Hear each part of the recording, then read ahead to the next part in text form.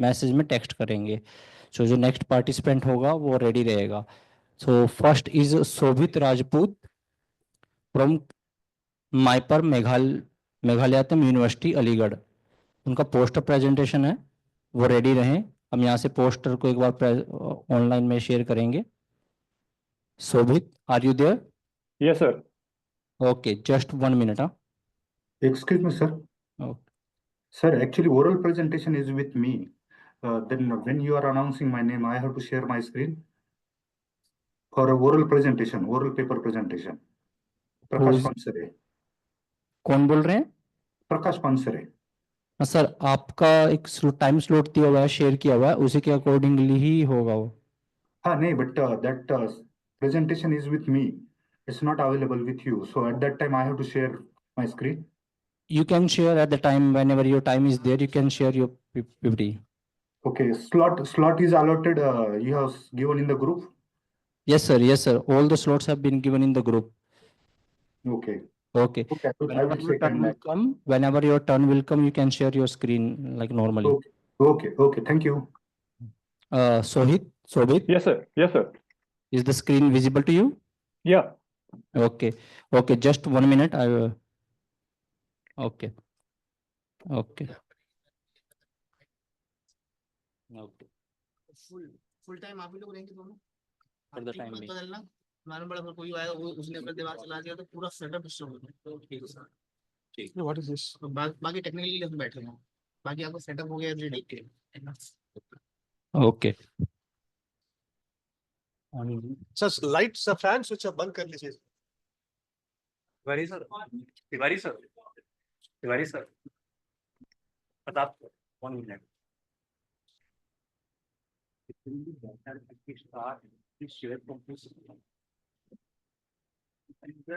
Share कर सकता है, अगर उसको करा लो तो मूवमेंट भी है छोटी जो नहीं कर पा रहे। शोभित, Yes, sir. आप अपने एंड से भी शेयर कर सकते हो। एक्चुअली यहाँ पे फिर उसको मूव करने के लिए, जूम करने के लिए एक पर्सन चाहिएगा। Okay, sir. पूरा कंट्रोल आप अपने लैपटॉप से कर सकते हो। Sure. जो भी आपको शेयरिंग करना है, जैसे आपने प्रीवियसली किया हुआ था, आप अभी वो कर Okay. सकते हो। Okay, just a minute, sir. Ji.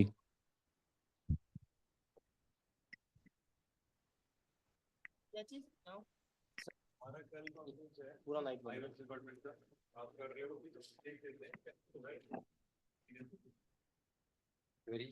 Light सारी बंद कर दीजिए, आगे की लाइट बंद कर दीजिए। ठीक है, चलिए। हाँ हाँ, डेफिनेटली। हाँ, first name, first right is you keep this one 1.5। Okay, बड़े वाले भी कर दीजिए। You keep this okay, names we can keep. Okay. Okay, sir. Should I start, sir? Yes please, your Okay. One. A very good morning to all my seniors and rest of the participants. 1 minute, Shobhit, your screen is not visible to us. Okay.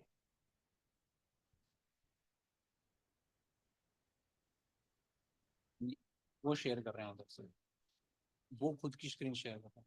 Tiwari ji,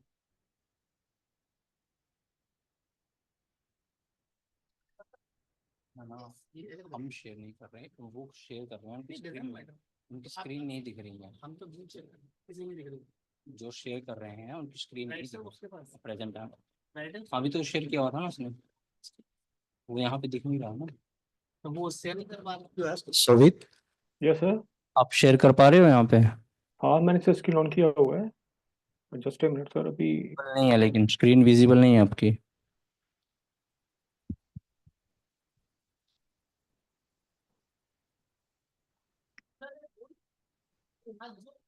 जो आपका setup आपने setup पे काम कीजिए, हम तो technically हमने बस हमें तो आपका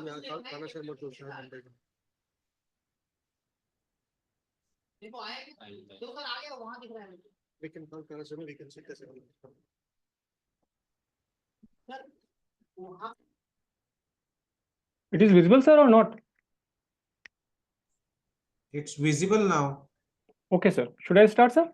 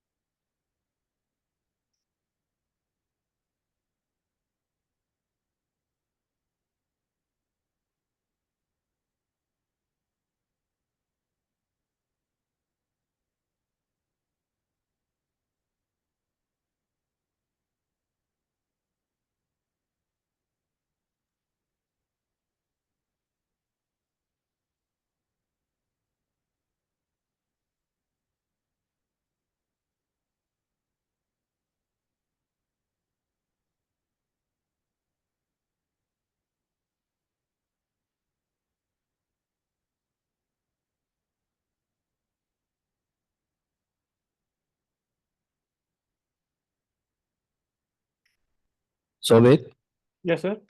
please, sorry for the delay. You can start now. Okay, sir. Just tell me whenever you want to move the screen. I will move screen from here. Okay.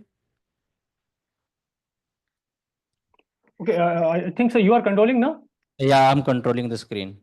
You just Okay, sir. do your work. Okay. Okay, sir. So my name is Shobhit Singh, and I have working as a associate professor in Department of Pharmaceutics, MIPER, Mangalatan University.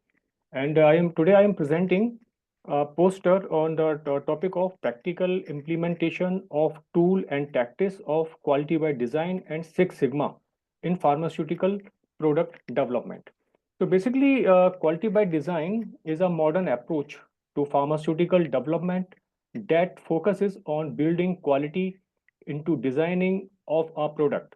The goal of the quality by design is to ensure a products with proper safety and efficacy. Basically, quality by design have several components, just like quality target product profiles, critical quality attributes, critical material attributes, critical processing parameters, design of space, and control strategy. QBD also has some tools, just like risk assessment, design of experiment, and process analytical technology. So in the point of risk assessment, it will help in identify hazards and evaluates the risks associated with them. And the design of experiment are supporting to the structured method for determining the relationship between factors affecting a process and output of that process. In case of process analytical technology, this technology are widely applicable inside the pharmaceutical manufacturing sector. Basically, it is used to monitor and control manufacturing processes in real time, which can help improve quality and reduced cost. Now, the second tool is Six Sigma. So basically, Six Sigma is a statistical method, and it is a methodology of continuous improvement aimed at reducing defects by using define, measure, analyze, implement, and control strategy. It is an information derived methodology for reducing waste, increasing customer satisfaction, and improving process with a focus on financially measurable results. Basically, Six Sigma are applicable with the equation y equal to fx. It is a universal formula to determine any cost or defects. And there are two strategies, the DAMIC and DAMEV, means define, measure, analyze, implementation, and control. And second strategy will be define, measure, analyze, design, and verify. So basically, the first strategy will use to improve the existing processes, aims to reduce or eliminate defects in current processes, measure the current performance of a processes, and it is used to improve existing processes. In case of define, measure, analyze, design, and verify, it is used to design new process or products. It will aim to prevent defects in the new processes. It will measure customer specification and needs. It is used to create a new process or product. The main important point in case of the second methodology will be, it will focus on design phase, encouraging creativity and innovation. So we can say that if we will apply the different concepts of quality by design or Six Sigma, we will get definite our predetermined specifications, and both of methods are very supportive to the validation processes and the implementation processes. Thank you, sir.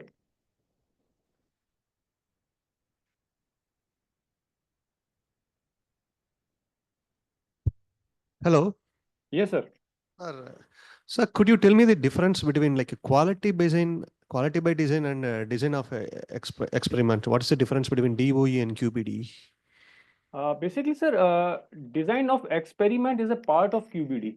Okay. And we can say that in this phase, we will design a particular experiment which will define the effect of different variables, dependent variables, and how can we conduct a design.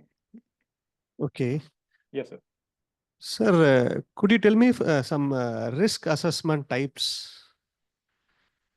Risk assessment Types. types.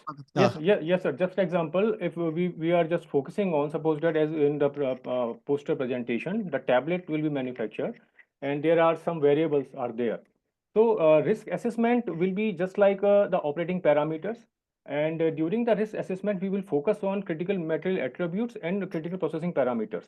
Just Okay. like if in the manufacturing of tablet, just like a wet granulation, drying granulation, sizing or compression. Sir, So can the you risk give me one assessment in example for critical process parameter in tablet? Critical process parameter in tablet. critical process parameter, just like sir, drying time, drying temperature, moisture content, Okay. and tableting pressure, and coating solution concentration, the pneumatic pump machine speed, spray and drying patterns. These are some critical Okay. processing parameters. Okay.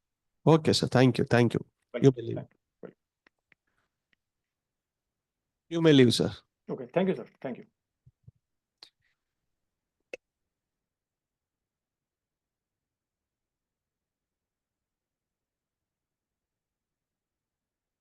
The next presentation, Krishna Santosh Jagtap from KKWA College of Pharmacy. Please be ready. I'm sharing your presentation.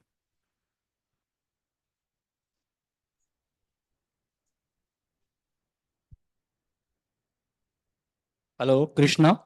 Yes, sir. Yes, sir. Presenting author is Dr. Rakesh Amrutkar. He is a co-author.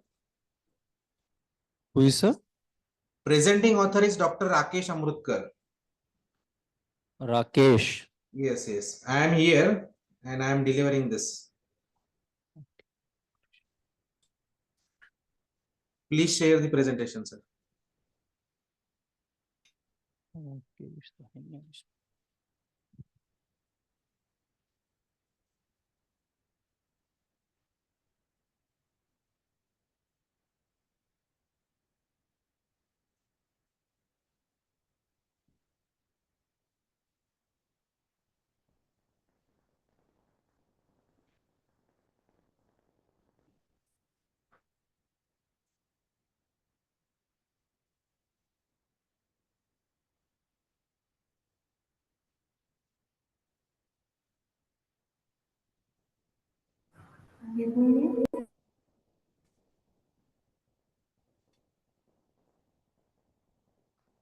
Shall I share from my side?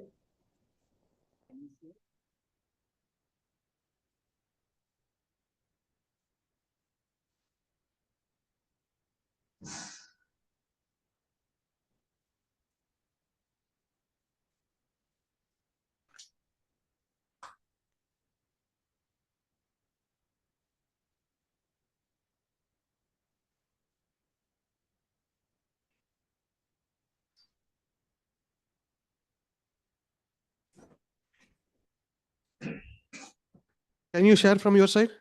Yes, sir. Sure, sir. Sure. I am audible, sir.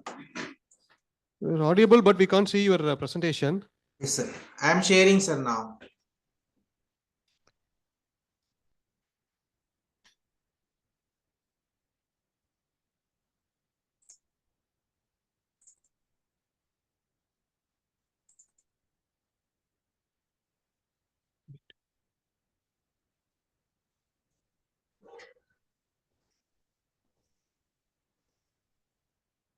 Sir, it's opening. It is visible. Yeah, it is opening. Your screen is visible, but PPT is not visible. Yes, yes, yes. It's opening, sir. Yes. Now I think is it visible. So still we didn't get your presentation.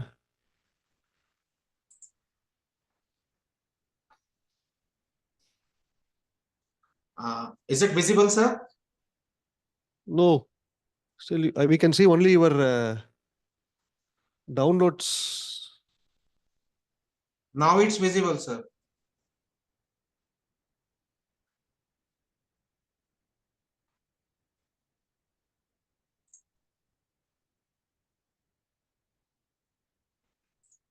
We can't see your screen. Just a minute, sir.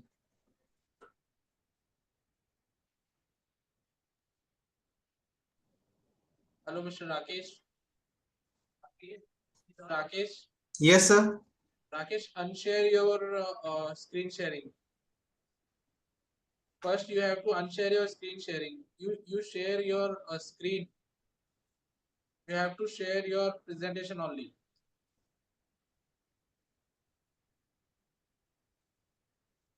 Now click on share screen button and then select your presentation only. Rakesh. Rakesh, just Yes, sir. Yes, sir. yes. Hello. Yes, Yeah. it's visible now. Make it just full. Okay, I have shared your presentation from my side. Yes, sir. Yes, sir. So is it visible on your screen? Yes, sir. It is visible now. I'm putting it on a PowerPoint presentation. So Yes, sir. you can start. Yes, sir. Okay. Very good morning to one and all. Myself, Dr. Rakesh Amrutkar from KKBA College of Pharmacy, Nasik, Maharashtra. I am presenting some in silico studies of benzodiazepine analogs through the molecular docking and the ADMET studies as a GABA inhibitors. The contents of my presentations are introduction. Sir, next slide, please.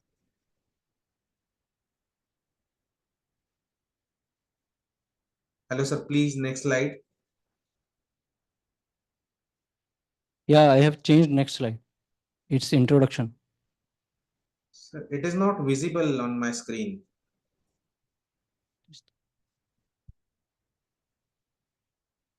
One second.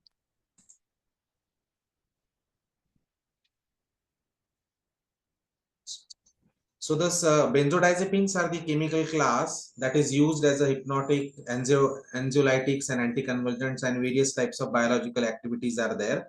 When these benzodiazepines are centrally acting drugs, when we consider the positions of 1, 2, 5 or 7, when it is substituted, it shows binding towards the GABA receptor, and hence we have modulated the benzodiazepine derivatives, and the aim of the present work is to study the ADMET and the drug binding capacity of the said molecules.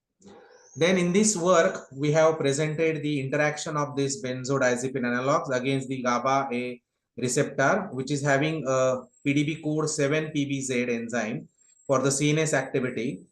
And the present studies are also present the ADMET studies of the series of benzodiazepine 2-own analogs. Total 15 to 20 compounds we have analyzed for the same. We have used for the experimental work, we have used the different softwares like Protox, VCDME, Pymol, then Chimera, etc. for the said study. So these are the some steps for the molecular docking studies. First, we have to draw the structures or ligands by using the ChemSketch software. Then ligand are converted into 2D and 3D representation. Then we have downloaded this protein from the protein data bank. Then the preparation of the protein to minimize the energy, to remove the water molecules, and to add the hydrogen molecules and polar charges to the protein by using Chimera software. And the ligand is required for in the format by using Pymol. Then we have docked this ligand and the protein by using Swiss dock freeware software, and we have visualized this dock molecule with the protein by using BioVia Discovery Studio software. These are the some results obtained by ADMET study, that is pharmacokinetics. For example, these 4M and 4N molecule having a low that is gastrointestinal absorption, and all of the compound exception of this M and N, this shows a high type of gastrointestinal absorption, and all types of drugs are not process the blood brain barrier. Some are inhibits this enzyme CYP450 subclass 1A2 and CYP2D, and LogP is related to the skin permeation coefficient. Then it can 4F, 4I, and this N and P compound shows a skin permeability, which shows substituted electron withdrawing groups are there. Then toxicity study of the said molecules. All of the compound are not active against the all types of hepatotoxicity, carcinogenicity, immunogenicity, and mutagenicity. So this is denoted by the different colors. This is the dock score obtained by using Swiss dock, and out of this 4K and L shows a better doc score delta G kilocalorie per mole as compared with the diazepam, which is a standard drug we have taken. And in the summary and conclusion, we conclude that this ADMET study, we confirm that the most of the compound shows a high gastrointestinal absorption. None of the compound not passes the blood-brain barrier permeability and not inhibiting cytochrome P450 enzyme subclass CYP1A, and number of compound possess hepatotoxicity, carcinogenicity, immunogenicity, and mutagenicity. The compound number K and L shows a good binding affinity towards the said receptor. And I have gone through these references for the study. Thank you, sir. Hello. Yes, sir. Sir, could you go to the discussion slide, like a first slide? Yes, sir. So aim slide, aim.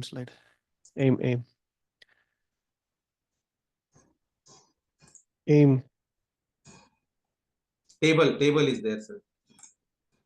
Go to aim slide. Aim, next slide. Fourth number slide, sir. Yeah. Sir, could you tell me once, could you explain me the aim of this work, sir? Yes, sir. Aim, we have drawn this benzodiazepine derivatives, Okay. and we have substituted the R1, R2, and R3 with the different groups. And we thought that this benzodiazepam is having a CNS activity, and we have virtually docked this all the said molecules with the receptor downloaded by PDB website, and we have studied the ADMET properties of the same molecules.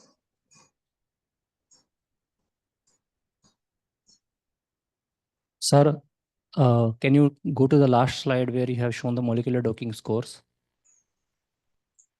Next, back slide. Next slide.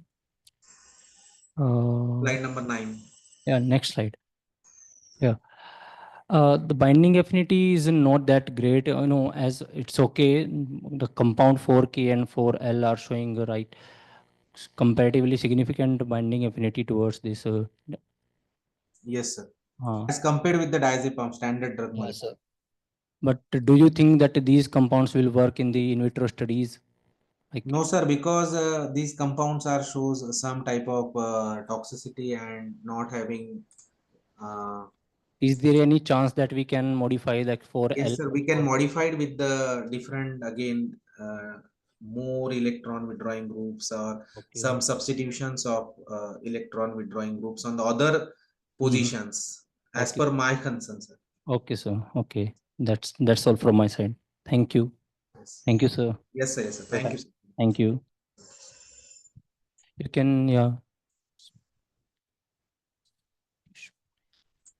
The next presenter is Pratyush Porel from Neuropharmacology Division, ISF College, Moga. Are you there? Yes, sir. Okay, Yes, sir. your poster presentation is there, na? Pratyush. Yes, sir. Yes, sir. My poster presentation.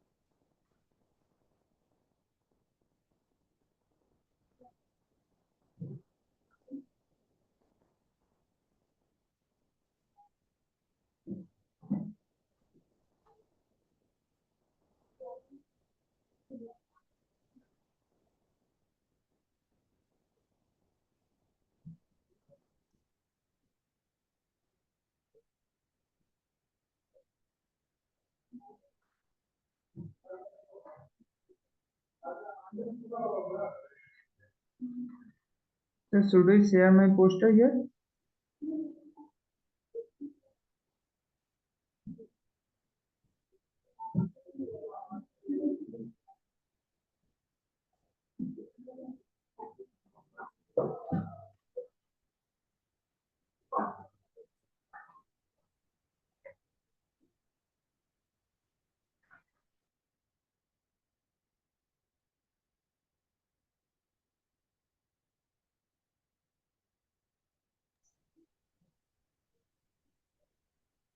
Pratyush, are you there?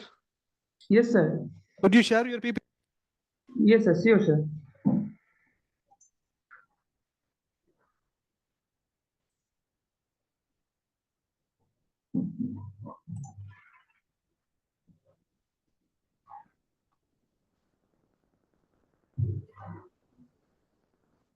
Sir, is it visible, sir? Yeah, it's visible. Okay, sir. Thank you, sir. So can I start, sir? Yeah, sure. Okay, sir. So a very good morning to one and all present over here. Myself, Mr. Pratyush Kodal, pursuing M.Pharm in Department of Pharmacology at ISF College of Pharmacy under the supervision of Dr. Kharga Raj Aran, sir. So today held on exploring the neuroprotective role of isoquercetin against rotenone-induced Parkinson disease-like symptoms in adult zebrafish. So let's start with the introduction. Parkinson disease, commonly called as PD, which is the second most prevalent neurodegenerative disease, comes after the AD and characterized by the mainly motor deficits and gait problems, walking difficulties, and postural problems, etc. So in PD, mainly dopaminergic neurons are originated from substantia nigra pars compacta, a part of our brain which is greatly damaged, and the progression of the neurodegeneration is occurred. Here in this project, I have used rotenone as a neurotoxin here because rotenone is a occupationally exposed pesticides that is a potent inhibitor of mitochondrial complex 1 and 4, and it is well reported for causing PD-like symptoms. In my project, isoquercetin has been used as a treatment drug against PD. So it is a flavonoid and it is obtained from quercetin, and it's having various physiological properties like antimicrobial, anti-cancer, antioxidant, and anti-inflammatory actions also. They are already reported in some previous studies. And in this project, I have used zebrafish, which is scientific name is Danio radio, and it has gained a lots of attention as a research model recently for having the high genetic and organ homology with the human. Additionally, zebrafish has the first dopaminergic neurons in the posterior tubercle of the diencephalon between 18 to 19 hours of the fertilization. So that's why I have taken zebrafish as a research in my model. So after that, come to the methodology part. Here I have given the entire protocol was for 8 days, and for day 1 to day 7, the rotenone 5 microgram per liter and isoquercetin 25 and 50 mg per kg was administered daily. And on day 7, I have performed a behavioral test, that is open field test. And on 8th day, the zebrafish were sacrificed and the striatum was isolated for measuring oxidative stress parameters like MDA, nitrite, GSA,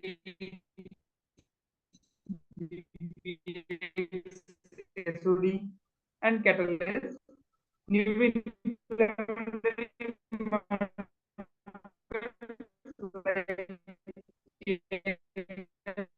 Alpha, interleukin 1 beta, interleukin 6, and mitochondrial complex 1 and 4 was measured. So come to the result part.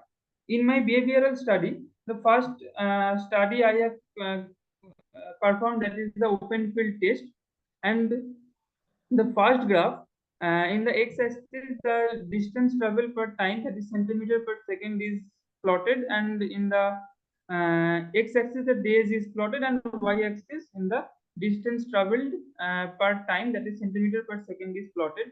And here rotenone significantly decrease the distance traveled per time is compared with the control group.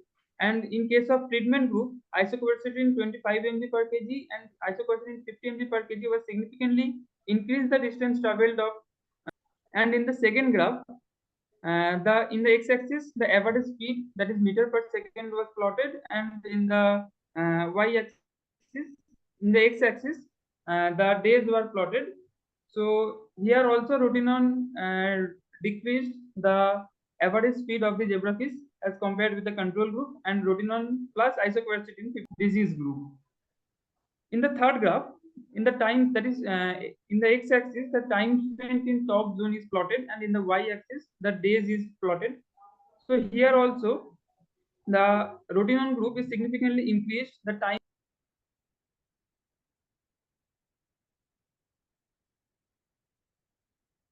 Your poster is not visible. It's over. Pratyush. Pratyush. Hello.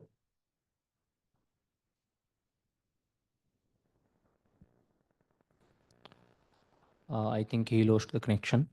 Next presenter is Manpreet Kaur. Manpreet Kaur from Department of Pharmacology, IFS College of Pharmacy, Moga. Are you there, Manpreet?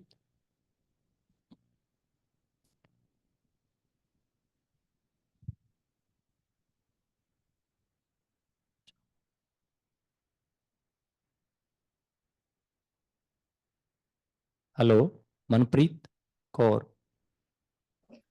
Hello. Yes, sir. I have joined again. Okay. Sir, am I audible, sir? Yeah. Your Sir, screen. am I audible, sir? Your screen is not. भी हैं बहुत सारे हैं.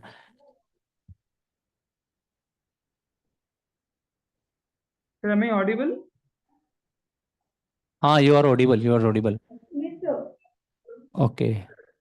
First, to let the finish. Manpreet, you are next in line. Okay.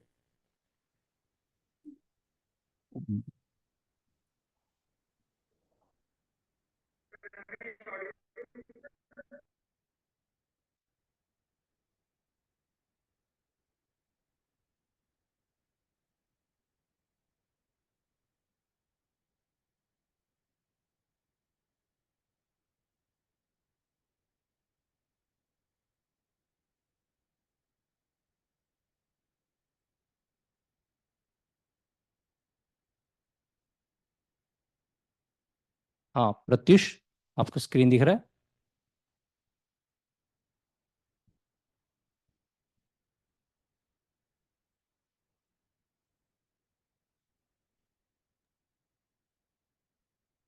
Hello. Yes, sir. I have joined from Manpreet Kaur's Okay. price. Yes, sir. Can Uh, I? your time is up actually. You can sum up your work in like 1 or 2 minutes. Okay. Okay. So in the fourth graph, in the x-axis the time spent in top zone, and in the x-axis the days is plotted, and they are significantly rotenone that increase the time spent in the top zone, whereas rotenone plus isoquercetin 50 mg per kg that is significantly decrease the time spent in the top zone.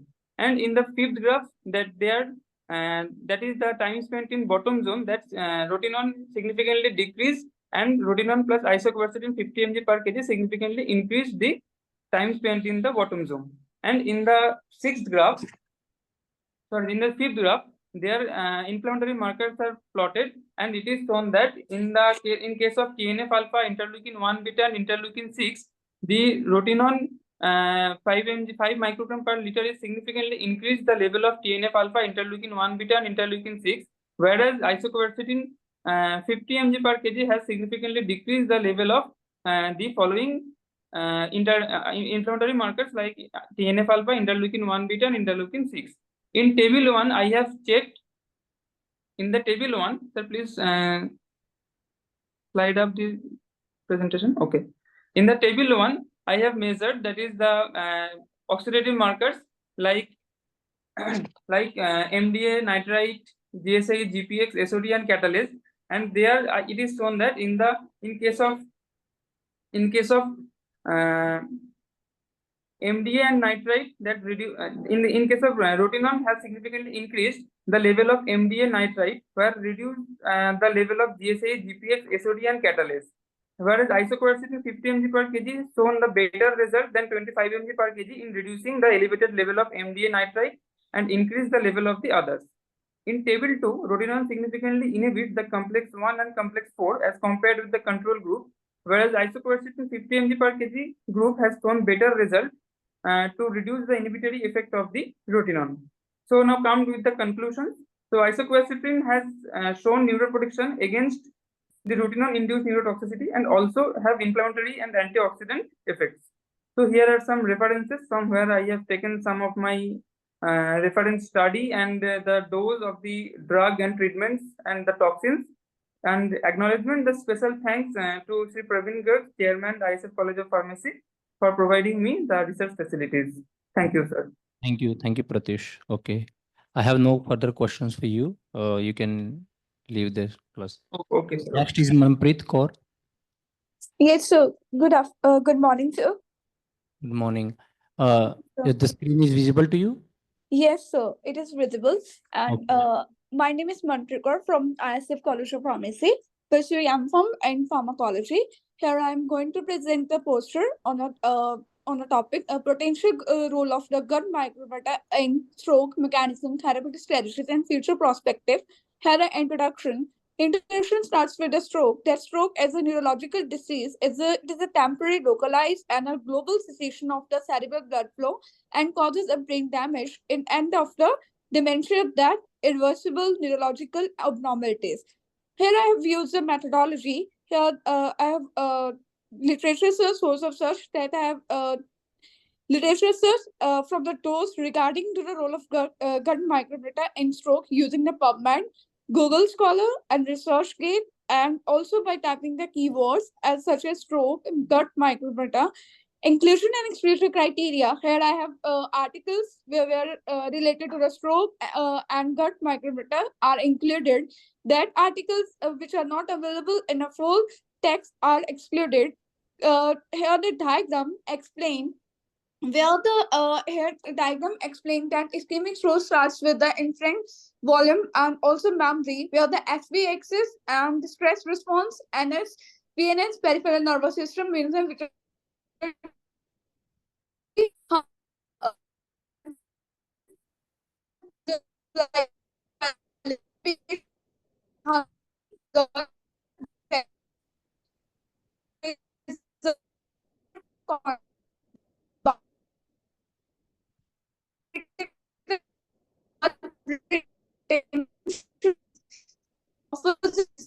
pretty local conditions like prebiotics and probiotics best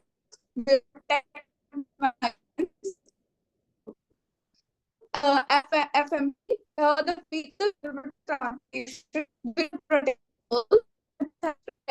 to restore the drug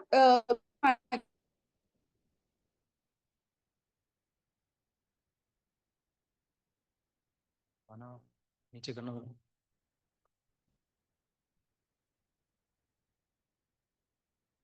hello hello Manpreet को hello hello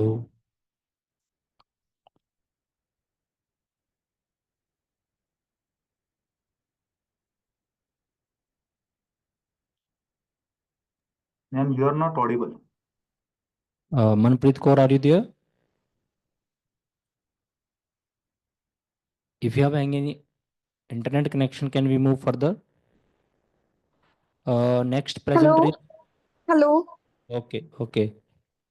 Yes, sir. Am I audible? Yeah, you are audible. Yes, sir. So the conclusion where the alterations in gut microbiota which is contribute to the stroke by enhancing the intestinal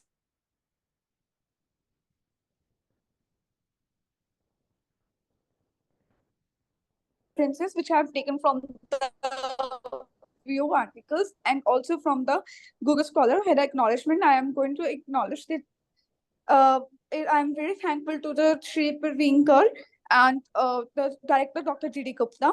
Thank you very much. Thanks. Okay. Thank you, Manpreet. Thank you. I have no questions for you. Thank Next Thanks. present, Manish Sharma from SRM Modi Nagar College of Pharmacy. Manish Sharma, who is having a poster presentation. Manish Sharma, are you there? Yes, sir. Okay. The screen is visible to you or not? Yes. Okay. Can you start? Yes, sir. Okay, please proceed. Introduction, objective showcase.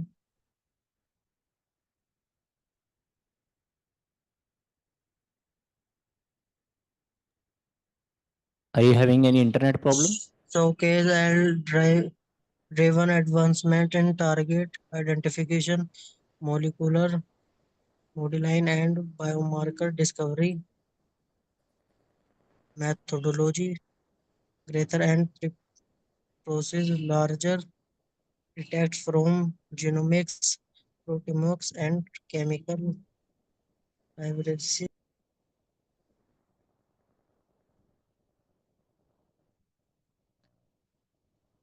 Your voice is not clear. Manish, are you having any internet trouble?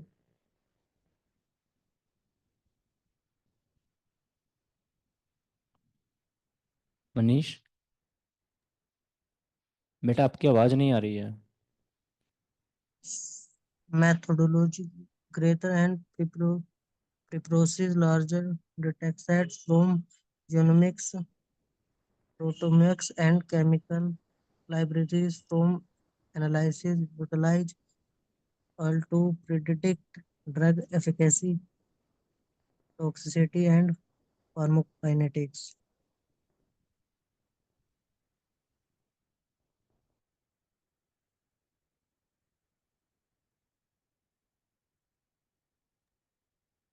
L has transformed drug discovery by using machine learning and advanced algorithms to improve the efficacy and accuracy of research.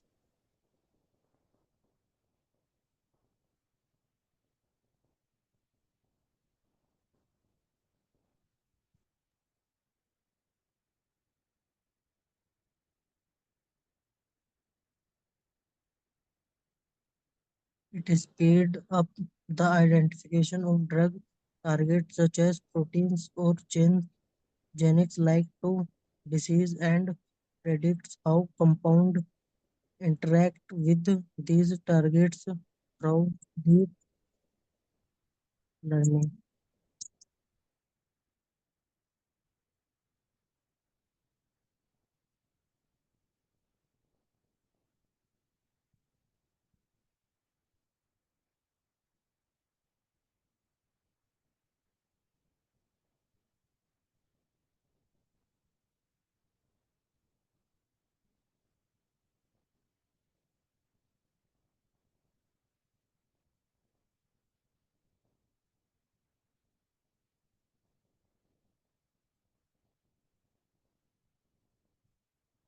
Manish, hello, hello, Manish,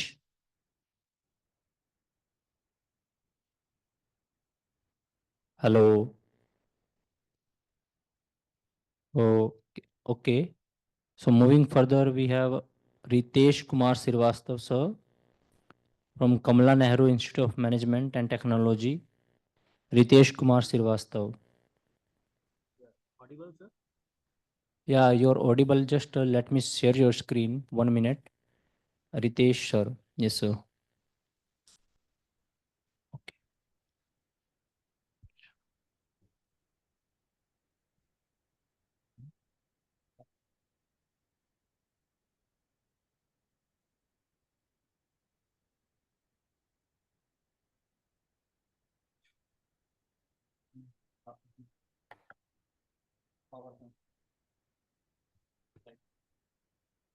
Okay.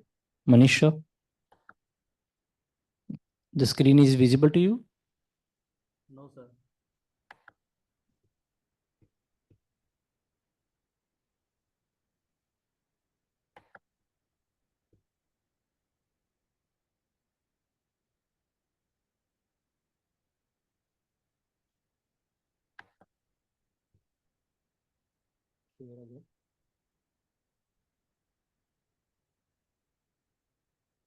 बाहर click करो. करो. बाहर click करो. Next पे.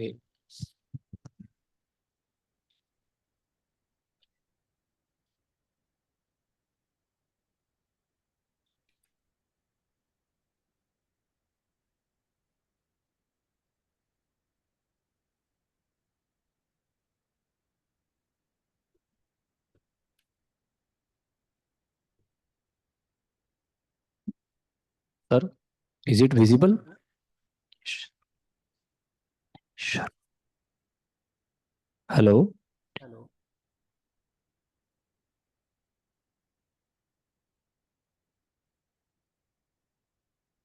Can I start, sir? Yes, sir. Is the presentation is visible to you or not? Yeah, it is visible. Okay. Okay. You start and we'll. Thank you very much, sir. Myself, Dr. Ritesh Kumar Srivastava, as the Associate Professor at Department of Pharmacy in Kamla Nehru Institute of Management Technology, Sultanpur. My topic is mechanistic role of caveolin-1 in chronic renal disease. So first of all, the introduction about chronic renal disease, as we know that it is a very severe health problem at the worldwide, and that causes the early morbidity and mortality that people with CRD have at the later stage, that progression of disease, so that is a major worldwide problem. For this, a protein that is discovered for the main progression of this disease, that is caveolin, it is first detected visually in 1953 by using TEM, that is called non-calrethrin coated raft of lipid known as caveoli, that is 50 to 100 nanometer long cave-like structure at the plasma membrane. As you see the figure, that is cholesterol, and there is a phospholipids layer at the invagination, that is called sphygmolipids, that is lipid raft. So this caveoli cav1 is necessary. Basically the cav1 is the part of caveoli. There are the three types of caveoli. There's cav1, cav2, and cav3. The cav1 is necessary for the structural integrity of caveoli, which is contrast to the dispersion of plasma membrane, and mostly it is composed with the lipids with increased glycosphingolipids and sphygmomyelin. That caveoli can cause immediate vesicles production primarily at the surface of basolateral region, and it is elongated with the surface.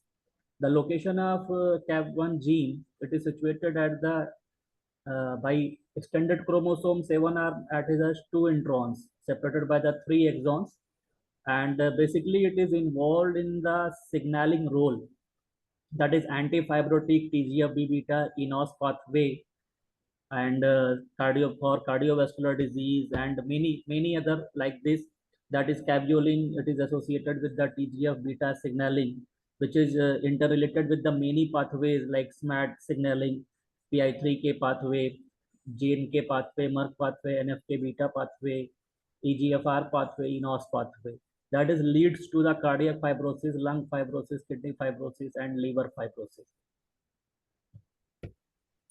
So that is basically caveolin-1. It is a desirable target for the therapy for many diseases, particularly with the CRD patient, due to its pleiotropic effect and its widespread distribution.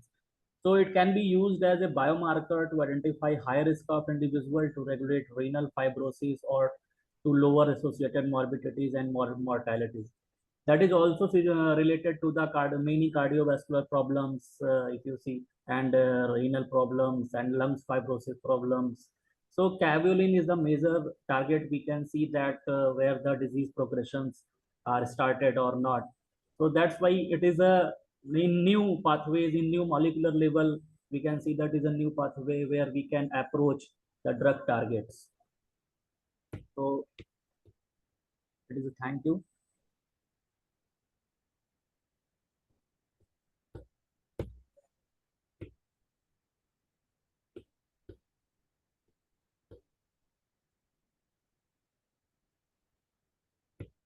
Hello.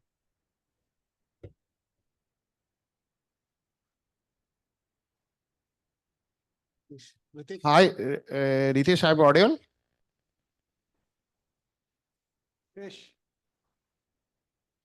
Hi, Dr. Ritesh, I'm audible? Yeah, sir.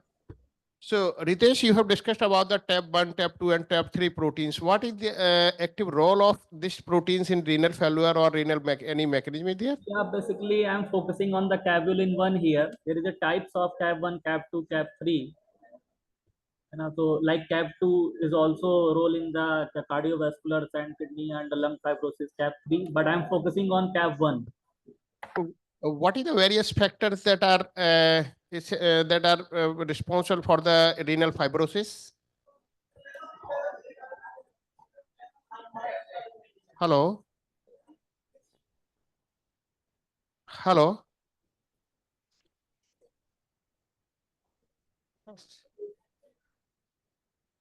Mogit Singh. Mogit Singh. Mogit Singh. Mogit Singh. Yes, sir. Good morning, sir. Am I audible to you? Yes, sir. You are audible, sir. Am I audible? Your voice is too low. Could you please increase your volume? Is it visible? Your slide is visible. Sir, can I share my slide? बस same में उस time ये DOB sir मेरी लिखे थे 8/2/2004. Hello. Could you see your slide? We have shared your slide. Sir, can I share my screen? Yeah, you can share. Sir, please, can you off your screen? Now you can share your screen. Yes, sir.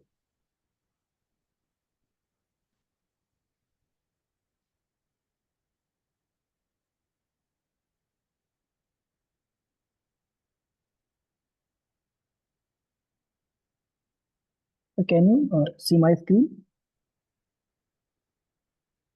Yeah, we can see your presentation. You can start. Yes, sir. So, the topic of our presentation is anti-cancer potential of bacteria vegetae, a network pharmacology approach. This presentation explores the anti-cancer potential of bacteria vegetae using a network pharmacology approach. Talking about my abstract, cancer encapsulates a variety of diseases that can start in almost of tissue characterized by uncontrolled cell growth, local invasion, or metastasis. Skin cancer is the most prevalent form of cancer globally among all cancer types. Current therapy, including chemotherapy, radiation, and pharmaceutical interest in plant-derived treatment. Bacteria vegetae, a plant known for its traditional medical application, has demonstrated potential anti-cancer properties. So basically,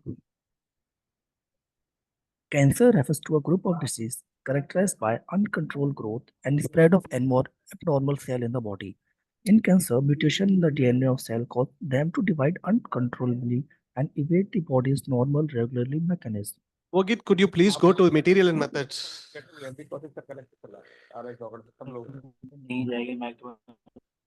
Hello?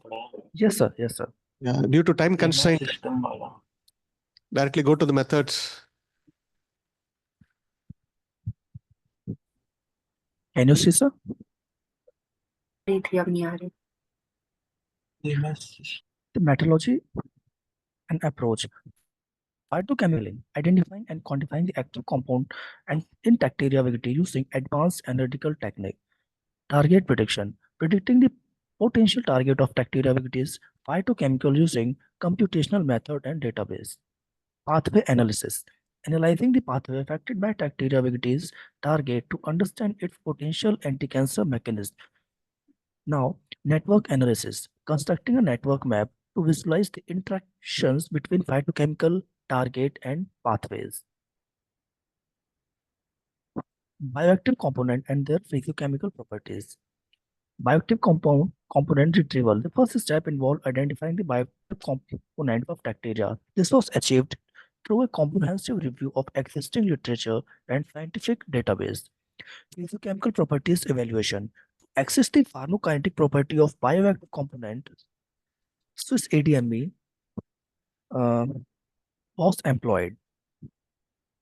Drug likeness assessment. The drug likeness of the compound is a crucial aspect of drug development as it indicates its potential for safe and effective therapeutic use. Lipinski's rule of 5 and a set of guidelines used to evaluate the drug likeness of a compound was applied to identify bioactive component of bacteria. Oral bioavailability is also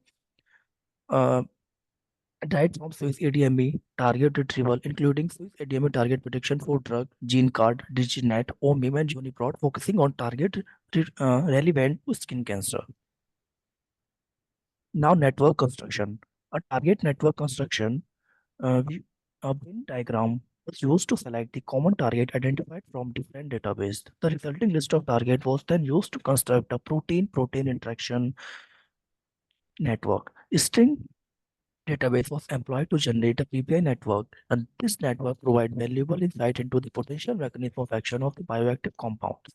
Visualization of network. The constructed PPI network was visualized using cytoscape. Cytoscape allow for the integration of complex network and enabling research to identify key nodes, pathway, and potential therapeutic target. This is my outcome. Bioactive constituent TBT contain 9 bioactive constituents. Only 5 of these constituents meet the criteria for oral bioavailability and lipid rule, making them potential drug candidate. Target identification: over 19,000 cancer-related targets were identified. 128 overlapping targets were selected through network analysis, indicating biological process and pathway. PI3K AKT signaling pathway was identified as a major pathway linked to the anti-cancer potential of bacteria viti. A total of 260 biological processes, 51 cellular component, 92 molecular functions, and 87 CAG pathways were obtained from the David database.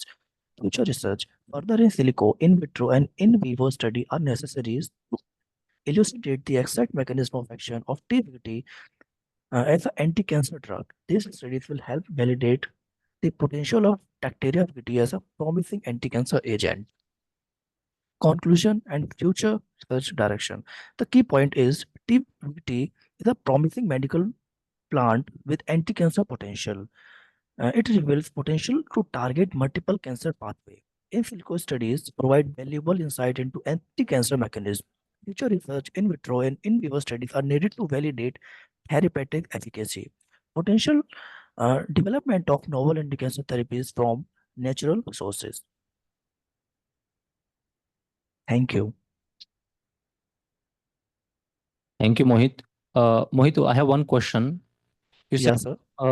you only identified nine compounds from Tacteria vigeti.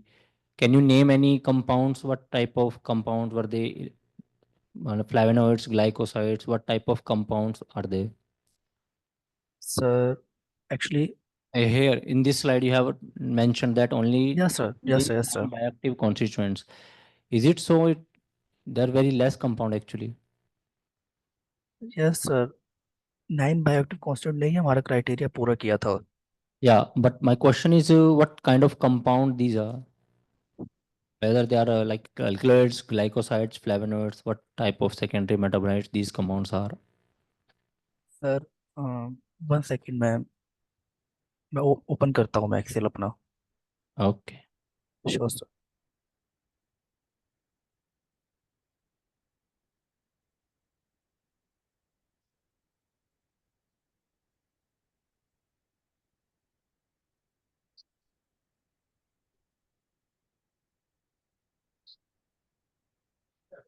Okay, Mohit, you can put your answer in the chat box. Moving on next presentation. Sure, sir. Thank you. Yeah. Next is S.K. Tiwari from Kamala Nehru Institute of Management and Technology, Sultanpur. Hello, S.K. Tiwari. sir. Am I audible? Yeah, you are audible. Let me share your screen. Okay, sir. Okay, 1 minute. Yeah. The screen is visible to you? Yeah, sir. Yeah, okay. Okay. Okay, sir. Okay, good afternoon to all. I am Sunil Tiwari, working as assistant professor in Kamala Nehru Institute of Technology, Sultanpur, Uttar Pradesh. Sir, today I am presenting my work, simultaneous determination of curcumin and piperine in a marketed herbal cough syrup by using HPTLC. Next slide, sir. Hi, Dr. Twali. Please skip the introduction part. Okay. Come to the conclusive part and your experimental part. Okay. Sure.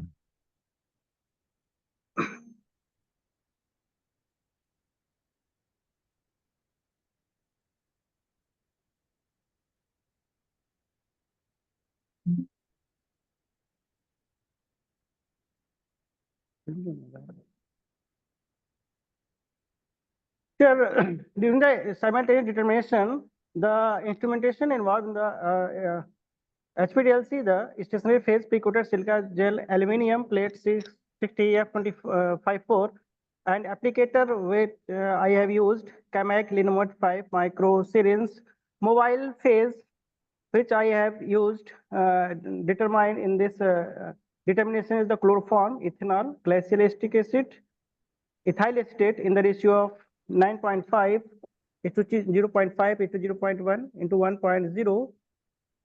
The chromatogram determination is done by the using densitometric scanning was performed on the Camac TLC scanner third in the reflectance absorbance mode at C30 nanometer and operated by the WinCat software.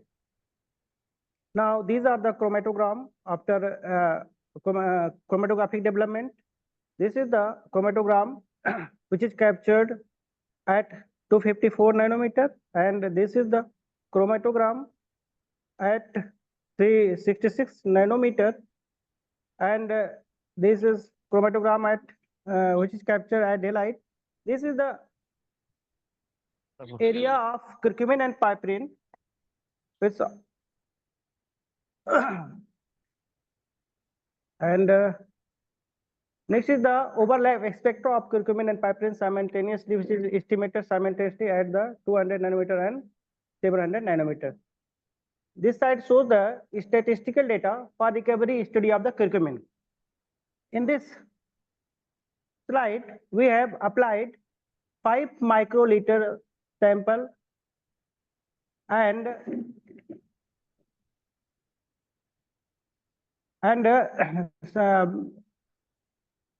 Dr. Tiwari, do not share the key what is 5 what is the quantity you have taken. Come to the statistical part and findings. Key what is the findings from the experimental part and how this is advantageous from the existing studies. What is the novelty of your work? Hello. Sir, hello, sir. I am audible. I am audible, Dr. Tiwari. Sir, I am trying to develop a suitable technique for the determination of curcumin and piperine in a marketed herbal cough syrup simultaneously, which ensures the quality and purity of the syrup on the basis of the markers like curcumin and piperine. This technique is suitable for the determine the quality of the herbal syrups. Okay, Tiwari. Okay, thank you. You may Okay, leave. sir. Thank you. Okay, sir. Thank you. So the next person is Muskan Mal. Are you available? Yes, sir. Could you please share your screen, or shall I Yes, share? sir. Sir, I can share. Yeah.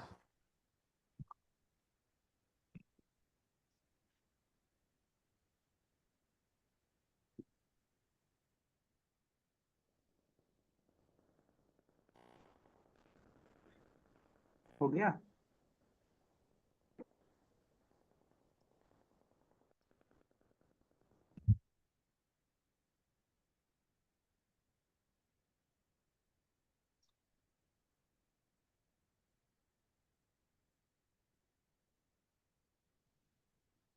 Sir, it is visible? Yeah, it is visible.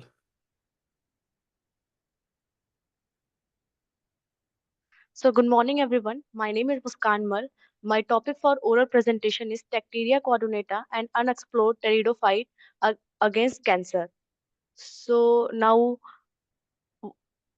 what is cancer? Cancer refers as a group of a disease. Come to the content. Okay, sir. The methodology and approaches is bioactive constituent and their physicochemical property, screening and prediction of active drug target and disease target, network construction, and enrichment analysis and pathway identification. In bioactive, now talking about how to bioactive component and their physicochemical property calculated. So based on previous literature review, we can select the bioactive constituent and with the help of Swiss ADME, the physicochemical property were identified. Now talking about how screening and prediction of active drug target and disease target. So screening is done by applying some filters like Lipinski rule of 5 and oral bioavailability. After that, we predict. After that, I predict the drug target and disease target. So drug target is predict with the help of Swiss ADM. With the help of Swiss target prediction and the disease and the disease target predicted with the help of gene card, DigiNet, OMIM, and UniProt. Now talking about network construction. After finding the disease target and drug target, Winnie diagram is used to identify the common target. After that, we construct a PPI network with the help of string database. Uh, After constructing the PPI, visualize the network with the help of Cytoscape. After that, enrichment analysis and pathway identification. After visualization, final gene ontology and CAC pathway analysis is done with the help of David database. So outcome is target identification. So 47 drug target were identified from skin cancer. 19,000 19,213 potential target were associated. 46 common target were identified. Network analysis protein interaction network was constructed using cytoscape and visualize the identified target. Function enrichment and analysis, 72 biological process, 12 cellular component, 34 molecular function, and 15 pathway were identified by using David database. The MPK signaling pathway were identified as a major mechanism involving anti-proliferative activity of bacteria coordinata. Now talking about current research and finding, initial study has shown promising result regarding the anti-cancer potential of Bacteria coordinata. Ongoing research is focusing on identifying specific compound responsible for its effect. Future direction, future research will explore clinical trial to assess the efficacy and safety in human. Conclusion and key takeaway, promising potential. Bacteria coordinata hold the significant promising as a natural agent against the skin cancer. Continue research. Further research is crucial to validate its efficacy and explore its full potential. Hope for the future. This research represents a step towards the new natural based therapy for skin cancer. Thank you, sir. Thank you. I have the same question for you. You have done the network pharmacological approach. So what kind of compound you have encountered during this analysis? And is you are particularly targeting anti-cancer activity? Is there any reported anti-cancer activity of this plant? Sir, there are some research are conducted in Bacteria coordinata, but it cannot specify it can suppress the signaling pathway. But I can choose this plant to explore how they can suppress the signaling pathway. Okay, okay. Thank you, Muskan. Thank you, sir. Next presenter is Neha Jangid from Kite School of Pharmacy. Neha, are you there? Yes, sir. Okay. Sir, am I audible? Yeah. Yes, sir. I'm sharing my screen. Let him share. Let her share.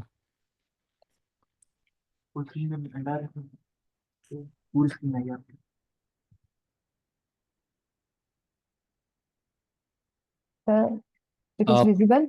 Yeah, please try to be on time. Okay, sir. 10 minutes. Okay, sir. Okay, thank you. Good morning, everyone. I hope you are all doing well. My name is Neha Jangid, a student of B Pharma final year, Kite School of Pharmacy, Muradnagar. Put your presentation on like slide share mode. Slide share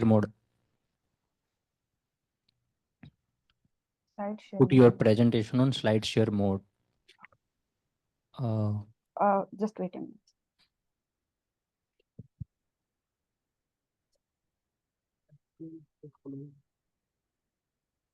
Slideshow now. Just do shift F5. It will go to slideshow.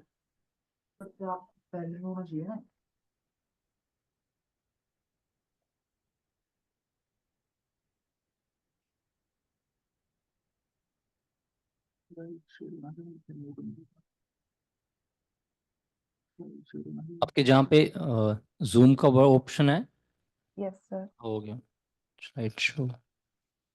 Okay, thank you. Okay. Please, Okay. you have 5 minutes. Okay. Yes, sir. Today I represent my presentation topic is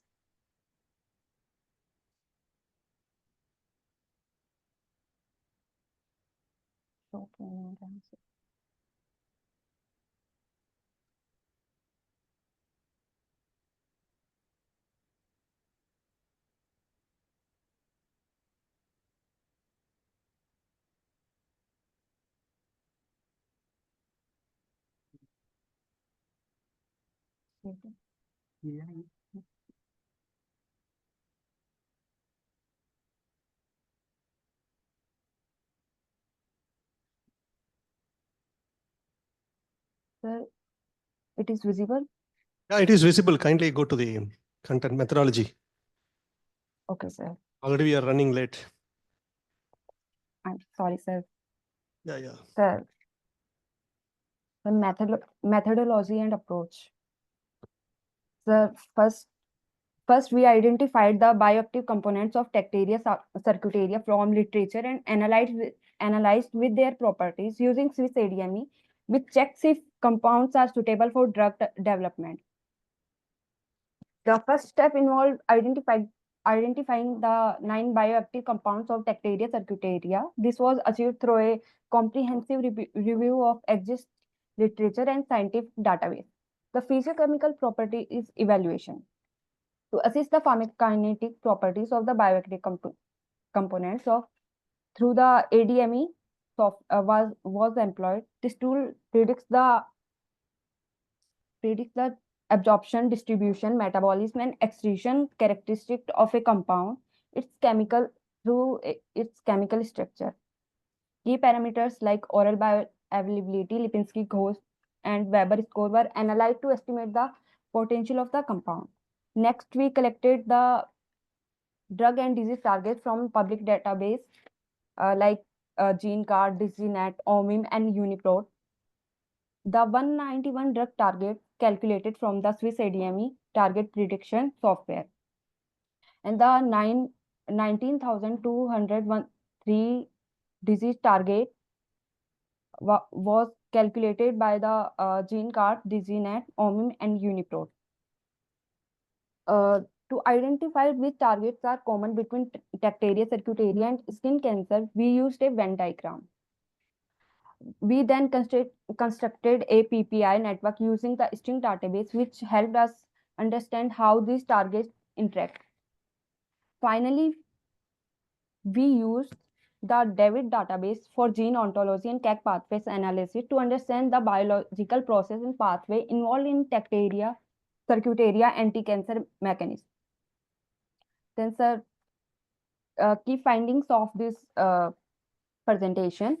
Out of 9 bioactive compounds, 6 were deemed suitable for drug development based on oral bioavailability and Lipinski rule. We identified 185 overlapping targets that connects Tacteria circuitaria to skin cancer. From these targets, we mapped significant pathways, the TNF pathway and apoptosis pathway, we strongly linked to its anti-cancer activity. The data also revealed 384 biological processes, 6 cellular components, 133 molecular functions, and 94 pathways that Tacteria circuitaria might influence. Sir, the conclusion is this study highlights that Tacteria circuitaria has potential anti-cancer properties, particularly against skin cancer through pathways like TNF and apoptosis. However, this is only the beginning. Further experimental research is required to confirm its exact mechanism and develop its as an anti-cancer drug. Thank you, sir. Thank you. Uh, as I can see, the previous presenter is also present on Tacteria, and Yes, sir. for that also same Tacteria. I have one question. This species, is it very common in this area, like Ghaziabad area? No, sir, it is common for Himalayan side, sir. Okay. So suppose if you have identified some targets and compounds identification you have done using a network Yes, sir. pharmacology approach. So given the chance, if isolate, could isolate these compounds and can evaluate these anti-cancer activity. Is it possible to bring all these plant in your college or lab? Can you repeat, sir? Is it possible that you can attain or obtain these plants from Himalaya region or some vendors? Because Yes. next presenter is also presenting on Tacteria subtriphylla. So these are some different species of the genus Tacteria. Yes, sir. Okay. Okay. Okay, sir. Okay. Thank you. Thank you, sir. Next presenter is Shivang Mishra from Kite School of Pharmacy. Shivang, are you with us? Mr. Shivang Mishra. Yes, sir. You Am I audible? you can share your presentation. Yes. Okay. Yeah. Please share and please try to maintain the timeline. 5 minutes Okay, sir. presentation only.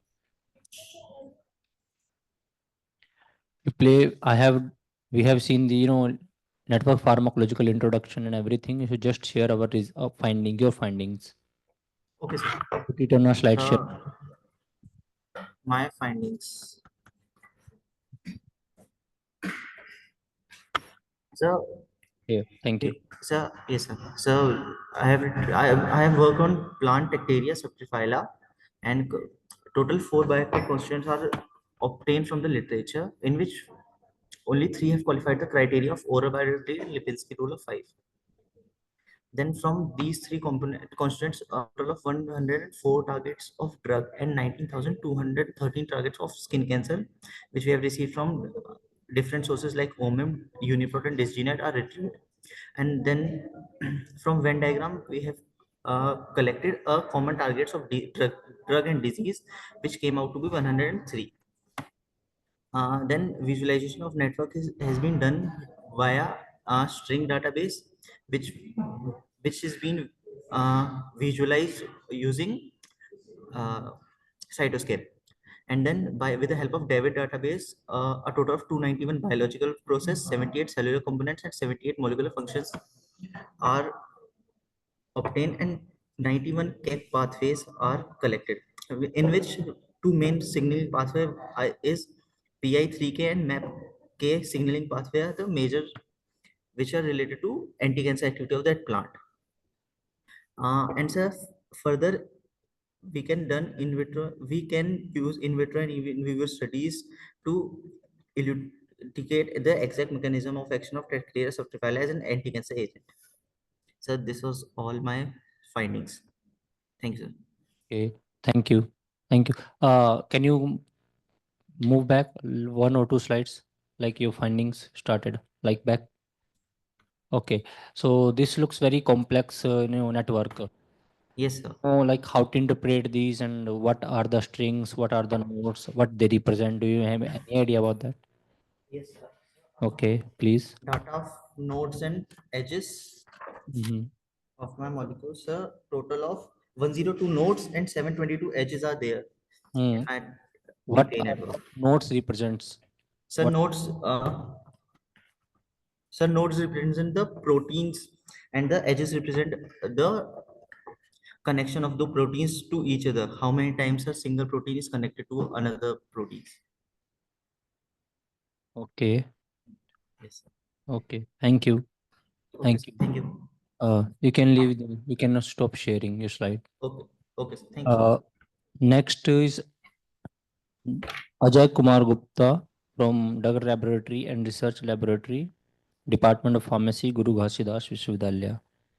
Ajay, are you with us? Yes, sir. Am I Okay. audible, sir? You can share your presentation if it is possible from your side. Yes, sir. Yes, sir. Okay, I'm please, checking. please. Now it is visual, sir. Yes, yes, please. Okay.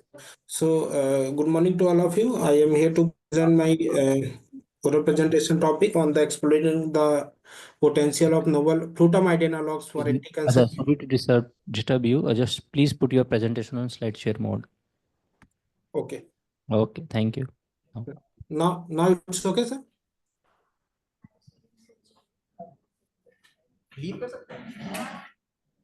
Now it is visual, sir. It is visible. Okay. So,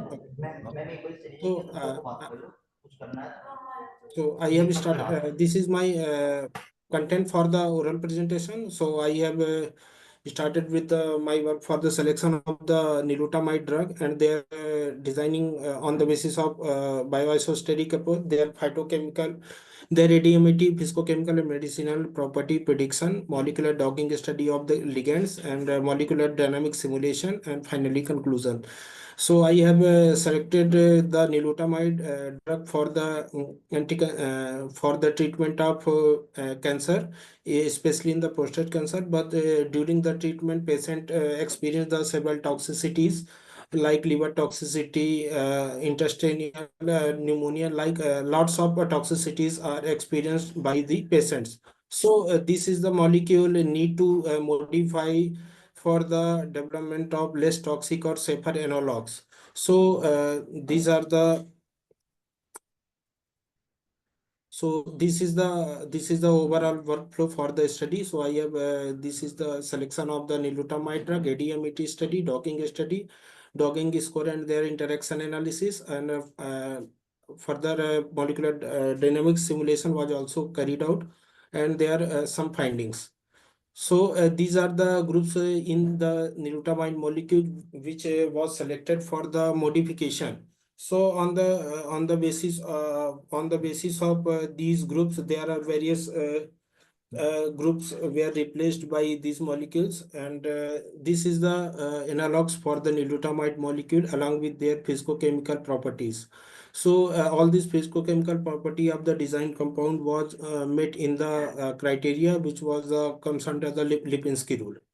So these are the medicinal property. In this medicinal property, we were found that the nilotinamide was itself shows the 0.52 QD value. QD stands for the quantitative estimation of drug likeness, and the designed analog was also superior to the standard drug. Their QD value was best or superior.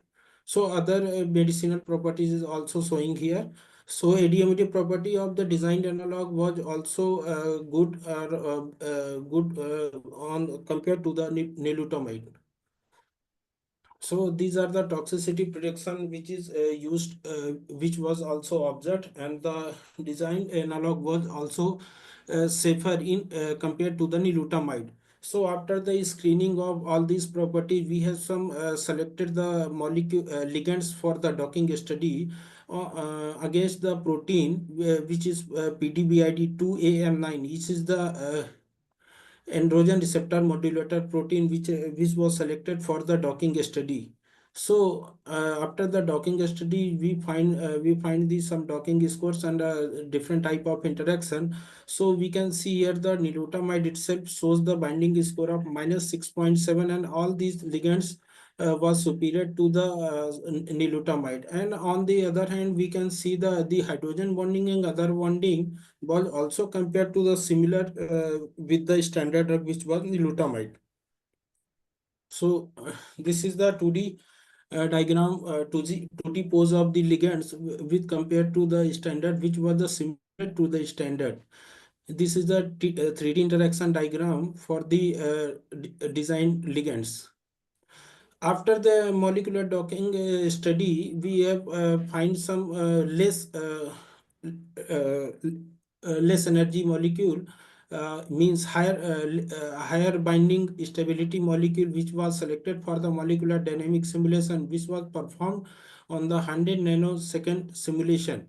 So in this simulation study, we found that the RMST and RMSF value for the compound was A is superior compared to the B, because we can see the figure A, these two overlapping fluctuation was less, which was less than 2 angstrom. Figure C and D denotes the RMSF, means the fluctuation of the residue of amino acid from its initial fluctuation. So it was also the less than 2 RMSD. These are the histogram plot for the which denote the role of the hydrogen bonding in which fraction for the binding affinity. So C and D represent the 2D interaction of the ligand from the protein's residue, which can done in two ways. Means the amino acid residue directly connected to the ligand or with the water bridges. So after this study, we can find these two ligands for the further synthesis and further evaluation processes. Thank you, sir.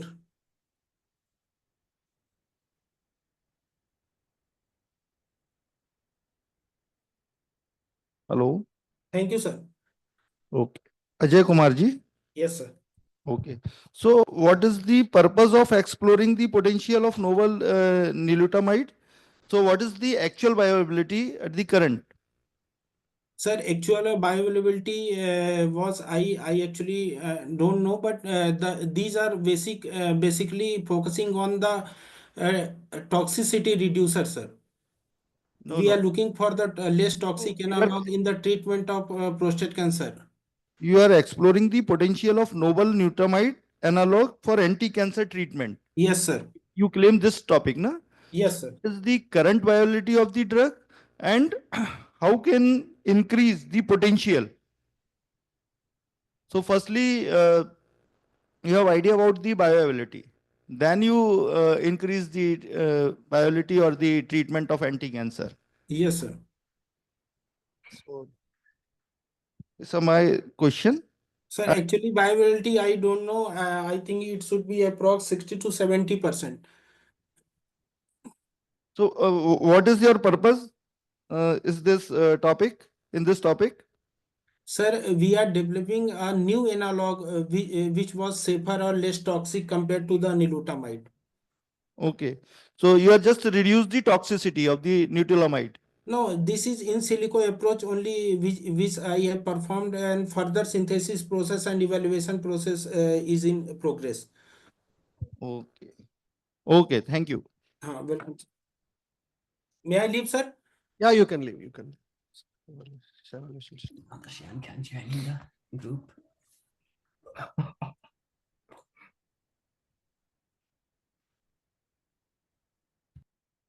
So next present is Shian Khan from SRM, Modi Nagar College of Pharmacy. Are you there? Yes, sir. Yes, sir. Please share your screen. Okay, sir. Wait.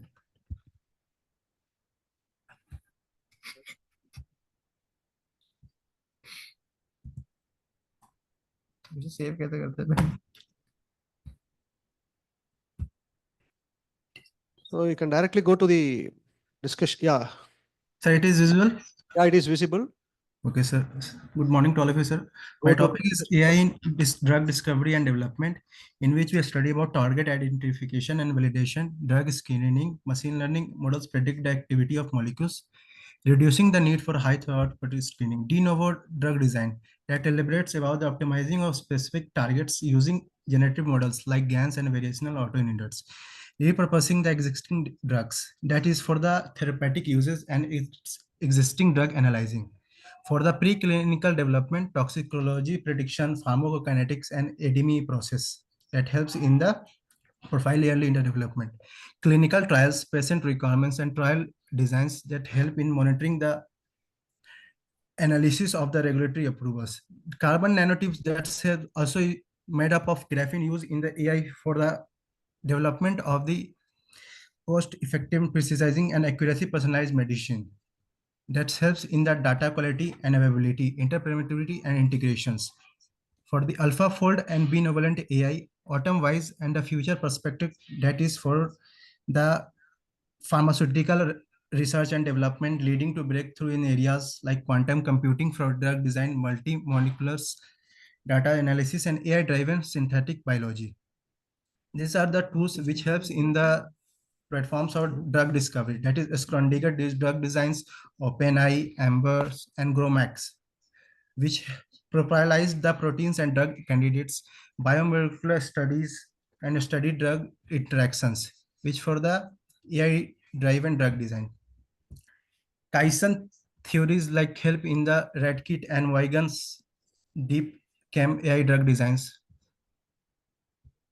Some are the other tools, which is String, Cytoscape, Rosetta, and AlphaFold that predict 3D protein structure with high accuracy and aiding the target validations for the auto docking and Swiss docking, deep docking, and glide technologies. Toxicology and epidemiology predictions also helps in the AI drug design and development, discovering for the PKCM's drug development, Swiss epidemiology, and Protox tools. Data analysis and visualization to in prescription that help in the Exkineta, in silico medicines, and benevolent AI for claiming the database drug bank, public chemicals, chemical biology driven uniprotons, and releasing the bio-GPTs and analysis the protocols.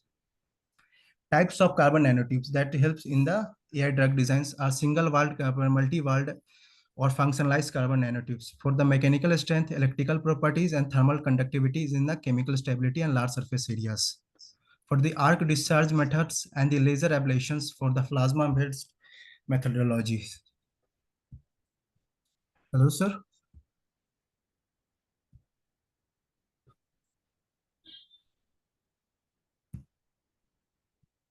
Hello. Hello, sir. Yes. Sir, that is all. That is your poster, na? Yes, sir. Okay. So, what is the role of artificial intelligence in drug discovery and drug development? So, how can use AI? Sir, by de novo drug designs, machine learnings, target identification and validations. Means you have idea about the mechanism, how to develop the drug by artificial intelligence? Sir, repeat, sir. You have idea how to develop the drug or develop drug discovery by artificial intelligence? How can? Okay, sir. It may help by the combinations of processes. No, I'm just asking what is the actual role of AI in drug discovery? Sir, by its developing its efficacy, potency, and its side effects, reducing the cost. So you just put the formulation name and AI formulate the or process the your drug discovery or development. Yes, sir. Okay. So it's this is the means from your side. You just put the name of formulation and AI formulate or develop the your formulation. Yes, yes, sir. Yes, sir. Okay. Thank you very much. Thank you, sir.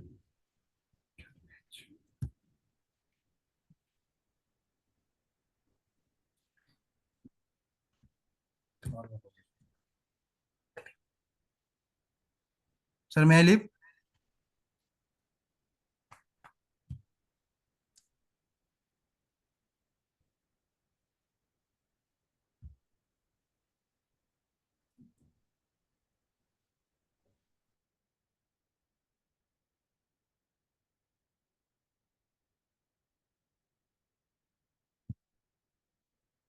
Next presenter is Varun Kumar from SDT College of Pharmacy. Varun, are you with us?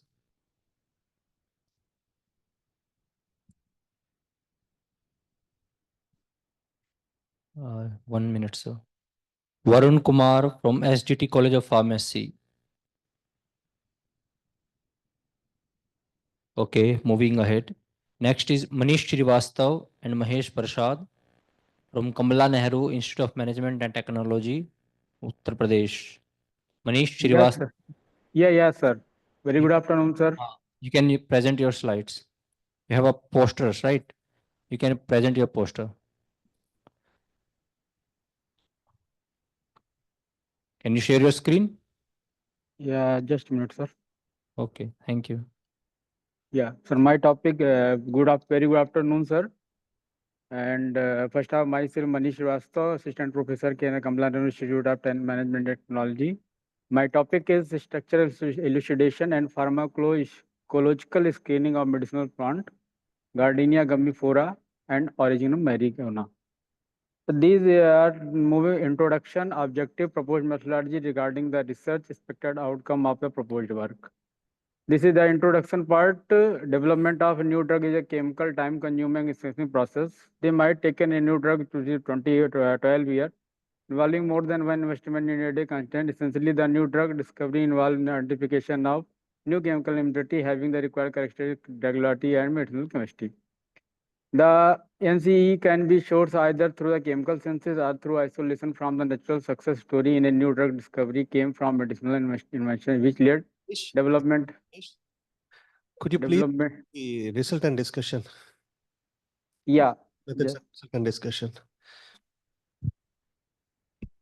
So this is the proposed methodology regarding collection of plant material, processing of raw material, detection of steroid, terpenoid, flavonoid, and the glyconides, chromatography of different fraction of plant, spray reagent, vanillin, sulfuric acid, spray reagent. There are many spray reagent we are using anatomy, anti-slide sulfuric agent, solvent system use, isolation by column chromatography, and structural states of isolated compound. Our expected outcome, the proposed work, the crude drug expected from the selected from plant, Gardenia gummiflora and Origanum majorana, the anti-inflammatory activity and hepatoprotective activities are chemical compound from the both plant extract have been isolated and evaluated for anti-inflammatory and hepatoprotective activity. The mobile phase we are using to come the anti-inflammatory and hepatoprotective activity is mobile phase chloroform acetone formic acid were used for the Gardenia gummiflora and mobile phase ethyl acetate formic acid and glycolic acid is used for the Origanum majorana. For the Gardenia gummy leaves, methanol extract have been found processed to higher amount of total alkaloid and flavonoid content. So this extract was further selected for the isolation of the compound. The present studies suggested that the methanol extract of Gardenia gummiflora and Origanum mara as well as their isolated compounds suppress the carcinogen-induced spa method. Administration of paracetamol, Gardenia gummiflora and Origanum majorana extract and isolated compounds show no mortality and morbidity in the animal during the period of study. So from these plant, we found the chemical from Gardenia gummiflora. I found the chemical compound Gardinan A, which is chemical constituent from the Gardenia gummiflora plant, and we found the herpestin chemical compound from the Origanum majorana, which is which shows the anti-inflammatory and hepatoprotective activity. That is the my work, sir. Okay, Manish. Yes, sir.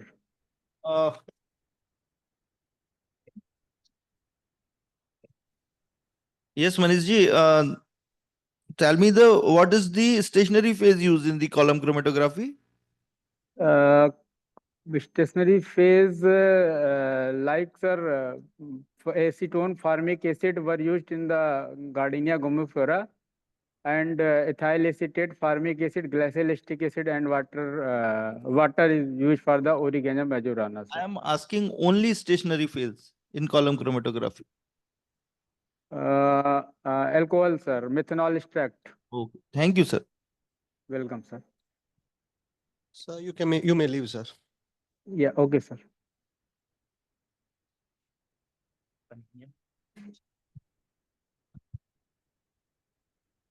The next presenter is Kanhaiya Singh from Kite Group of Institutions. Kanhaiya Singh. Hello. Hello. Kania? Yes, sir. Yes, sir. Yeah, your voice is not clear, coming properly. Can you present Hello. your work? Yes, Please, sir. Yes, sir. please, Can I share, sir? please share your screen. Okay, sir. Okay. Thank you. And please bound to time constraints, please. 5 minutes only. Okay, sir. Okay.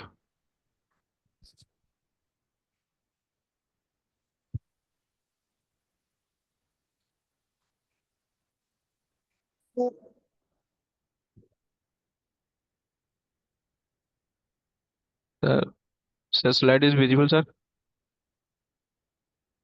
Please put Please. your slide on slide share mode.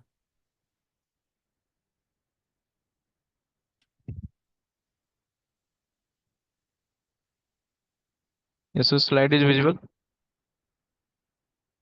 Yeah, your slides are visible. Please Yeah. proceed. Hello. Good morning, sir. So today's my topic is development and validation of UV spectrometry method for the determination of hallmark oxide in bulk formulation, sir. So there the introduction part. Polmacoxib is a novel dual inhibitor of cyclooxygenase 2 and carbonic anhydrase belonging to the NSAIDs class. Nowadays, it is increasingly recognized for its effectiveness in treating osteoarthritis and other inflammatory conditions. Polmacoxib offers enhanced safety over traditional NSAIDs and overcome the risk associated with GIT and cardiovascular tox. Could you please go to the material methods and result and discussion, sir? Okay, okay, sir. Thank Sir, you. yeah, the material and methods. So in this research, I use solvents and chemicals that are used in these methods, the methanol, double distilled water, and colmocoxib, that is my drug. An instrument used is Simarju UV 1800 double beam, and digital balance and sonicator are used, sir. The working experiment of my research project are the preparation of blank solution, methanol plus water, that is in the ratio of 70:30, and then preparation of sample, that is drug polmacoxib, that is 1 mg of sample of the polmacoxib weight, and transfer to the 10 ml of volumetric flask, and added with the 70 ml of water, 70 ml of methanol and 30 ml of water, so it will give 10 ppm. And do the same for the further samples, that is 1 ppm, 2 ppm, 3 ppm, 4 ppm from the 10 ppm of solution, sir, and sonicate it for 5 minutes. Then we plot the linearity curve by first doing a UV of the 1 to 10 ppm, and then we observe the absorption of all the ppm, and then this is the absorption part, that is when concentration increases, absorption also increases, and here are the graph part of the linearity. So R2 percent is greater than 9.9928, sir. And the conclusion part is this: developed UV spectrometry method proved to be reliable, cost effective, and efficient solution for analyzing polmacoxib in bulk formulation. So the linearity curve of the drug was obtained, and the linear equation was found to be 0.0 percentage 0.99828, sir. Hello. Yes, Kania. Yes, sir. Yes, your over your presentation. Yes. Okay. So my question: what is the mechanism of action of production arachidonic acid? Yes, sir.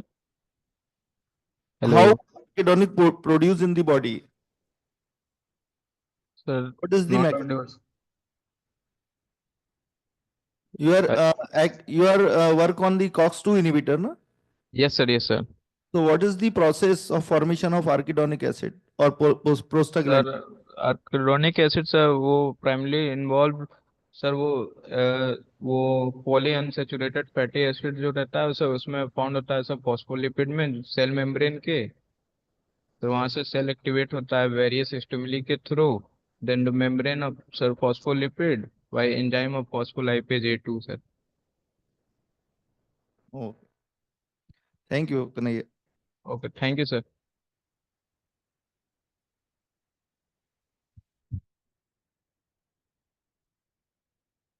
Next person is Niklesh B. Chaudhary. Are you there? Sorry, Nilesh B. 17. Nilesh B. Okay. Pushpendu Gaurav. Next, Pushpendu Gaurav. Yes, sir, I am available. I am sharing my slide. 18.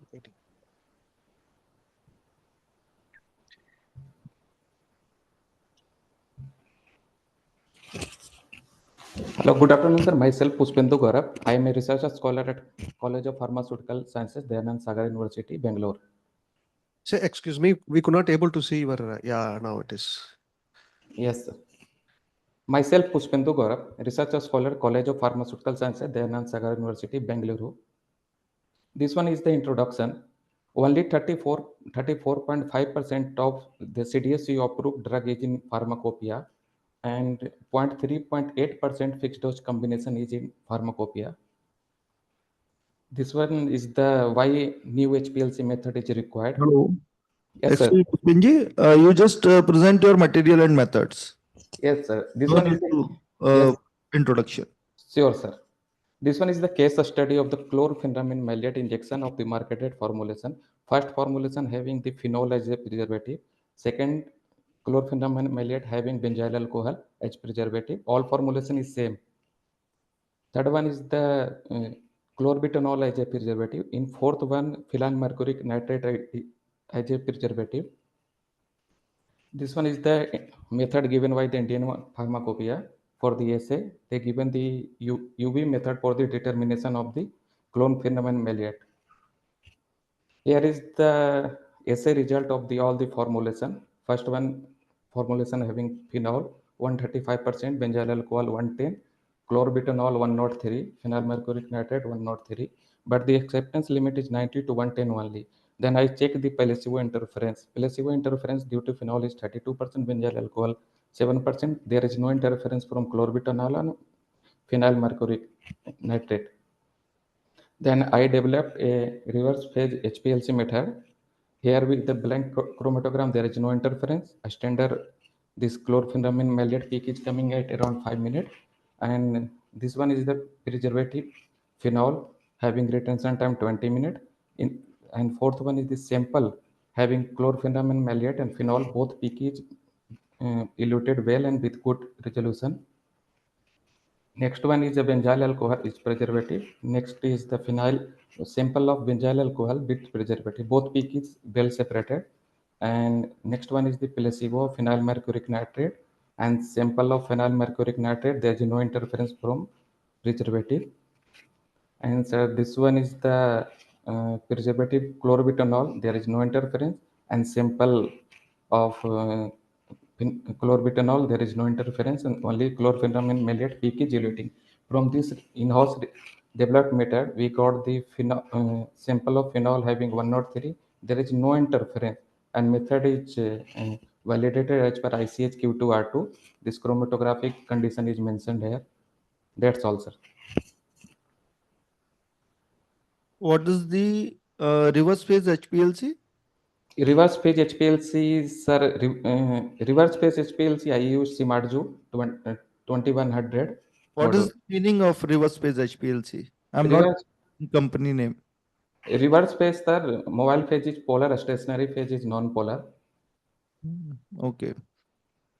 And what is the process for validation of HPLC? Process of validation as per ICH Q2R2 revised guideline, method precision. What are the parameters of validation? First linearity range, then precision, specificity, LOD, LOQ, robustness, and that's all. Okay, thank you. Thank you, sir. So you can leave. Next presenter is Ashutosh Raj from SRM Modi Nagar College of Pharmacy. Are you there? Ashutosh Raj. Okay. Next one is Sneha from Sri Aurobindo Institute of Pharmacy, Indore. Sneha, Yes, sir. could you please share your slide? Yes, sir, I'm sharing. Sneha Kar.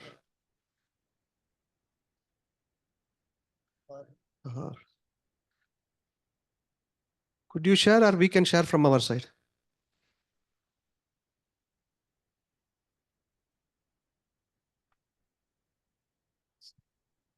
Sneha? Yes, sir. Could you please share? Sneha.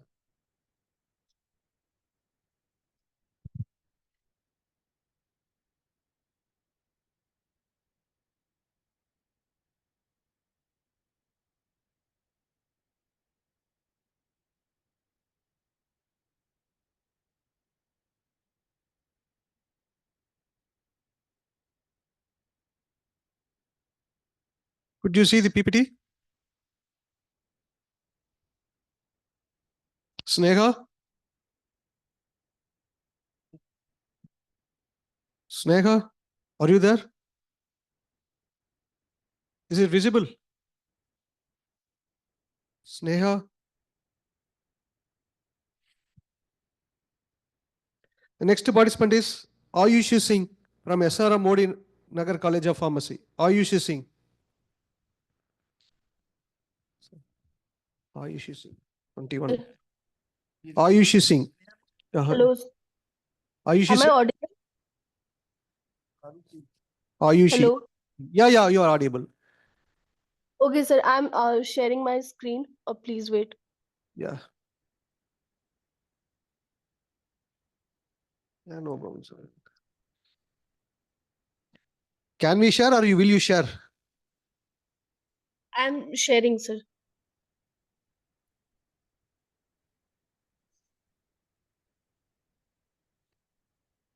My screen is visible? No. Yeah, we will share just a second. Okay, sir. Ayushi.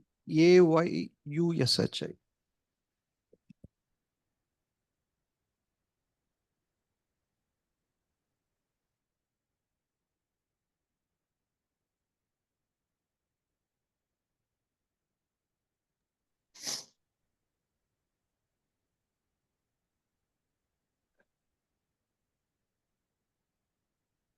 Good afternoon, sir. Yeah. Can you see the slide? Yes, sir. Next slide.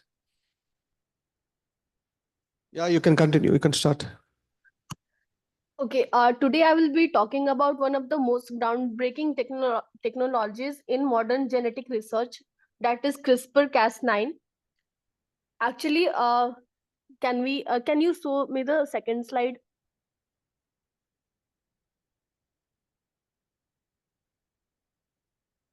Hello. We have changed the slide.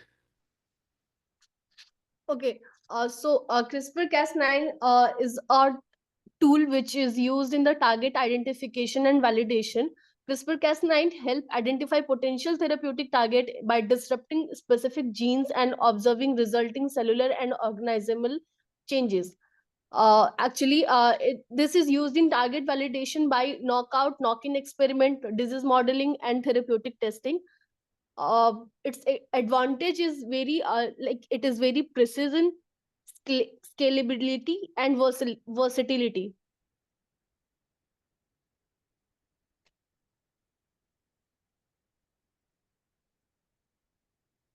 Carry on. Okay, in gene knockout and knock-in studies, we study about knockout confirm the target gene's role by removing its function, and in knock-ins introduce specific mutation to study disease relevant genes variants. In disease models, we study about cell models creating patient-derived induced iPSCs with edited genes for personalized studies. Animal models generating genetically modified animals, mice, and zebrafish to replicate human disease. In therapeutic validation, testing gene editing therapies like correcting disease-causing mutation, evaluating gene-based drug effect by modulating gene expression levels. It is an emerging tool and technique which is used for the base editing, a refined CRISPR technique that edits single nucleotides without causing double strand breaks, useful for precise mutation correction. Its challenge and ethical consideration is like it is off-target effect, unintended edit remain a concern. Through improved guide DNA design and newer version of Cas9 reduce the risk. Ethical concern is human germline editing and biosafety and biosecurity. Its future direction is personalized medicine, drug development, and we can use in the gene therapy advancement. Thank you, sir.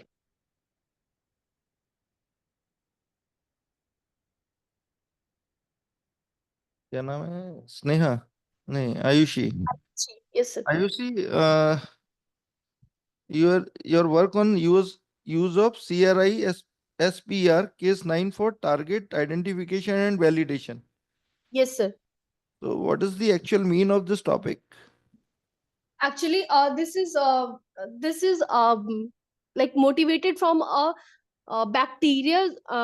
Actually, it is present in the bacteria, which in bacteria, the bacteria use this technique for the genetic cutting, identification of the uh, disease gene, and the cutting and replacing with a new gene. Is a CRISPR is a gene sequencing? No, not a gene sequencing. We can say that it is cutting and pasting. Like it is used in the biogenetic. It is like a Caesar, biomedical Caesar. It identify the problem in the gene sequence, and it cut it out, and it will paste with a normal, like a normal or a healthy gene sequence, which is like desired gene sequence. It is naturally occurring gene, na? CRISPR. Actually, this is present in the bacteria only. Like if when a bacteriophage infect a bacteria, then in the response to that bacteriophage, bacteria use this It is CRISPR present only. It is Cas9. present only bacteria. Yeah, this is present in bacteria, but from the motivating from that, scientists are planning to modify in a CRISPR Cas9 in the human treating of human disease, and in agriculture also. And how can identify and validate? Actually, it can be done by identify the problem. Actually, it is used to identify the gene which can cause disease, and replacing with a healthier or desired gene. No, what are the identification tests Okay. for the First, CRISPR case 9 gene? okay, it is used in the sequence. The first is selection of the target gene. The first step is choosing the gene or genomic design you want to modify, and then you have to design the guide RNA, gRNA. gRNA is a short RNA sequence that guides the Cas9 protein to the specific location on the DNA where the cut should occur, and then the off-target prediction, and then validation. Okay, thank you. Thank you, sir. The next person is Flora from Sir, Arvind. can I present now? Hello. Flora. Actually, sir, this is present now. Myself, Akhlaq Ahmad. No, we are going in a sequence based on the. Actually, I am a delay. What? Flora, are you there? So, am I audible? Yeah, you are audible. Kindly share your screen. Sure, Can sir, we share sure. or we can share? I can share. Okay, okay. Is it visible, sir? Yeah, we are waiting just a second. Yeah, is it visible? Make it as a presentation mode. Sure.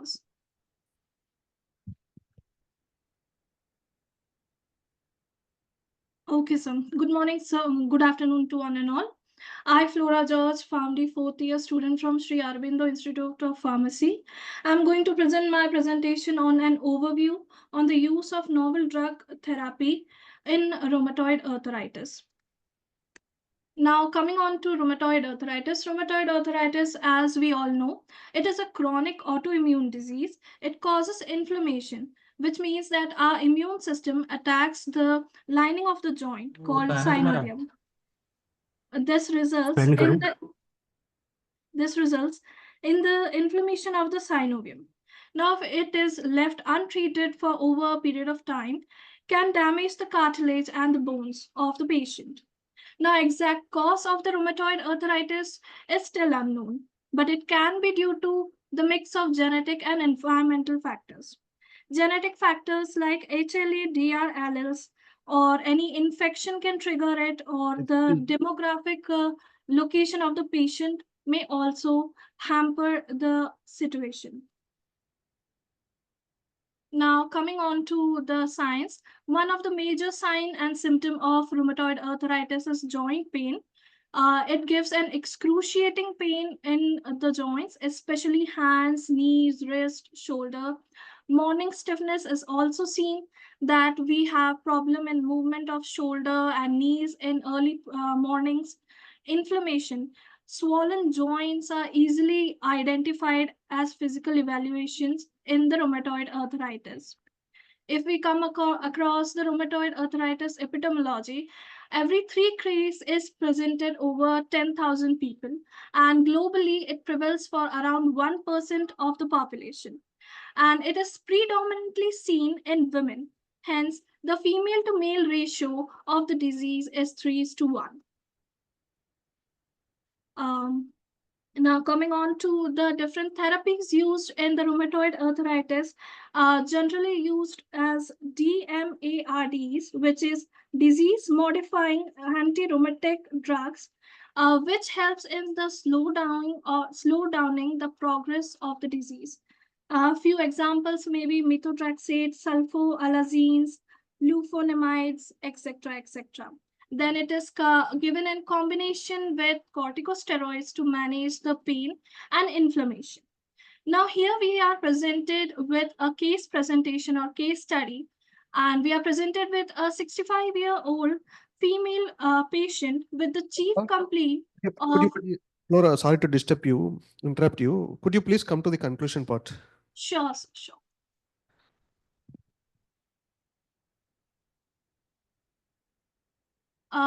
Conclusion as it goes that in the treatment of the rheumatoid arthritis, the recent development is seen, and the use of newer drugs should be implemented, like the implementation of biologics with the traditional NSAIDs and corticosteroids would be greatly helpful, like TNF inhibitors, which is a key mediator for the inflammation. So TNF inhibitors can help in the case of rheumatoid arthritis greatly.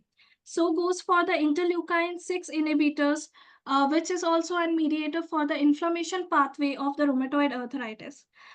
B cell depletion therapies should also be implemented, as it is helpful to slow down the process of rheumatoid arthritis. Emerging therapies of rheumatoid arthritis are like TLR therapies, which mainly acts on the receptors and the cascading pathways of the inflammation. And gene therapy is also being studied, such as mesenchymal stem cell therapies for the future development in the treatment of rheumatoid arthritis. This concludes my presentation. Thank you.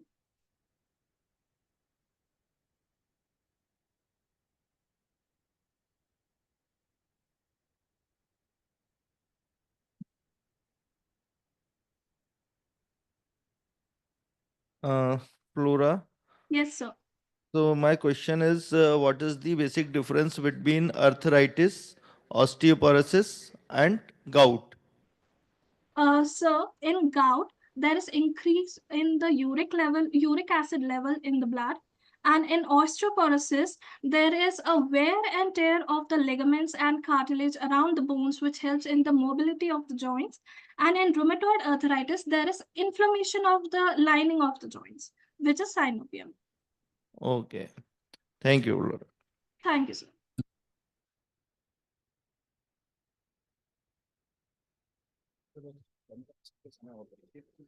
So next present is Kaushik from ISF College of Pharmacy. Yes, am I audible? Excuse me, sir. When can I present? Kaushik. So we have shared the time slot. Can you please, all the presenters, could you see in that Excel sheet? Next present is Kaushik from ISF College of Pharmacy.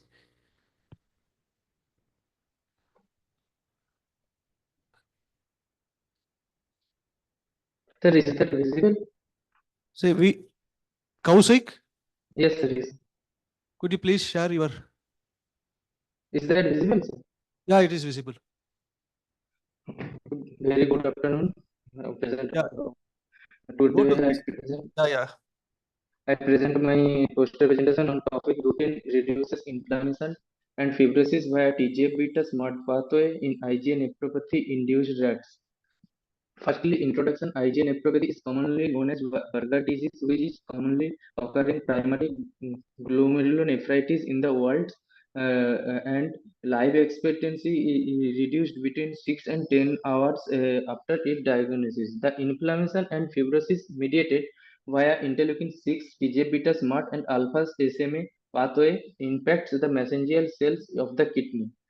Here my motto of the study is present that routine reduces the fibrosis, chronic inflammation, as well as inflammation, and reduces the IgA nephropathy. Next, calm material and methods. Here I taken three groups: control, induced, and treatment group. Control group, I've taken 10 probably rats, which we only given PBS, and induced group I given 10 probably rats. Firstly, bovine serum involved albumin PSA for 400 mg per kg IP first to 6 week, and then carbon tetrachloride 0.1 ml per week with castor oil 0.5 ml per week first to 9 weeks, and lastly LPS lipopolysaccharide 0.05 mg per kg 6 week and 8 week higher 11. And in the treatment group, same protocol induced group is followed, and routine 100 mg per kg IP 7th week to 10th week continuous given. And there are different types of methods like histopathology, immunohistory, ELISA, blood and urine analysis done. Blood and urine analysis is done at 0, 4, 8, and 10th week. Next, come to result part. First, urine analysis. Here significantly difference in the urine protein level as well as 8 and 10th week treatment group as well as induced group. Also, RBC in urine significantly difference or increased in the fourth group and fourth week, 8th week, and 10th week, as well as they are significantly decreased in treatment group as compared to induced group.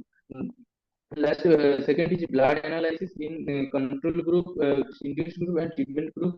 The blood was analyzed in 0 week and 10 week. The blood urea nitrogen has significantly difference in 10 week induced group as compared to the treatment group, and serum creatinine in SGOT and SGPT level also significantly difference to the control as compared to the treatment group. Next, here the IgA deposition as 0 week and 10 week. First 0 week is control group, induced group, and treatment group. Yeah, they are significantly increase the IgA deposition in 10 week shown.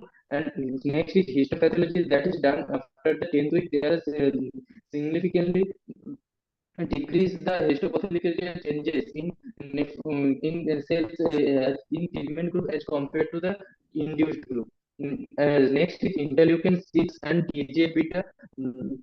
They are significantly increase the interleukin 6 and TGF beta expression in induced group after the 10th week, and they are significantly decrease the deposition of interleukin 6 as well as TGF beta in treatment group as compared to the IgA group.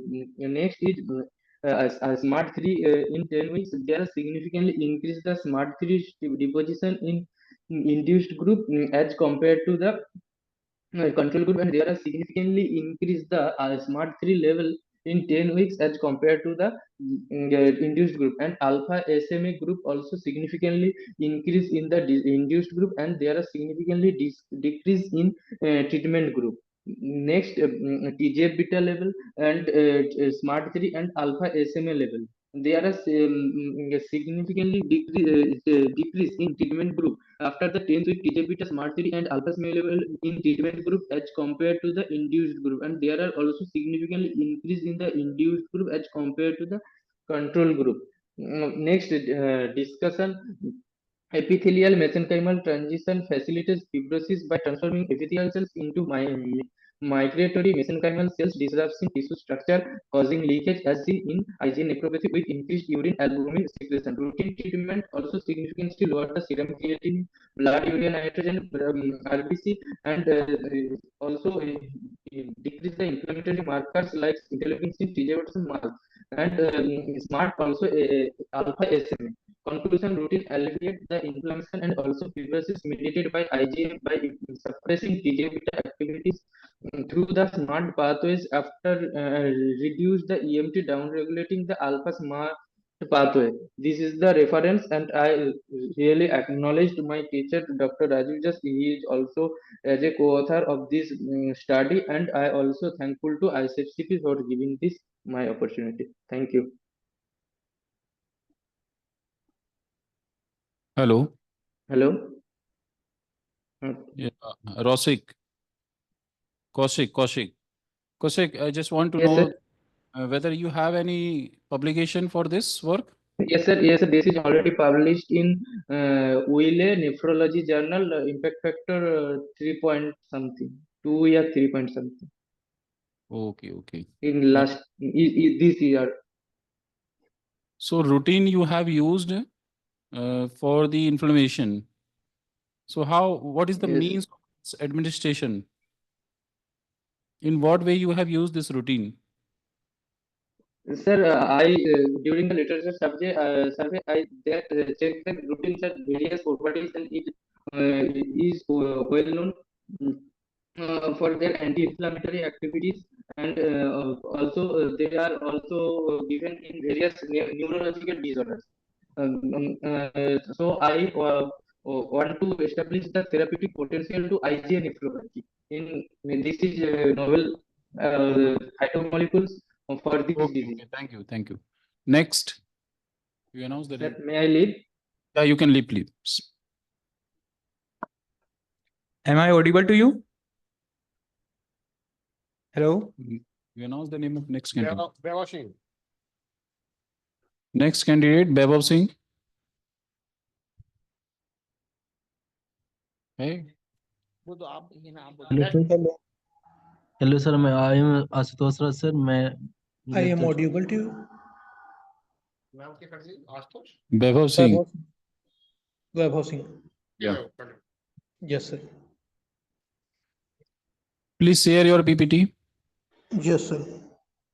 So all candidates, please get ready as per the list. They need to share their PPT as the previous candidate is going to end up. After Vaibhav Singh, Humja, please get ready.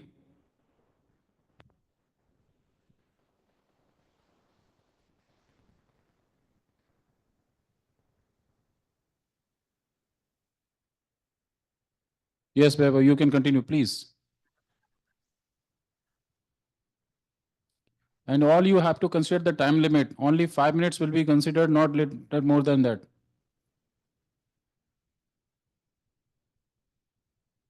Vaibhav Singh, please continue. Your time has already started.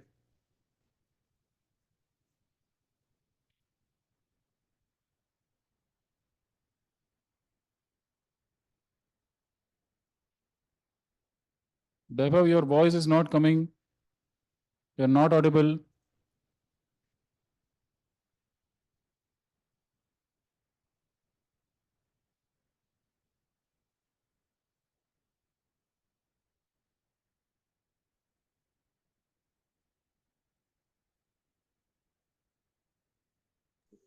Hello. Yes. Hello. I am audible.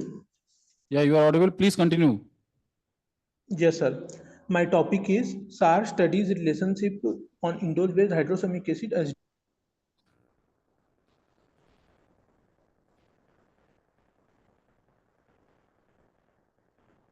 Share your PPT.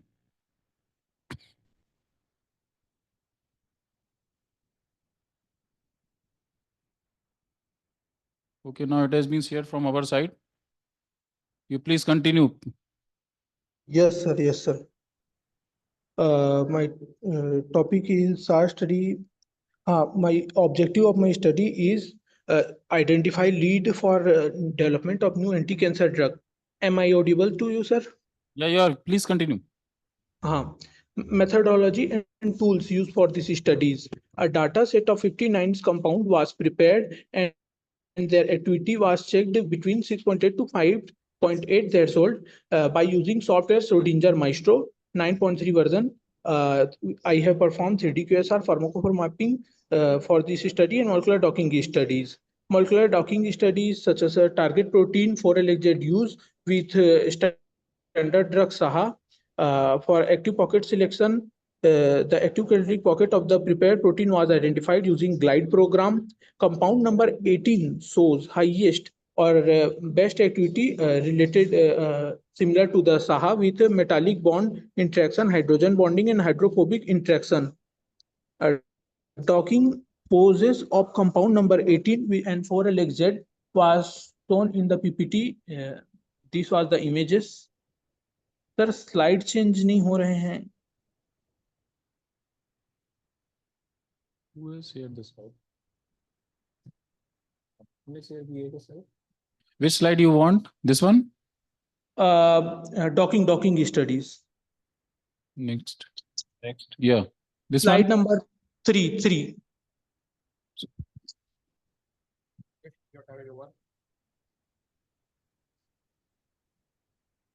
हाँ तो हो रहा है sir. Now this one na molecular docking studies. Yes sir. It is docking study. Their image of docking studies was shown there. A shows in green color SAHA, which are standard ligand, and the white color shows dogged ligand. 2D interaction pattern of the ligand with protein shows in section number B.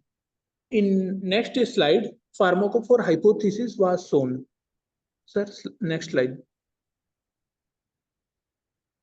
Ligand compound number 19 binding with target protein 4HZ.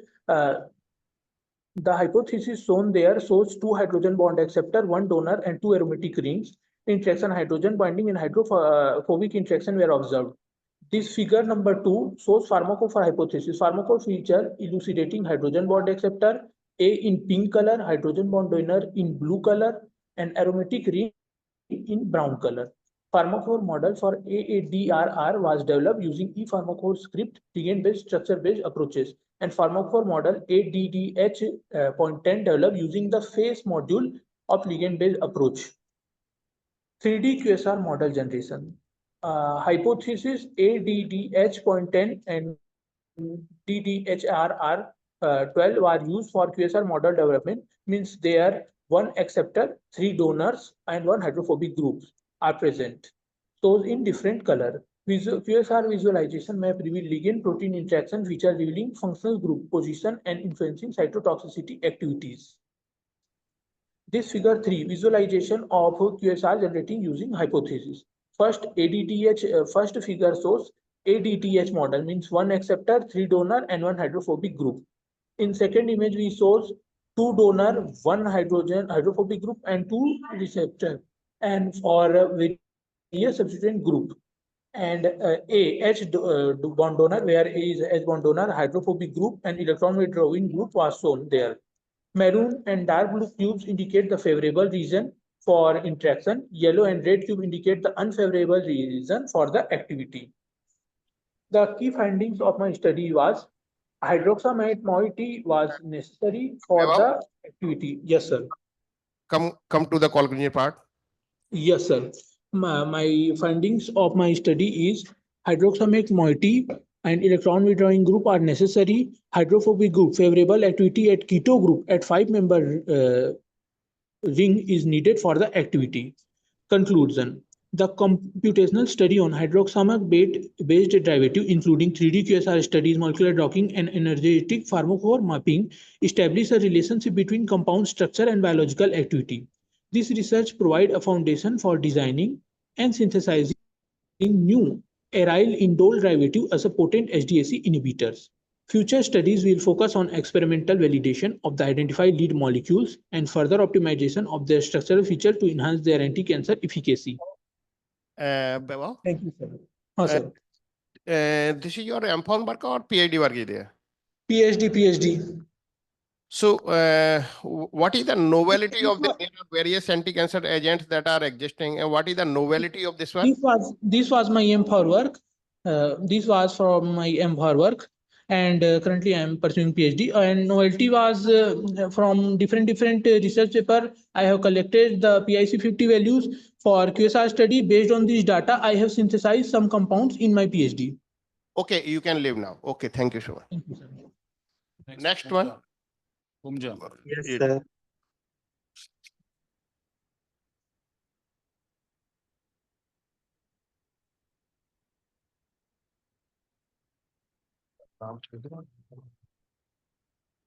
Sir, you can share, but Bhumja, you are available? You are here? yeah. Bhumja. You can share this PPT, sir. Yeah. You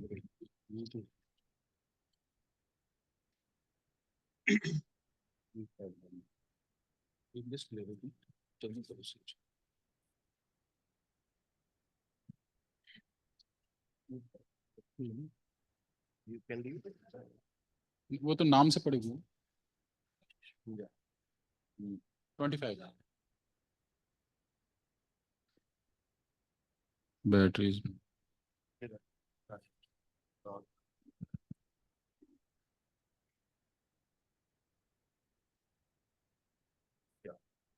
Yeah, this one. So Bhumja, you are having only 5 minutes. Please stick to the timeline. Okay, Many fine, sir. presentation and we have to finish within time limit. Okay, fine. Start, please. So this presentation, I will take you through herbal solution focus, evolving drug discovery and regulation after COVID-19. Next, please. Firstly, introduction. The COVID-19 pandemic have reshaped healthcare priority. Review work, just a minute. Research work or review work? Sir, reviewer. Okay, continue. Okay. The COVID pandemic has reshaped healthcare priorities worldwide, leading to increased interest in alternative and complementary medicine. Like herbal medicine and botanica refers to products derived from plants that are used therapeutic purpose, health improvement, efficacy, safety, or general healthcare. Next, please. Trends in herbal medicine pre-COVID-19, rising demands for natural remedies like Ayurveda, Ayush, Siddha, Unani, focus on ancient and indigenous practices, limited addition in traditional medicine practices. Next slide. Mainly, more and more factors driving growth in COVID-19, increased awareness of preventive healthcare, rise in natural and organic product demands, integration with modern medicine, expanding research and clinical studies on botanical. Next, please. Next one. Yeah. Popular medicines or popular botanicals post COVID-19, which are used in most in women in home, like ashwagandha, which is used in reduce stress and immunity booster, elderberry, which are used in immune system support, turmeric, also known as anti-inflammatory activity, antioxidant properties, echinacea, respiratory health, and last ginger, which are used in digestive aid and anti-inflammatory condition. Next, mainly drug discovery and development जो है of plant derivative drive natural product. Many studies are have like firstly we are cut the plant and they collect out. After that, extract out of chemical constituent or secondary metabolites of herbal leaf or roots. Then isolation and purification are performed like and then bioassay. Structural characterization are performed with the help of the software like CAD. At last, lead optimization are performed. Like next, please. Natural product discovery and development from plants selection. Firstly, we are cut out. I also say selection of plant, authentication of plant material, extraction, isolation, physiochemical characterization. After that, biological screening, molecular modeling to develop new analog synthesis. Next, please. Mainly, this is ratio of natural product which are utilized by users. Next slide. The most commonly utilized natural product mixture among the natural product users like lemon, honey, ginger. Many mixtures are used in a home in a COVID-19 to protect us from preventive health. The most commonly utilized natural product during COVID-19 pandemic like honey. Honey is most used, widely used in our homes in COVID-19.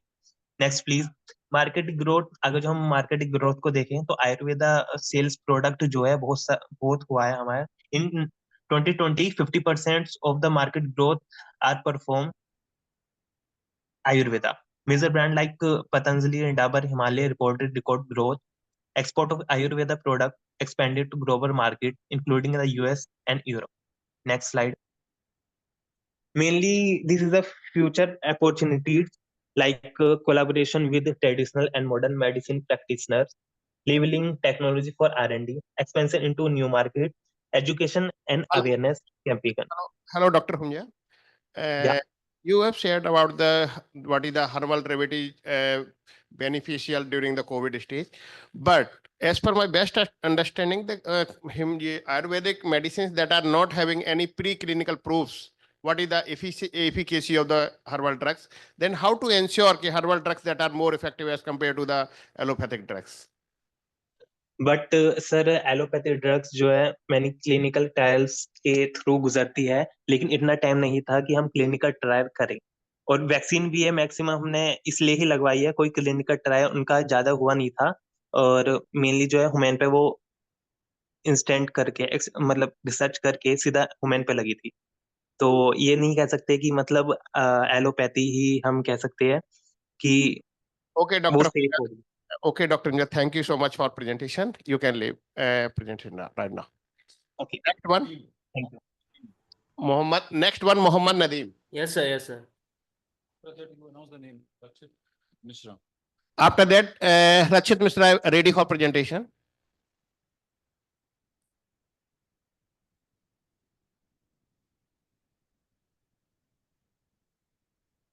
कर दो यार.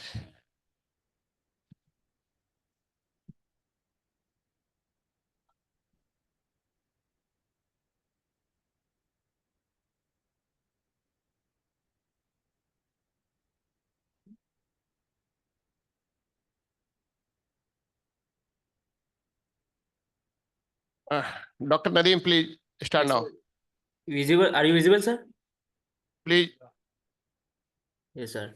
So now this topic is discussed about natural products in drug discovery, advance and opportunity. And the introduction is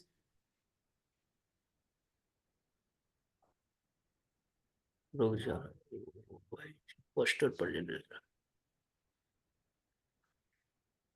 Natural products have been a vital source of drugs for centuries, offering compounds with diverse therapeutic potential. Recent advances in technologies such as genomics and high throughput screening have revived interest in this compound, enabling the discovery of new bioactive molecules. Innovation in synthetic biology also allow for the optimization of natural products. Despite challenge like sustainability and complex structure, natural products continue to hold great promise for future drugs discovery, offering opportunity to develop new treatment for a variety of disease. Now discuss key areas of natural products in drug discovery. Technology, use of omics technologies, synthetics biology and chemoformatics to discover and optimize natural products, drug repurposing, re-evaluation, existing natural product for new therapeutic uses and for example artemisinin for cancer. And now challenges.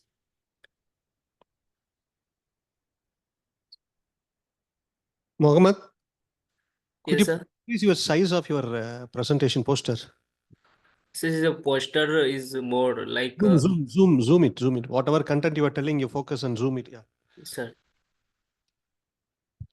maximize the window. Come to the kind of challenges and conclusion part. Yes, sir. Yes, sir. Challenge is sourcing and sustainability. The issue of sustainability sourcing of natural product without depleting biodiversity, ethical concern, intellectual property rights, and fair use of indigenous knowledge. Isolation and characterization, difficulty in isolating active compound in small quantities. Complex structure makes synthesis challenging. Example, Taxol complex chemical structure. Regulatory and economic hurdle. And high cost and lengthy approval process for natural product based drugs and concern regarding patenting of natural occurring compound. And now is conclusion. Conclusion, natural product as a foundation. Despite the challenges, natural product remain a concern cornerstone of drug discovery, offering a vast array of chemical diversity and therapeutic potential. Future outlook with advancement in biotechnology, screening methods, and sustainability practice, natural products will continue to play a pivotal role in developing next generation therapies and call to action. Increasing more investment in natural product based drug discovery and interdisciplinary collaboration and sustainable sourcing. It's a complete, sir. Thank you. Nandini. You can leave. Okay, sir. Next present is Rakshit Mishra from Sri Aurobindo Institute of Pharmacy. Are you there? Yes, sir. I'm presenting my presentation from Yeah, here. sure.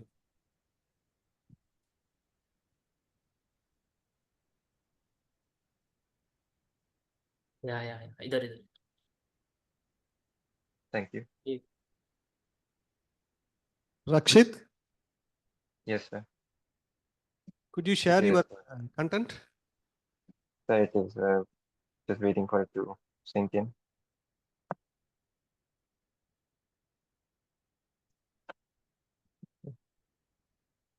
Is it visible, sir? Just give you a second. Yeah, is it visible? Yeah, it is visible. So Okay. it's a review. Am I right? Okay. So it's Review. it is between a review and a case study Okay. upon the drug. Okay. Go with the material methods. I'm sorry, sir. Go with the material methods. As a case studies, you are told like how you are selected the patients and everything. Yes, sir. Go with that. Okay, sir. In accordance with the drug that I picked for the study, which is lecanemab, it is a amyloid targeting antibody drug which targets the beta amyloid plaques, which are found to be a major cause of Alzheimer's disease. To support the study, I have presented a patient case study where a woman with a history of APOE epsilon 3 and 4 genome was presented with the risk of increased Alzheimer's as she enrolled in the phase 3 clinical trial for lecanemab.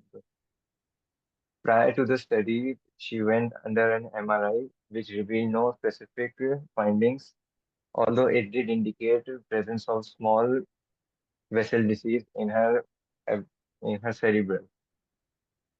Moving on to it, going with the treatment, she received a total of 3 doses over the trial, after which there was seen to be around a 24% decrease in the progression of the disease. Following the doses, unfortunately, after 4 days of the last dose, the patient met with their unfortunate end.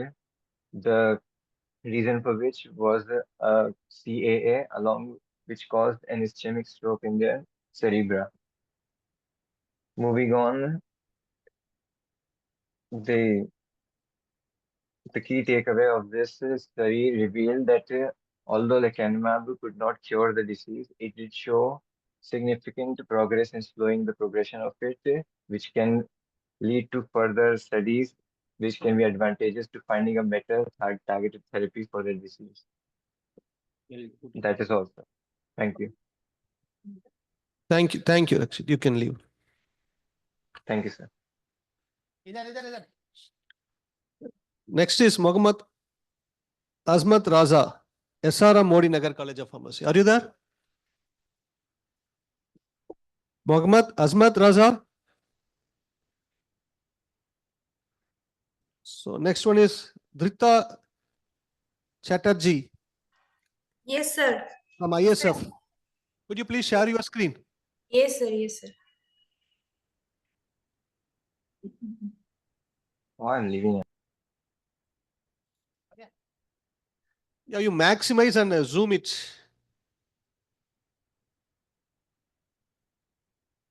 Yes, sir. Is it visible? No, it is not visible. You maximize it. You maximize it. Which place you are explaining you, that place you focus and zoom it on. Yeah, it is okay. Let's start presenting. Sir, is it visible, sir?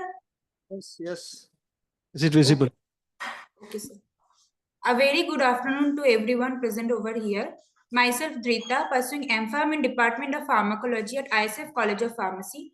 And today I am here to present a poster which is titled on ALCL3 induced learning and memory deficits in zebrafish. So let's talk about the introduction. So learning and memory deficit is nowadays a core symptom in various neurodegenerative diseases. So the author is basically focusing on Alzheimer's disease in this paper. So Alzheimer's disease is a neurodegenerative disorder characterized by progressive degeneration of the hippocampal and cortical neurons that leads to impairment of memory and cognitive ability. In 2016, 43.8 million patients were found to be suffering from dementia worldwide, and in India its prevalence is 3.7 million and estimated to be double in the next 10 years.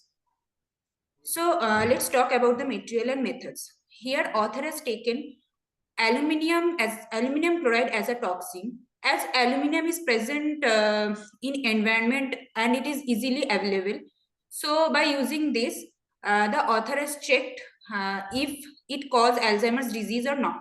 So aluminum enhances the permeability of blood-brain barrier by altering its structure, and exposure to aluminum chloride stimulates the production of free radicals, causes mitochondrial dysfunction, increases oxidative stress, and causes neurodegeneration. Moreover, it activates the nuclear factor kappa B and regulates pro-inflammatory marker release such as TNF alpha, interleukin 6 and interleukin 1 beta, and produces neuroinflammation. And ultimately, it affects the memory and learning. So let's talk about the protocol design. The protocol continues for four days, and 4 groups are taken. First group is normal control where no toxin has given, and the 3 groups are 50 microgram per liter, 100 microgram per liter, and 200 microgram per liter. And the sample size is 9 fishes per group. So at day 1, novel driving test is performed, day 3, novel object recognition test is performed, and day 4, T-maze is performed. And after day 4, sacrificing the animal, its biochemical parameters are checked. So let's talk about the results.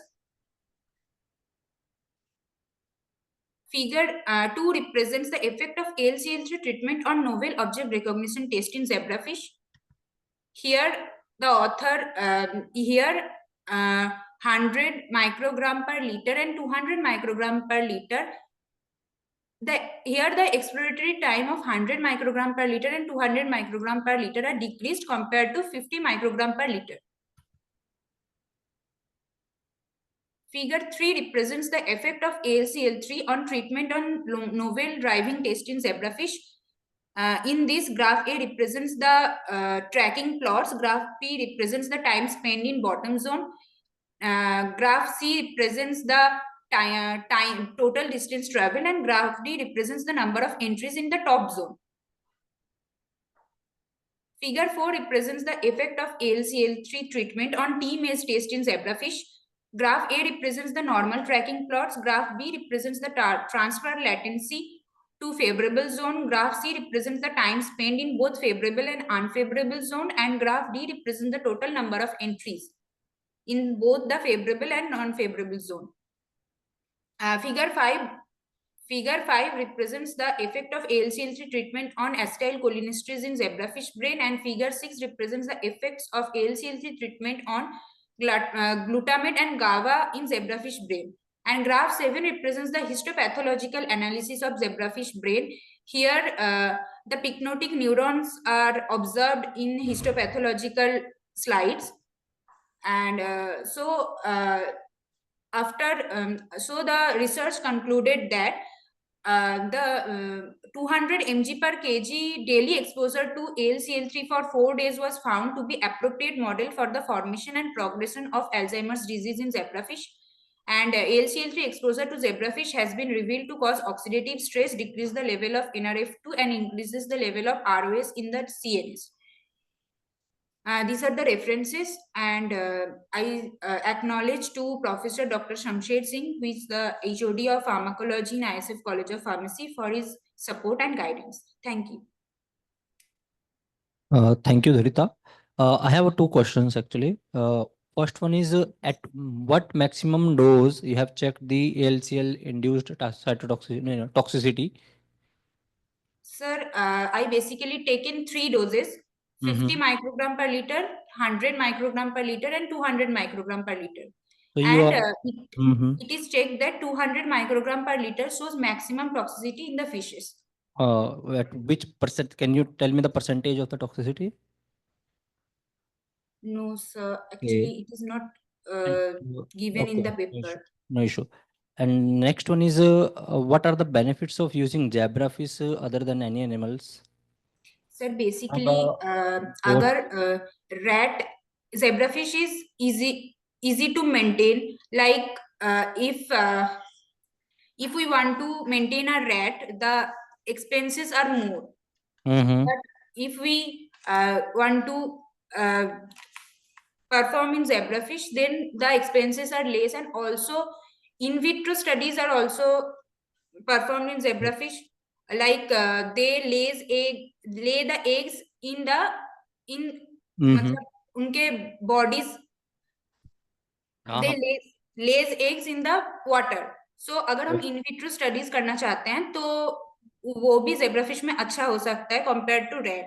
Okay, thank you, Dharita. Thank you, sir. Yeah, you can leave. Thank you. Next present is Abhishek Konar. Are you there? Yes, sir. Yes, sir. Yeah, kindly share your presentation.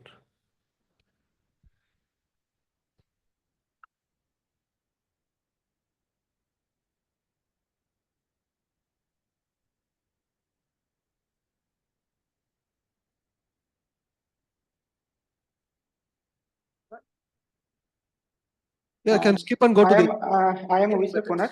Thank you. This is my topic. My topic is adaptive antimicrobial potential of Cassifistula flower. This is the first of our introduction part. Today, microbial diseases are increases due to rapid industrial growth and population. In today, now we have various synthetic drugs available, like an vaccine, surgery are available, but it is a high cost and high. Could you please go to the material methods and discussion part?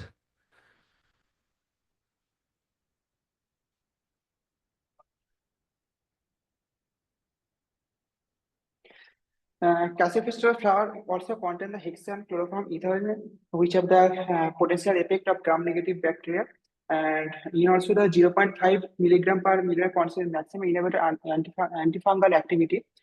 Flower contain tannin, flavonoid, terpenoid, bioactive component, microbial activity, and it is the high antimicrobial activity due to the plant containing bioactive and saponoid, alkaloid, etc., and which show the antimicrobial activity.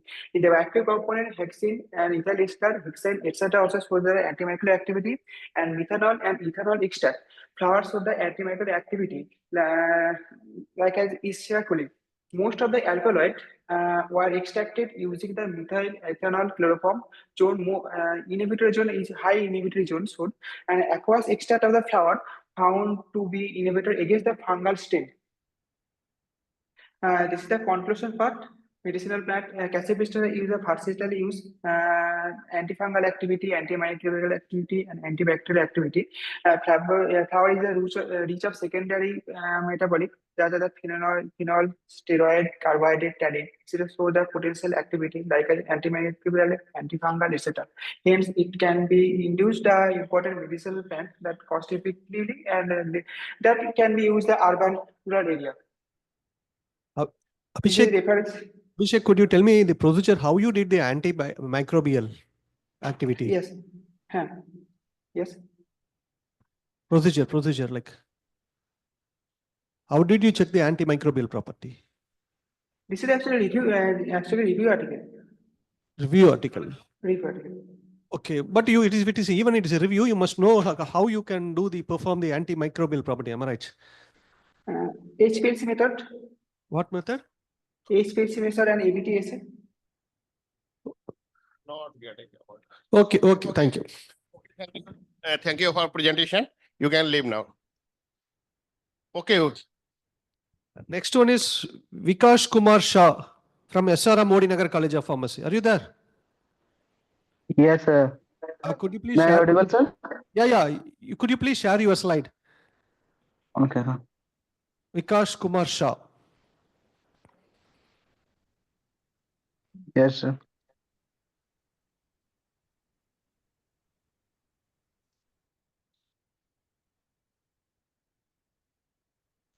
Sir, is it visible, sir? No, we could not able to see your slide. But sir, I can share my screen, sir. Okay, just give a seconds. We will share your slide. No, sir, I can handle it. The slide is not visible. We will share from our end. No, Vikash. sir. Document में save. Now we are sharing your slide. Yeah. Sir,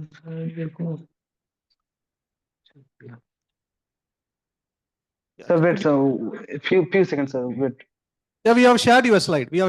Just you present it. Yes, sir. Okay, sir. If you need to change the slide, you tell me the next. We will change the slide. Okay. Okay, sir. Okay, continue. Yes, sir. So today is presentation impact of COVID-19 on drug discovery and development, sir. The COVID-19 pandemic significantly impacted the pharmaceutical landscape, disrupting drug discovery and development process and accelerating innovation in new ways. The presentation will develop in the key area affected, revealing how the global health crisis reshaped the future of the drug development. The next slide, please, sir.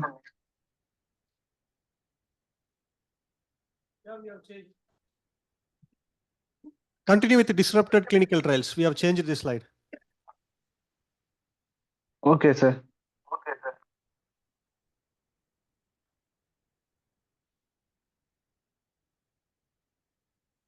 Sorry, sir, for disturbing. Yes, sir.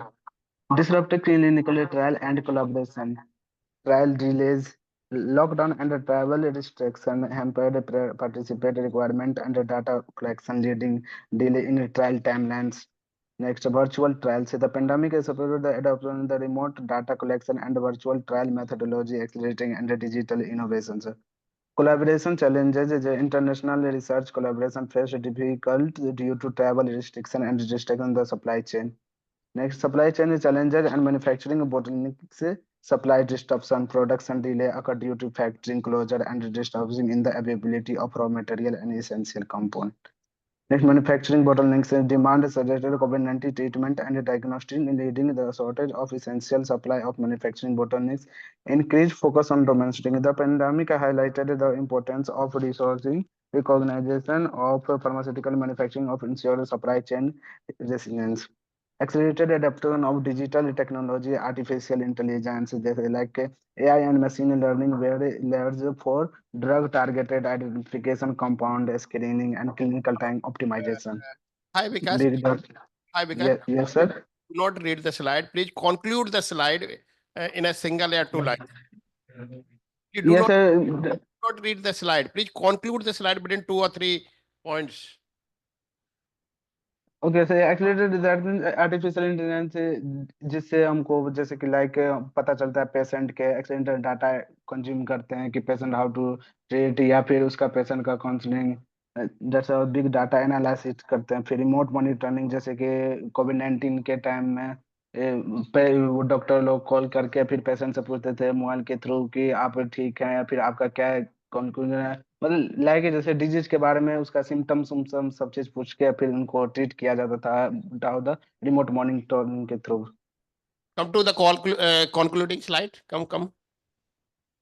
Okay sir, shift and pandemic response आता है sir, like इसमें different type of keys रहता है, जैसे rapid development of vaccine and treatment, फिर support for health care system, lockdown and travel restrictions and telemedicine होता था, फिर research funding, treatment development, new therapeutic approach, फिर regulatory adopter and exempted approval, emergency use authorisation, flexible guidelines, international collaborations. Thank you, Vikas. Vikas, in a single line, please share what is the impact of COVID-19 on a drug discovery and development. In a single line, what you conclude your presentation?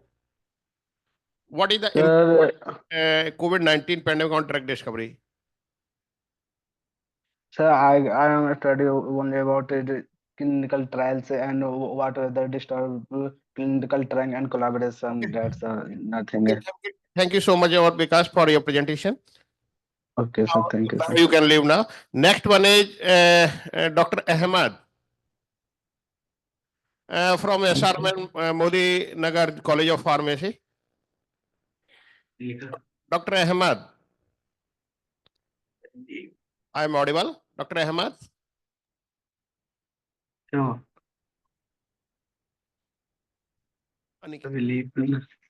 Okay. Next one, please. Next one is Aniket. Aniket, are you here? Okay.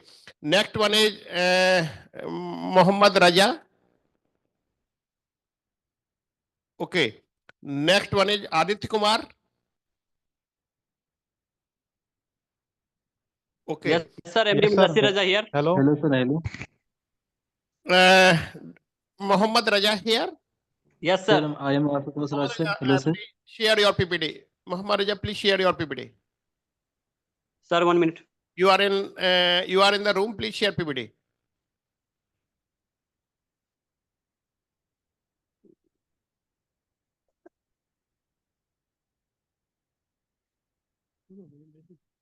Hello. Sir, it is visible. Mohammad Raja here. Yes, sir. Yes, sir. Please zoom your slide. 1 lakh. 1 lakh here, sir. Mohammad Raja, please zoom your slide. Because your PPT is not visual. Please zoom. Not readable, Mohammad Raja. Yes, sir. Please. Our team is our evaluation team not able to read single line here. Yeah.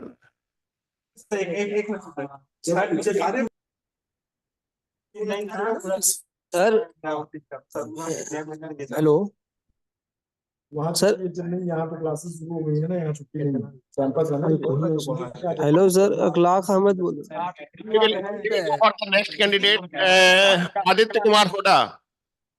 Yes, sir. Aditya, please. Yes, sir. Please share your. Okay, sir. Okay.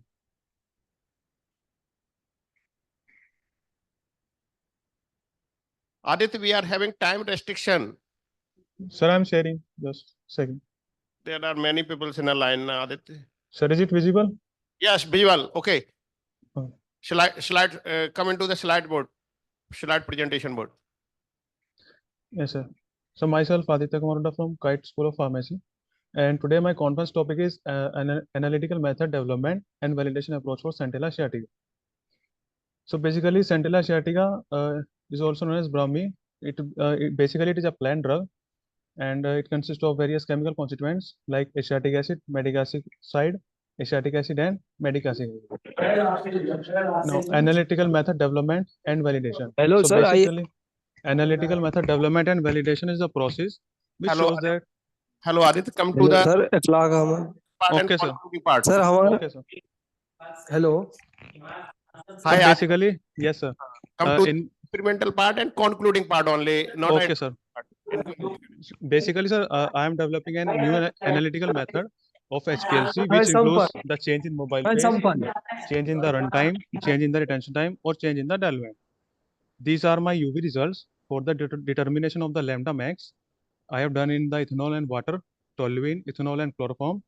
And this is a chromatogram of the HPLC of my drug. And I am doing the validation studies of accuracy, precision, repeatability, linearity, specificity, detection limit, and quantitation limit and range. Thank you, sir. Dear Aditya, please share what is the challenges facing this through Hello, sir. Sir, the challenge that basically it is a plant drug, so it consists of various Clark is chemical here, sir. constituents. So it is very challenging to find out the various chemical Hello. constituents and quantify them. resolve these challenges?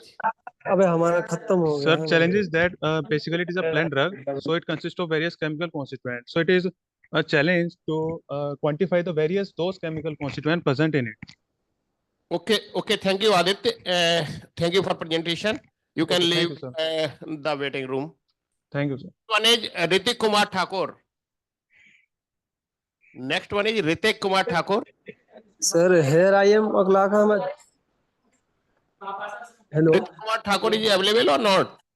Sir, Aglaq Ahmed available. So Ritik, share your PPT. Yeah.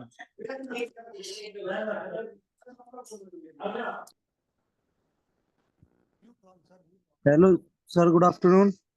Sir, Ritik, your PPT not very well now. Sir, Aniket Payar.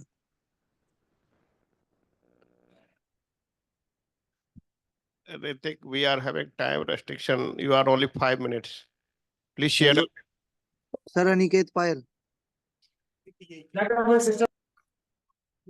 Ritik Thakur. We will share your PPT. So just present it.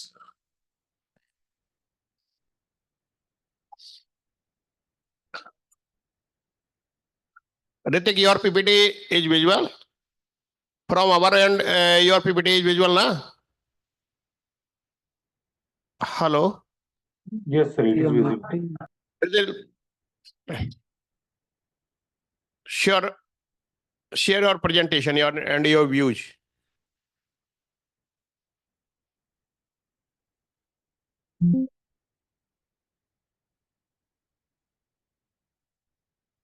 Ritik, you can start your presentation. Ritik, are you there? Okay. Next present is Vipul Sharma from ISF. Yes, sir. I'm audible, sir? Vipul? Yes, sir. Could you share your presentation? Okay, sir. I will share.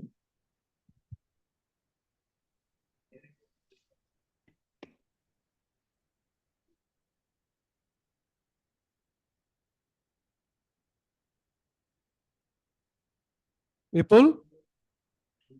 Okay, Can sir. we share from our side or will you share you? I will share, sir.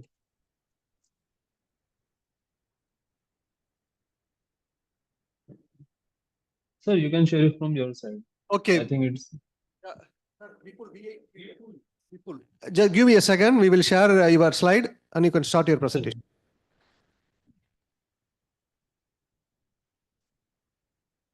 It's a poster, am I right? Yes, sir. It's a poster. Could you see? We have shared. Yes, sir. Thanks. Yeah, you can start your presentation. So, good afternoon, everyone. Myself, Vipul Sharma from ISF College of Pharmacy on the Department of Pharmacology under the supervision of Dr. Khadka Rajaran, Associate Professor in ISF College of Pharmacy in Pharmacology Department. Today, I will express my views on the topic emerging role of PCSK9 in central nervous system therapeutic target for neurological disorder. Here is the introduction for that. For role in cholesterol regulation, PCSK9 is a crucial regulator for the cholesterol level, primarily expressed by the hepatocytes, where it promotes the degradation at low density lipoprotein. The action reduces the LDL uptake in which liver, leading to the increase the plasma LDL cholesterol level, which is associated with the cardiovascular disease. In neurological function and disease, PCSK9 is highly expressed in neuronal tissues and it implicated in various neurological disorders. Dysregulation cholesterol PCSK9 activity can contribute the neurodegenerative disease such as Alzheimer, Parkinson, Huntington disease by impaired neurotransmission in synaptic plasticity. Hello. Hello. Okay. Bipul, explain conclusion part. Okay.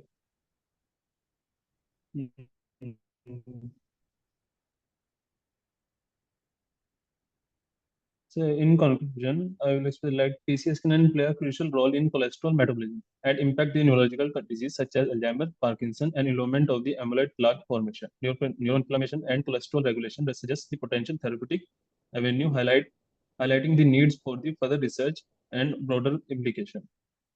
Like if you want, I want to explain this as a role in Alzheimer's disease and in stroke metabolism. Okay, Bipul, share with what is the various causes for ischemic heart stroke? So for various causes like hello. Yes. What is the various causes for ischemic heart attack? Yeah, heart stroke.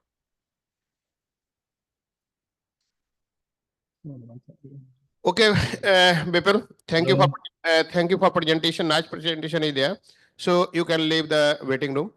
Next one, Mahima Tiwari is here. Mahima Tiwari from the Guru Das Vishwavidyalaya. Okay, next candidate is Ananya. Next candidate is Ananya from the Centurion University Technology Management, Odisha. Ananya is here. Ananya, you are here. Okay. Next candidate is Rishikant, ISF College of Pharmacy, Moga. Rishikant, you are here. Rishikant, you are here. Okay. The last call, Rishikant, you are here or next one? Next candidate is Ayushi Jori. Ayushi. Hello, sir. Yeah, hello. Sir, Am this I is audible? Rishika. Hello. Hello. Okay, Rishikant, you are here. Yeah, sir. Actually, due to technical issues, I am not able to present, but it is possible to present from there, sir. My poster. Yeah, we will share you a slide. Rishikant. Yes. RISH.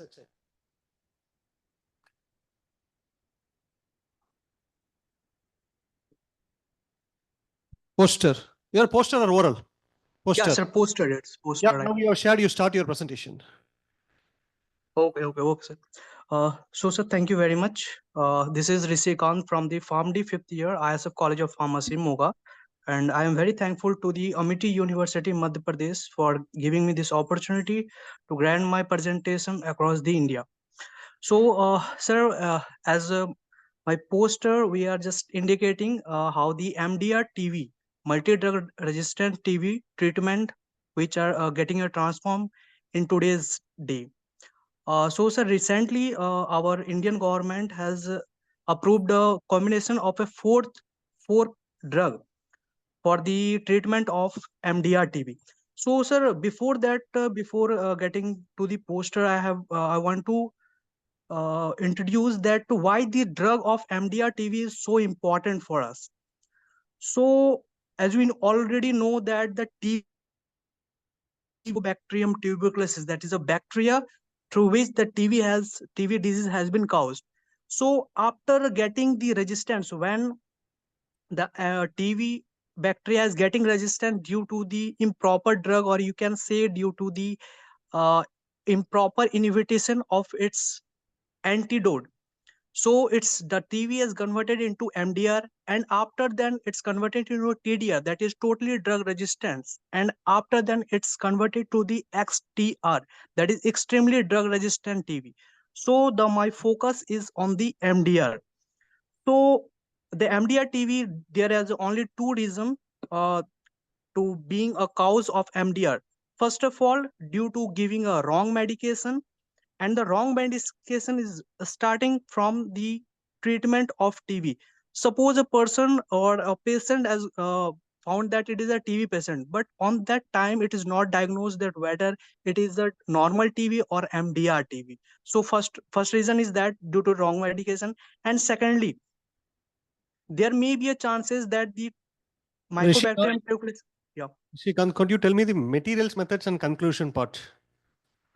Sir, actually, I have just only making the graphical abstract for it and epidemiology for it. Conclude it.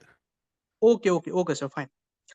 So here's the combination of 4 drugs that are approved by our Indian government in association with the CDSCO, Central Drug Standard Control Organization, that is bedaquiline, moxifloxacin, linezolid, and pretomide. So here's this 4 combination drug has the new approach. It's take the time of interval of nearly 6 to 9 months, where on the old, if I talking about the old approach, there are also a 4 drug combination we are usually at the previous time, but it take 18 to 24 months of treatment. So there is a difference that the time taken is getting less in our new approach due to the new drug which are approved recently by our Indian government. Nishikant, could you tell me the dose of each drug, like you are telling combination drugs? Yes, sir. Sir, actually, the dose I have not searched that what is the actual dose, because sir, it is the new approach, or you can say that a new drug has been approved. I think the formulation based medication are not available in the market. Recently the drug has only been passed from the CDSCO. Okay. Thank you, Rishikant. Thank you very much. Thank you. So the next person is Ayushi from SRM Modi Nagar. Yes, Ayushi, sir. could you please share your slide? Yes, sir.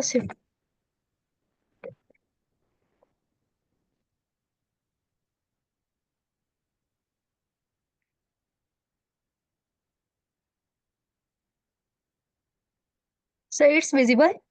No, it is not visible.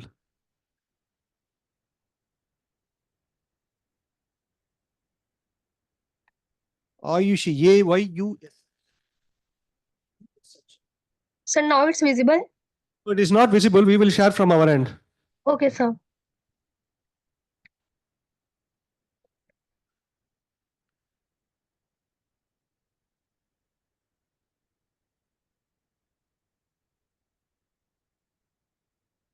It is visible for you. No, sir. It is visible. So it's not my presentation. Sir, Ayushi Johari. Ayushi. My is poster presentation. AYUSHI. JUHARI. Yeah. We have. Yes, sir. Yeah, we have shared. Just give a second. It will be visible for you. Is it visible for you? Not right, sir. Yes, sir. Okay, directly go to the methodology and conclusion part. Okay, sir. Good morning, everyone. My name is Ayushi. Today I will be presenting on the topic the role of artificial intelligence in drug discovery and personalized medicine. As we all know, the healthcare industry is undergoing the transformation, and one of the key driving force is behind the revolution is AI. From drug discovery to personalized treatment plans, AI is shaping the future of medicine in ways we never imagined. In methodology, I have collected the data from the reviews, uh, journals, and articles, and some of the case studies. Now, you might be wondering why AI in health. AI is potential for revolution the way we approach both drug discovery and personalized medicine. By processing massive amounts in the large amount of data and recognizing patterns.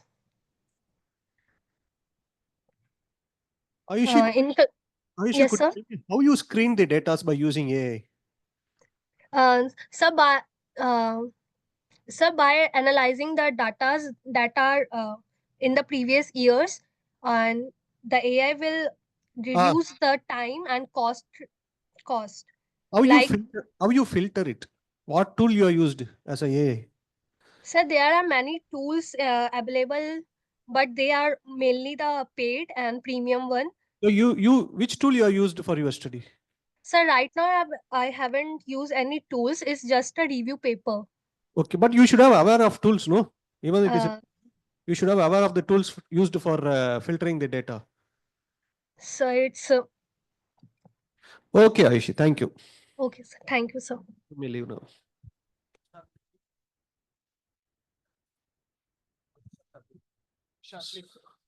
So next one, Malik.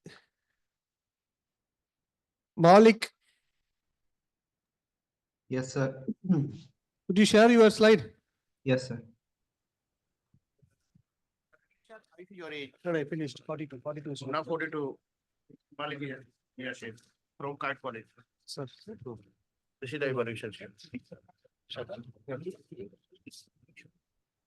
Sir, is it visible? Yeah, it is visible. This year, I hope share all three.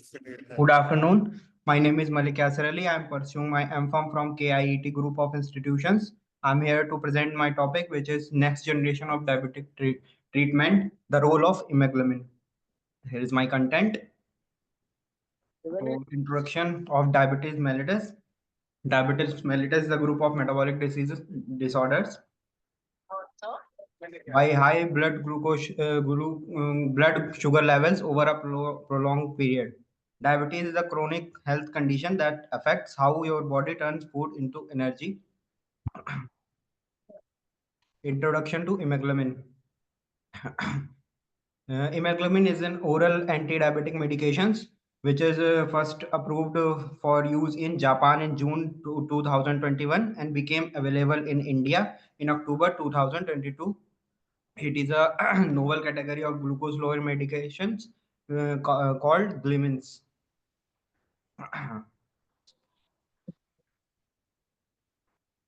Mechanism of actions. Clinical benefits. Imeglamin increase insulin secretion is a response to glucose, enhance beta cell function, improve insulin actions in the liver and skeletal muscles, and modulate mitochondrial function and reduce oxidative stress. Here's a mechanism of action. Imeglamin work by targeting multiple pathway involved in glucose regulation. It enhance insulin sensitivity, secretion, improve Hello? Yasir? Ji, sir. To the conclusion part. Come to the conclusion part only, not an introduction. Please skip the introduction part. So, in conclusion, imeglamin stand out as a promising addition to the diabetic management, offering innovative approaches to enhance glucose regulations and improving metabolic health.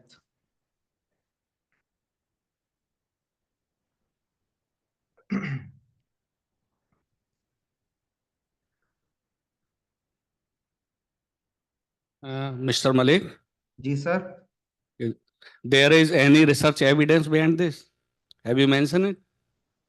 Sir, this is a sir. I have not mentioned it, but there is many research papers are published. Can you show me any research paper regarding this? Sir, not right now, but Okay, okay, thank you. You may give now. thank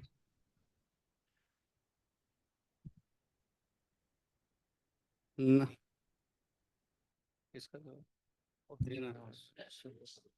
Suruchi, next.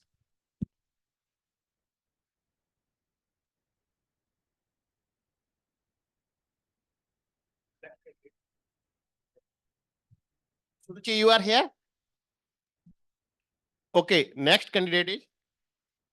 Nimu Singh. Nimu Singh? Nimu Singh here.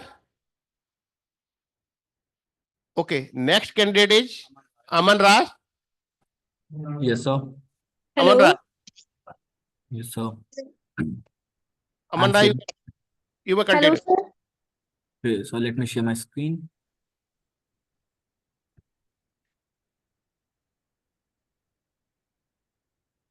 Suruchi, you can present after this PPT. Sir, is my screen visible to you? Yes, visual. Good afternoon, sir. Come to the presentation mode. Come to the presentation mode. Okay.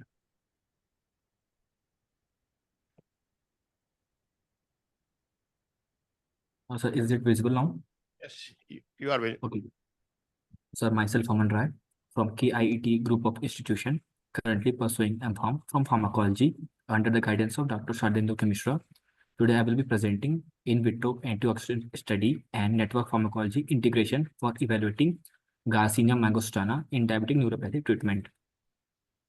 Okay. Right now, I will be presenting introduction, purpose of the study, method that I have used in the study, results and conclusion, as well as future perspectives.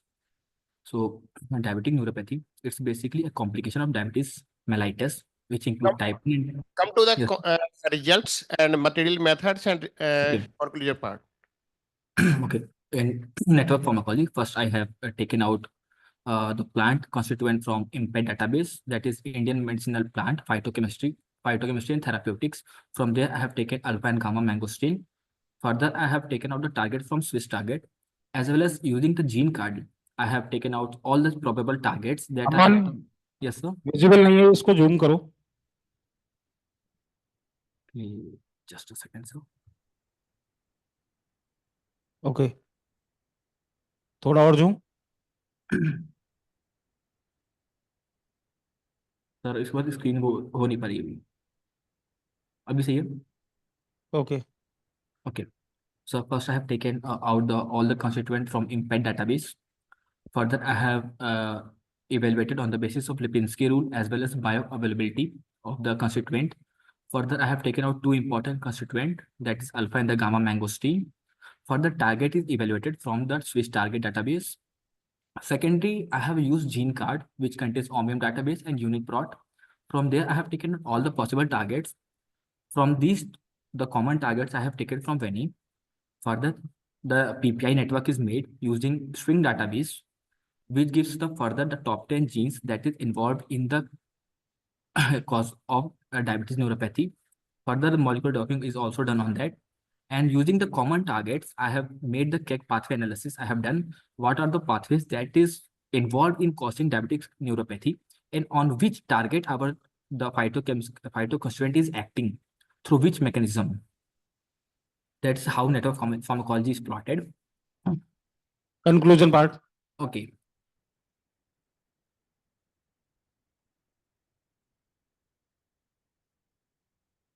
This is the results of in yellow, we can see the gamma mangosteen, alpha mangosteen.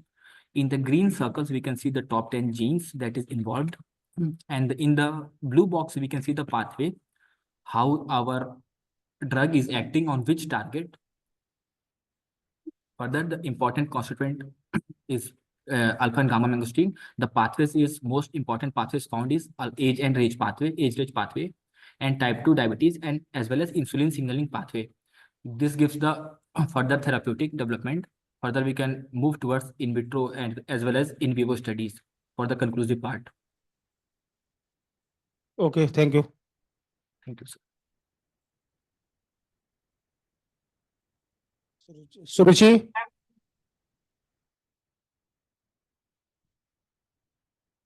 Meenu.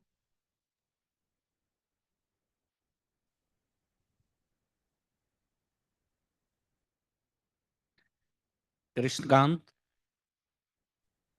Yes, sir. Hello, sir. Hello, sir. I am Asutosh Raj, sir. Hello. Okay. Show me. Sir. Hello, sir. Hello. What's your name?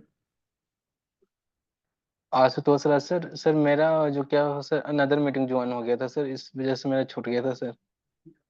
आप ही का meeting sir, meeting. Wait. अभी line में. Hello, Yes, sir. Nemo Singh. name using. Okay, let's proceed. Continue. Okay, sir. I will share.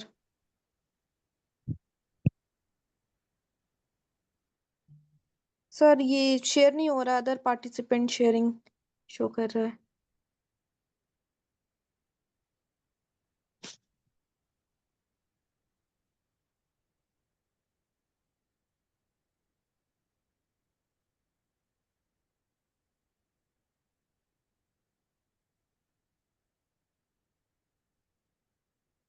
Hello, Nemo. हाँ sir sir give me 2 minutes please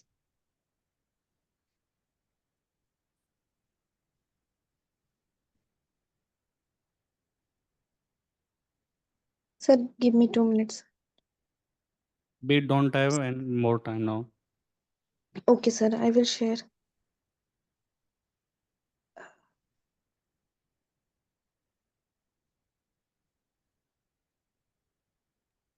So can I start sharing?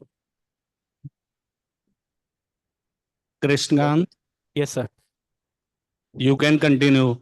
Name Okay. is bed. Okay sir Krishnagant, share. Is it visible, sir? Yes, yes. Okay.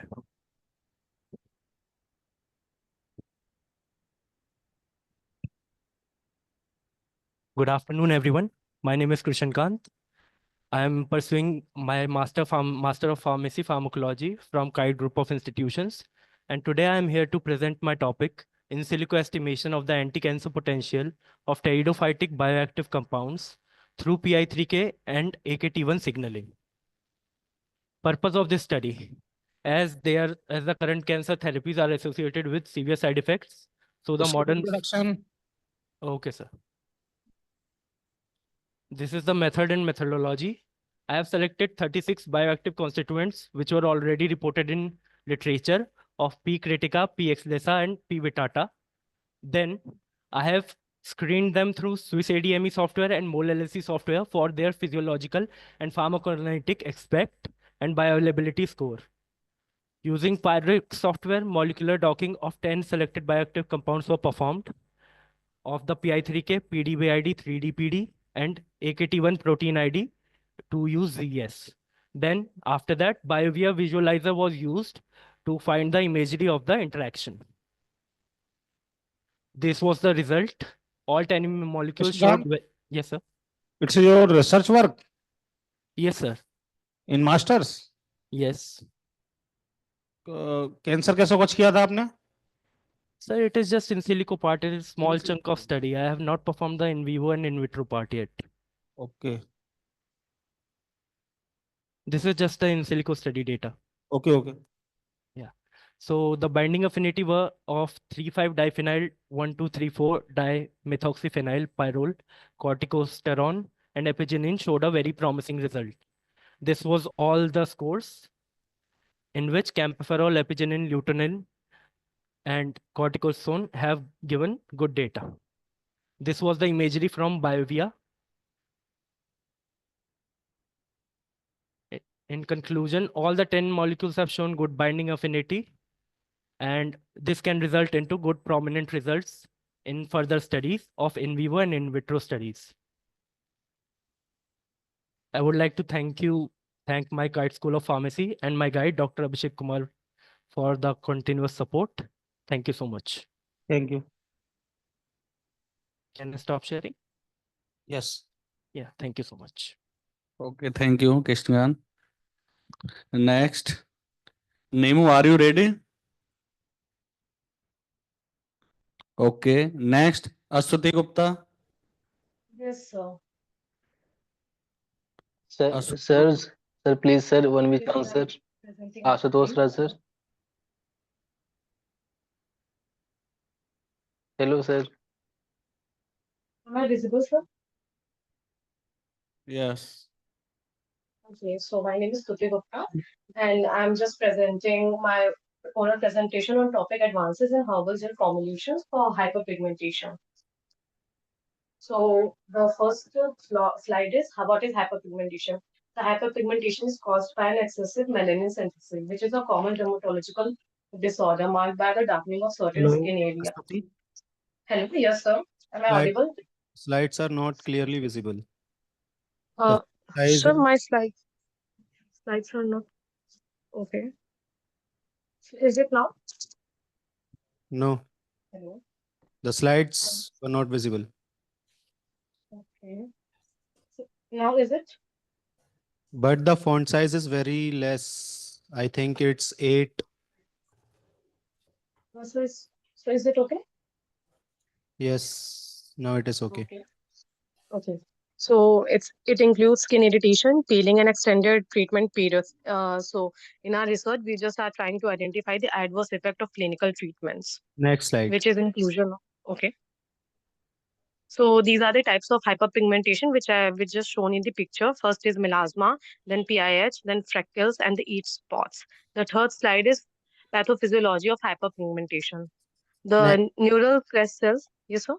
Next. Okay.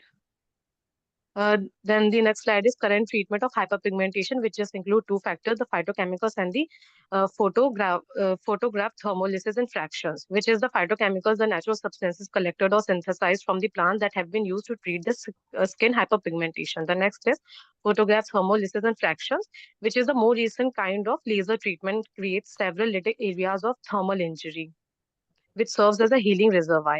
And the next slide is the key ingredient which I have used in herbal gels are the neem extract, licorice extract, turmeric, papaya extract, and the aloe vera. So the mechanism of actions just begin with the tyrosine. Okay. These are the mechanism of actions. And the conclusion is these formulations are especially beneficial since they work well within a variety of skin types and have low risk of adverse effect. So which makes them appropriate for the long-term users. Any marketed formulation which contain herbal ingredient? So, yes, sir, there are many marketed herbal ingredients which have been used in hyperpigmentation, but still we are using the mixtures of herbal ingredients so that we can just prove it more effectively Name in of the terms of, formulation? Sir, the neem gels which is used in the market as a brand name of Himalaya. Himalaya as a company. Yes, sir, a brand name called company. So, Yeah. Name of the formulation. I am asking name of the formulation. Any formulation containing herbal ingredient in market? so right now I don't remember. Okay, thank you. Okay, thank you, sir. Next, Ashish Gupta. Yes, sir. Sir, I am audible. Yes, you are audible. Good afternoon, everyone. My name is. First share your slide. Okay, sir. Sir, there is the already share. Astuti.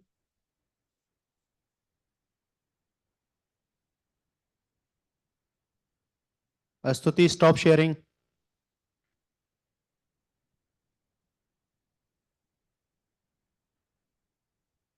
Yes, Ashish, now share. Yes, sir, I am just sharing.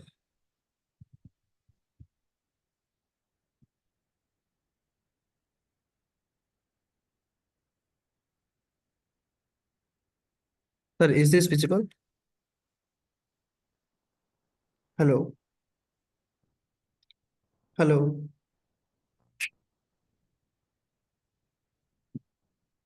Hello, sir.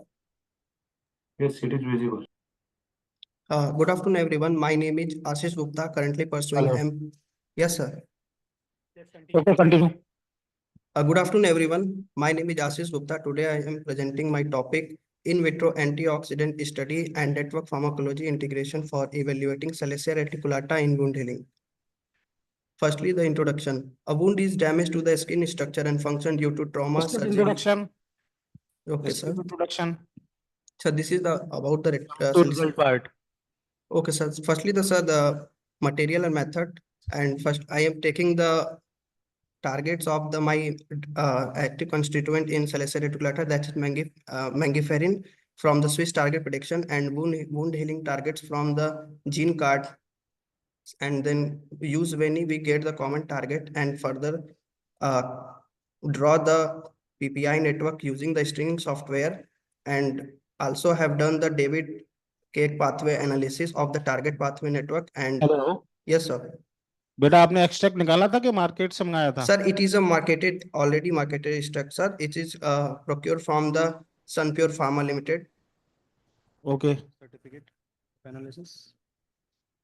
Sir, it is the in vitro antioxidant study that I have conducted for my extract, DPPH radical scavenging assay. And these are the result of my active constituent vangiferin. These are the structure and some physiochemical properties.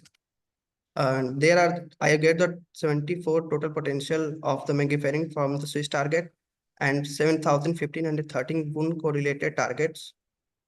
Then further getting the PPI network. These are the Venn diagram of that. And I have got the top 5 hubs in using cytoscape, that is TNF, EGR, PTGS2. On that, the further molecular docking is done to confirm the effect.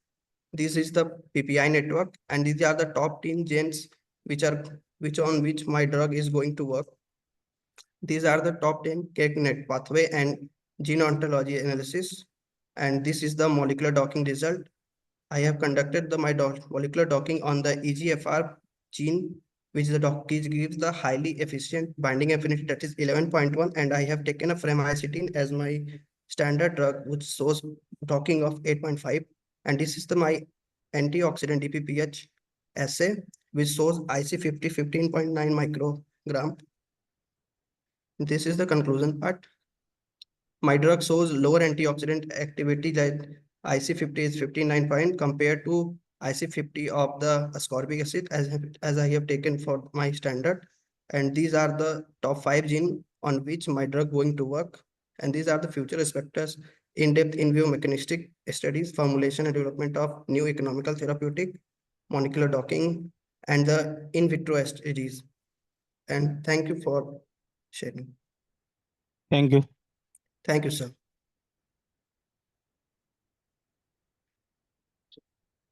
Harshit Tyagi, Yes, sir. please share.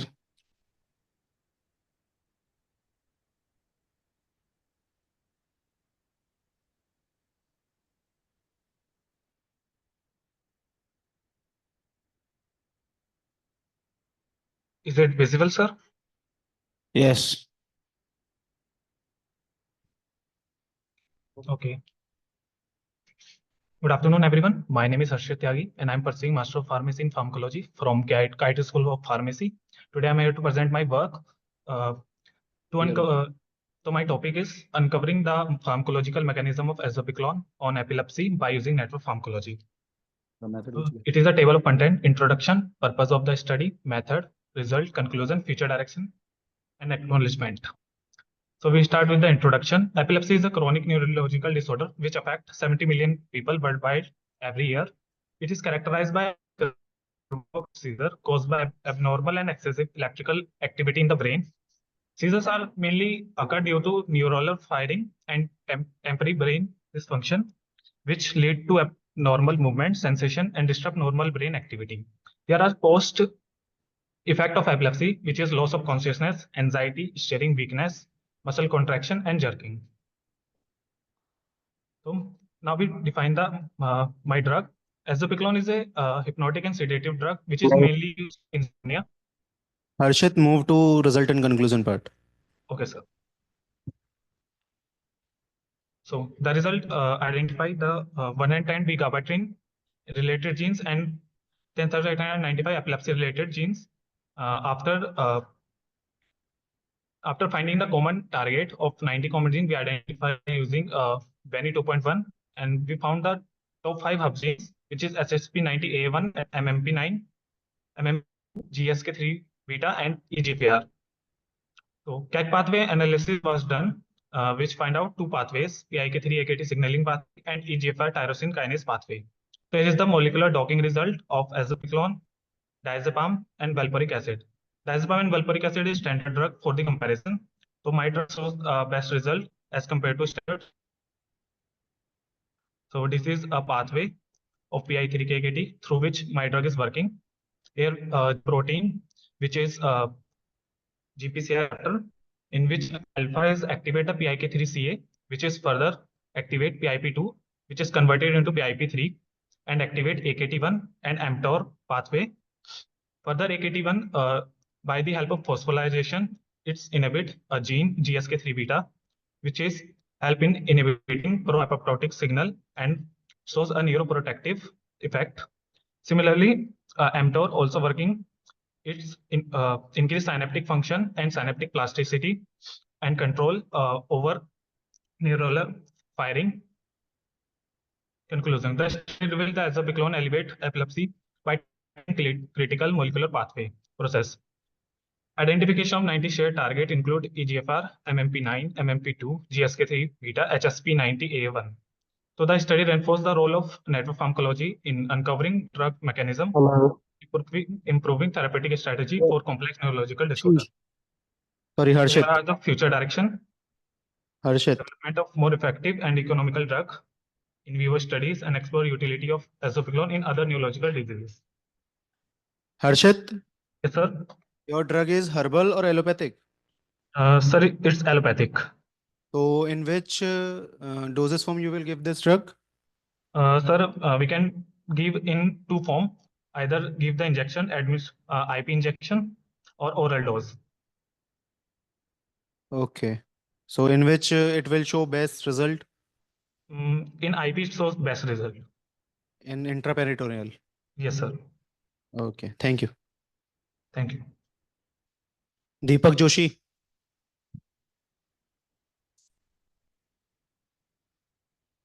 Deepak Joshi. Priya Jindal. Navneet Kumar Singh. Yes, sir. Hello. Hello. Sir, this is Ritik, sir. I mean, because of network issues. Now I am ready, sir. Can Name? I start my presentation, sir? Name? Sir? Yes, sir. Ritik Kumar Thakur, sir. Wait, you wait. We will tell you. Sir, can I start? Navneet? Navneet, you can start.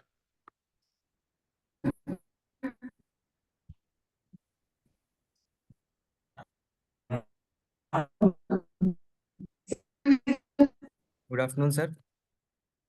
Yes, Navneet. Sir, my name is Navneet Kumar Singh, pursuing Bachelor of Pharmacy from KIT Group Institution. Sir, my topic is targeting myeloid differentiation factor 88 with the help of peptide for treatment of neonatal acute lung injury. Sir, basically we are doing here in silico study. So coming to table of content, introduction part, there is role of MID, steps involved in identification of peptide, a result and conclusion, and future perspective. Jump Sir, to result and conclusion part. okay, sir. Sir, this is the docking result. Basically, we have gone through the several steps. We have found that 15 Not compound visible. Slides are not visible. slides. Sir, I have shared the slide. Yes, please zoom it. Okay, sir. Yes. Sir, we have made the pair of amino acid. Basically, we found that the best peptide which have a great binding affinity with the MOID 88.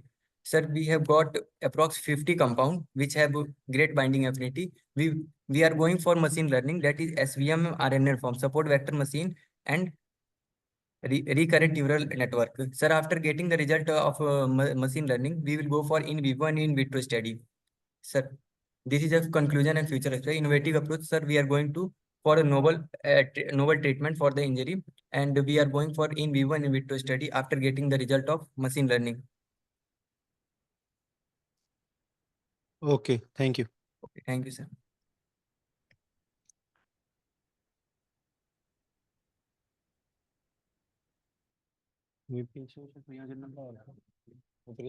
Priya Jindal.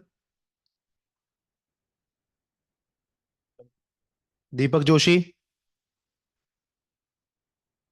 Nidhi Kumari. Yes, sir. Please share your slide. Next, Manoranjan. Sir, Priya Jindal. Yes, it's visible. Manoranjan Bahira, Kaushal Agrawal, Sachin Joshi, Pawan Kumar Maurya, ready रहें अपनी presentation के साथ. Good morning, sir. Yes, start.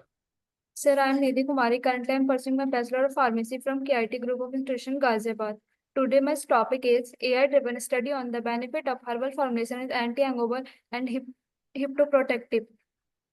You have sent the abstract on this topic, Yes, sir. but here your topic is different. Acetaldehyde toxicity overdose I prevention. sent it.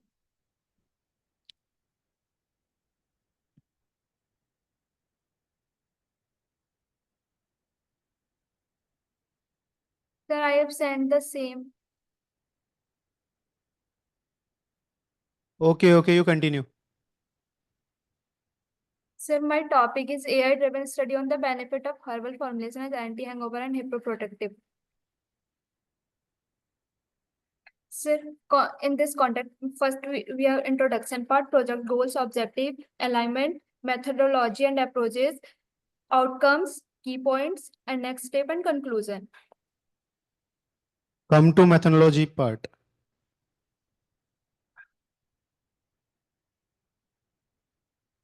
Yes. Sir, AI-driven system, first we are collecting the data from impact database where the Indian medicinal plant, phytochemistry and therapeutics. Where you have collected the data, sites.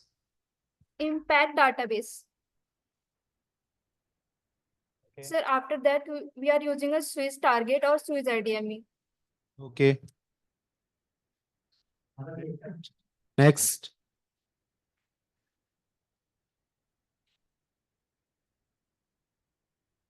Sir, then outcomes, we are doing a network pharmacology. In that, we are extend the extract target and mechanism or pathway. Sir, in conclusion, we are using AI research on herbal remedies of hangover and liver protective saw the greater promises. By using AI analyzed stones where information about the herbs, we can discover a new powerful combination. This AI can help us to predict how well the combination will work and Any speed herbal up. formulation for anti-hangover result? Yeah, any herbal formulation having anti-hangover activity? Sir, ginger, garlic. Any relevant study, research about the names you are telling? Yes, sir. So any research you have read? Sir, we are doing right now. Okay, so no references of ginger, garlic in your PPT? Sir, right now we are doing a literature review on this. So you are doing literature review. Yes, You sir. have done some of the research, no? Yes, sir. So say, share, tell any article. Sir अभी हम अगली बार आपको show करेंगे, अभी उस पे work चल रहा है. अगली बार 1 साल बाद कॉन्फ्रेंस होगी, तब करेंगे आप. चलिए, okay, thank you. Excuse me, sir. Yes. Sir, my name is Priyajinder. Actually, I missed my presentation. Can I Okay. start right now? Okay, you can start. Okay, thank you, sir.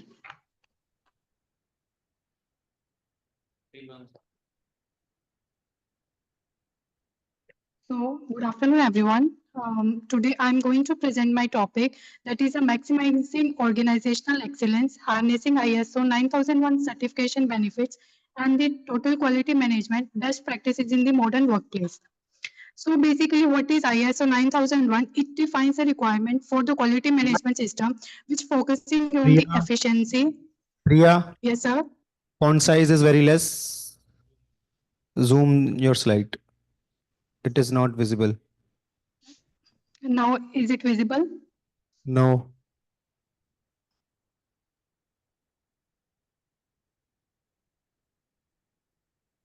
Sir, now is it visible? Okay, okay.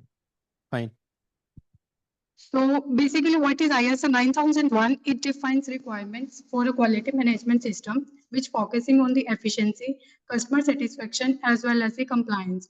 So correlate with the TQM, that is the total quality management. It involves everyone in the organization to improve the quality and to achieve the long-term success. So basically, what is objective for the ISO 9001 as well as the TQM in this? So to enhance the organizational performance by contributing the ISO 9001 certification and the TQM principles and resource management, which leads to the long-term growth. So the next is the what is the key principles and the requirements of the ISO 9001. So basically, first is the focus on the customer satisfaction. Second is strong relationship and the clear goals, engagement at all levels of the organization, process-oriented and the data-driven decision making. Last is the continuous improvement, and it will maintain the stakeholder collaboration. So the next is the TQM principle. So TQM principle, it involves a focus on the customer satisfaction, employee improvement, as well as the sustainability. So benefits of the TQM as well as the ISO 9000 certification. It provides a structured system to enhance the efficiency, it reduces the risk, and it ensures the global compliance and gain a competitive edge. So basically, I have mentioned in the topic that is the best practices in the modern workplace. So what is the best practices? It adopts a continuous improvement, standardize the process for efficiency, measure the success within a quality metrics. Okay, Priya. Use root cause analysis. Priya, on which basis the Yes, sir. digits are decided, like 9001, 2024, 2021, 2000? On which basis these are decided?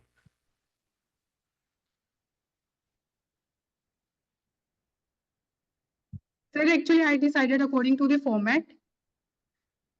No, the digits like ISO 9001, 2000. Sir, this is already mentioned in the literature. On which basis those were decided? It is basically mentioned in the FDA guidelines. Priya, Yes, sir. can you tell me the basic principle of TQM?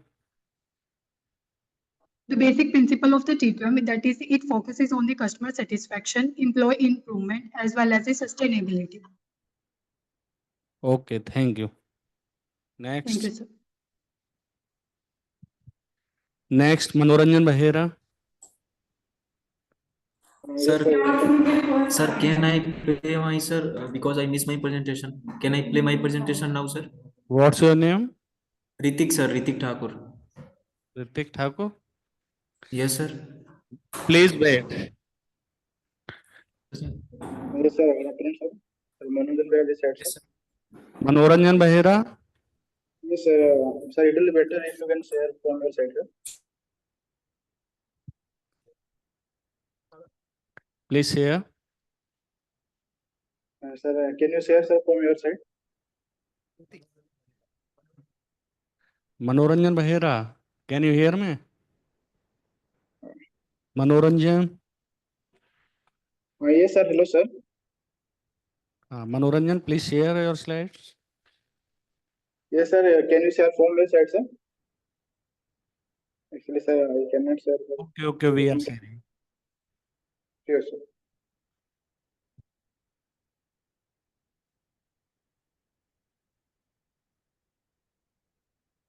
Okay. Is it visible? Yes, sir. Visible.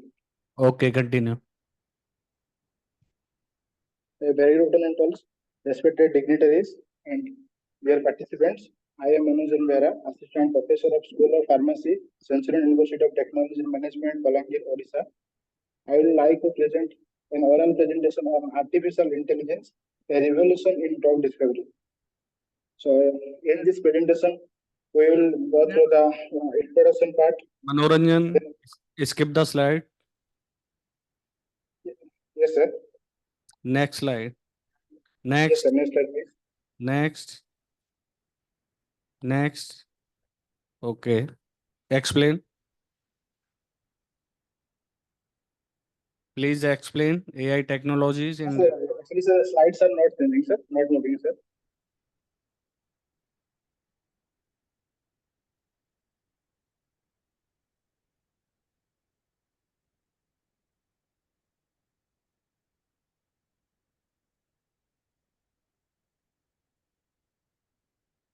So actually slides are not moving, sir.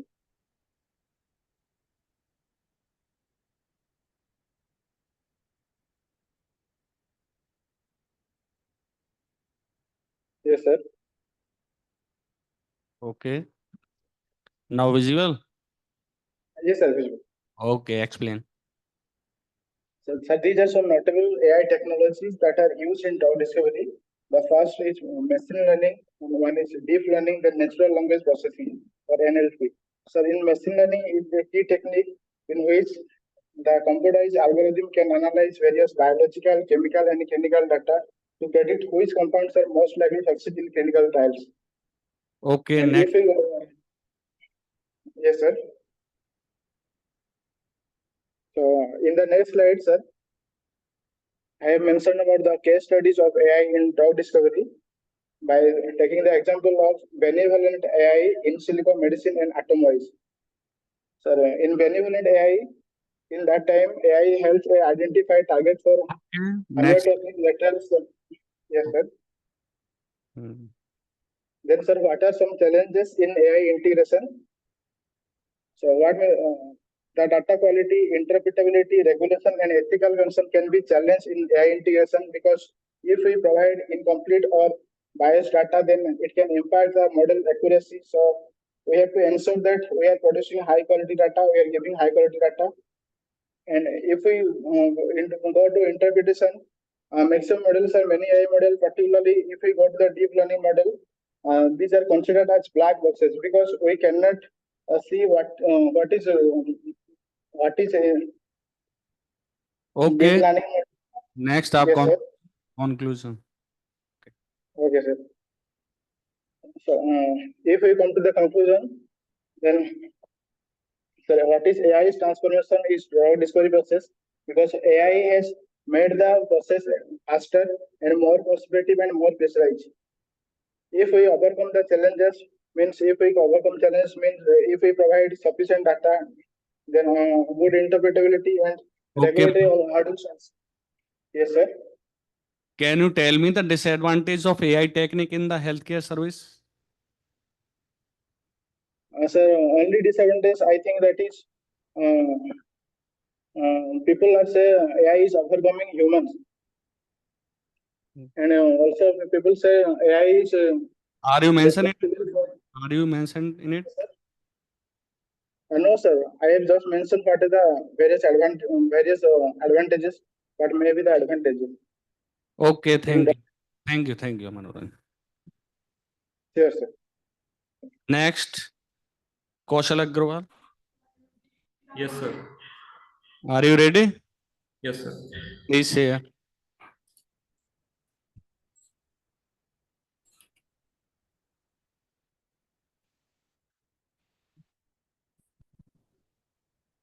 Then Sachin Joshi, ready for presentation. Okay, sir. Okay. Kaushal Agrawal.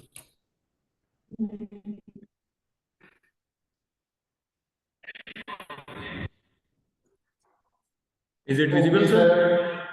Yes, visible. Continue. Sir, is it visible? Not.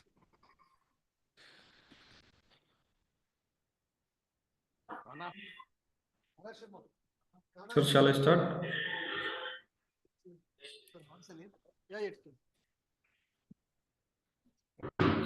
Sir, just a minute. Yes, continue, Kaushal. Good afternoon, all the dignitaries, all the listeners.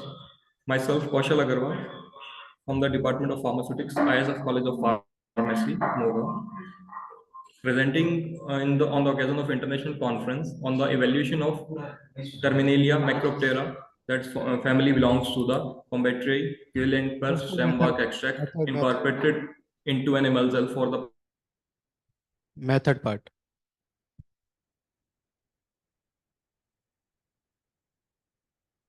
autoimmune disease.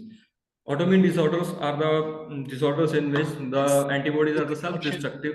Skip introduction. Okay, sir. This is the morphological classification of our plant. Then next after that, we have prepared the extract of our drug Extract is prepared with the help of maceration process. We have weighed specific amount of the bark of the tree, and we macerate it into the ethanol. And after the 72 hours, there is extraction is prepared. The crude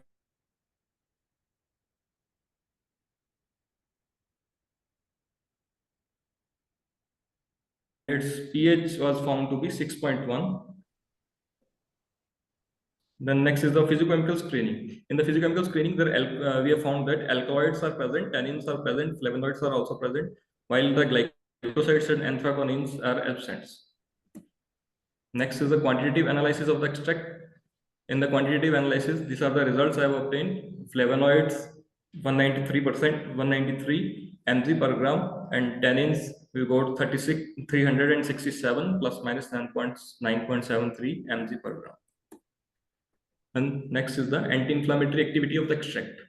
We have find out this anti-inflammatory activity by using the albino rats.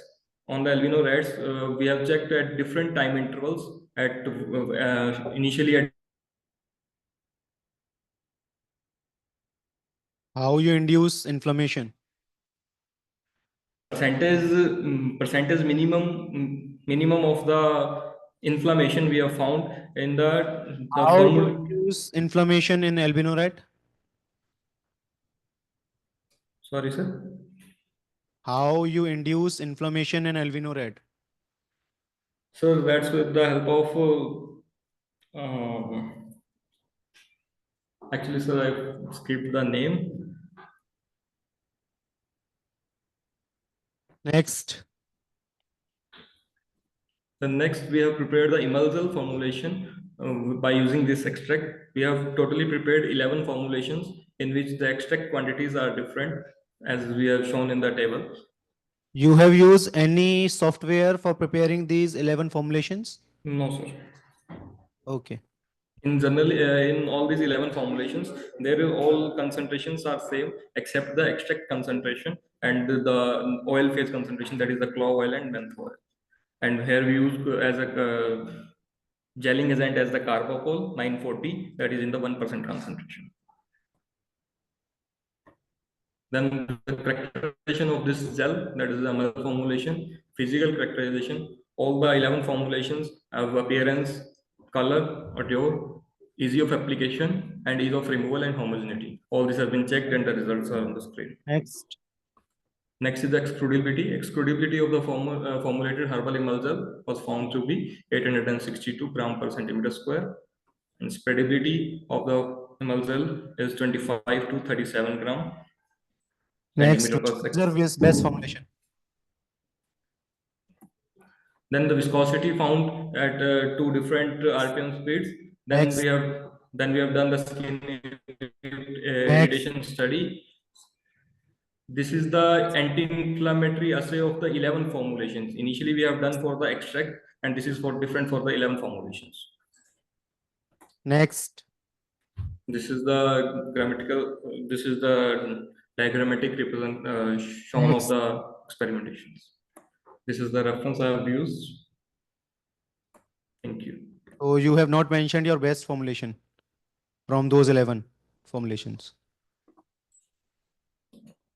The best formulation is the formulation 5th one. Actually, that slide Not was mentioned missed. in any of your slide. That was missed, sir, from the slide. Okay. Next. Sachin Joshi. Yes, Sachin. sir. Good afternoon. Okay. Hello. Yes, yes. You can share your slide. Okay, sir. I'm sharing.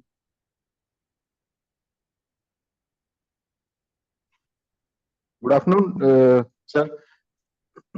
Is it visible, sir? Yes, please. Good afternoon, all. And my topic is about good manufacturing practice for medical products for human use. Sachin Joshi, please go to conclusion part. Okay, sir.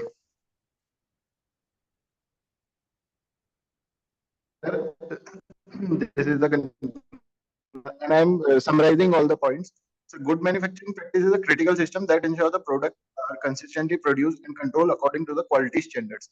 The main key principle of the GMP are facility design, process validation, good procedures, role identification, staff training, hygiene practice, equipment maintenance, quality integrations, regulatory audits, and by managing all these parameters, the quality of the product and all the regulatory guidelines of the company, we can assure that our industry is in regulatory guidelines.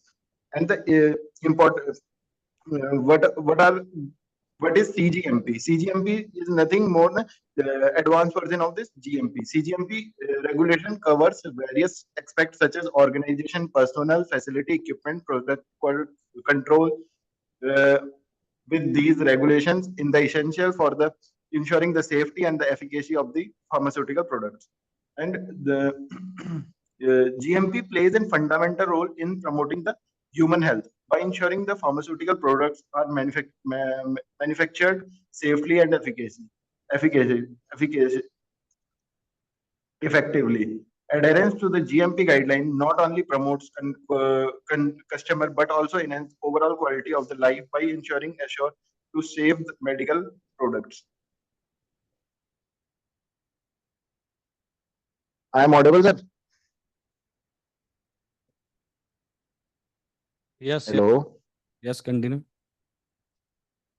Yes, sir. Sir, complaint handling in GMP. How we can handle the complaint? Effective complaint handling is a vital component of the GMP. Companies must have the system in place to address the complaint regarding product quality or packaging issues prominently. Investigation tools like fifth way technique or Ishikawa diagram are often employed to identify root cause.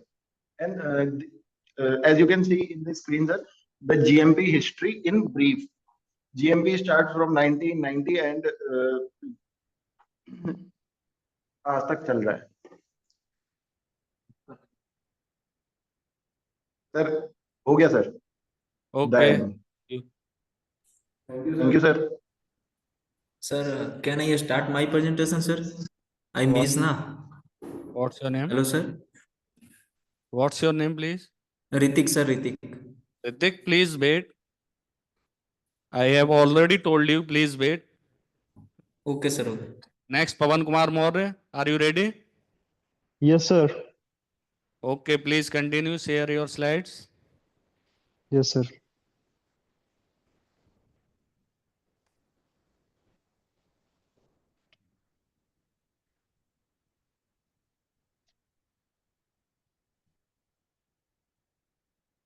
Pawan Kumar, Yes, sir. Wait, sir. थोड़ा सा बस time.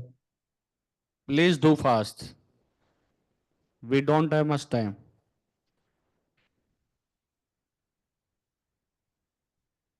Sir, my PPT is visible. Sachin Kumar Shah. Not visible. Pawan Kumar. Yes, sir. Nothing is visible. Sir, Sachin Kumar, sir. Sachin Kumar, are you ready? Yes, sir. Yes, sir. Okay.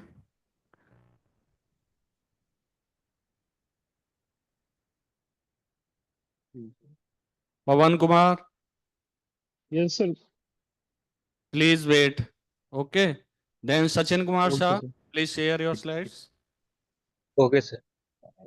Sachin Kumar Shah. Yes, sir. I will share my slide. Okay.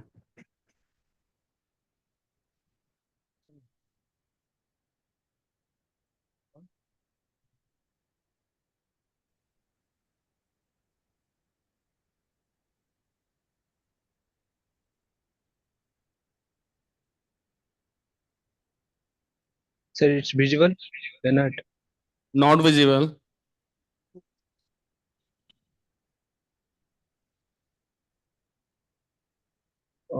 Sir, it's show unsupported document type. Please select the image. Yeah, PDF documents. Sir, unsupported दिखा रहा है. Okay, okay. I will try. Sachin Kumar Shah. जी sir We are sir sharing ये your slides. Wait, sir wait. it's so unsupported documents type. Okay, we are sharing. Okay sir.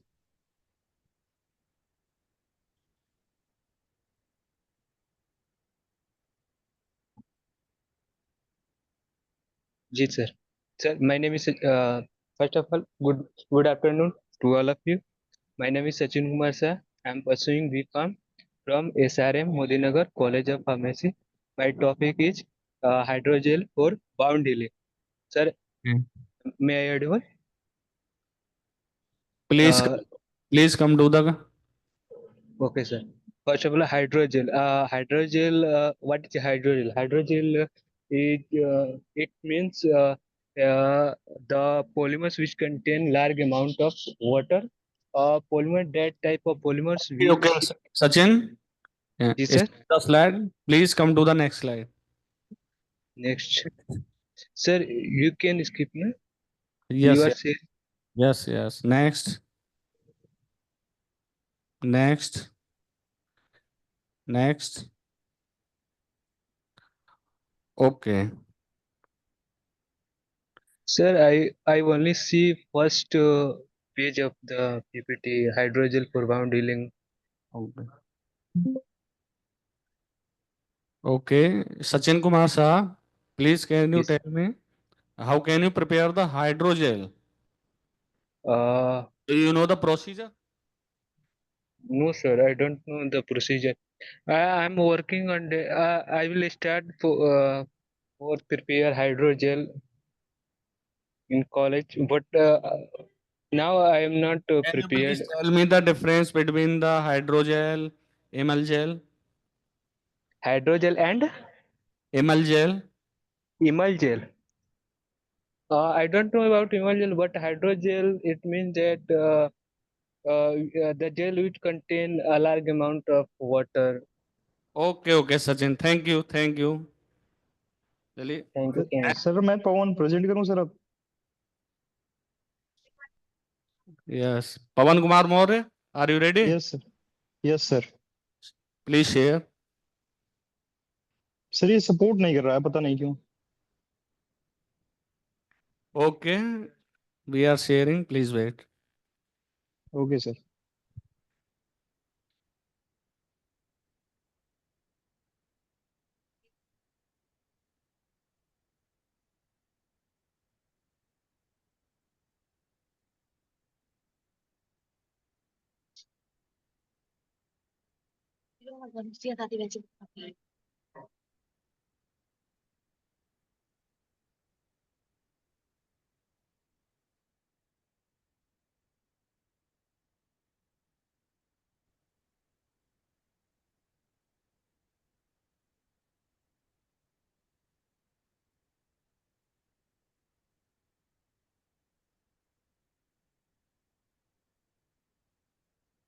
Okay, Pawan Kumar. Pawan Kumar Maurya, are you here, me? Pawan Kumar Maurya, are you there? Pawan Kumar Maurya. Okay. Next participant. Hello. Hello. Hello. Next participant. Hello. Eknath Kode. Hello. Hello. Who is this? Sir, I am Nimu Singh. I missed my presentation. Okay, okay, okay. Don't worry. Please wait. है ना? Okay. Okay. Next participant, Eknath Kode. Yeah, sir, I am present.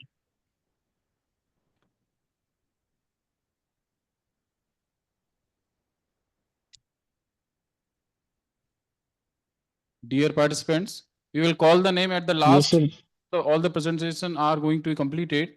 If any one of you have missed the presentation, we'll give one more chance if the time is going to permit us. So please wait in that meeting. Sir Pawan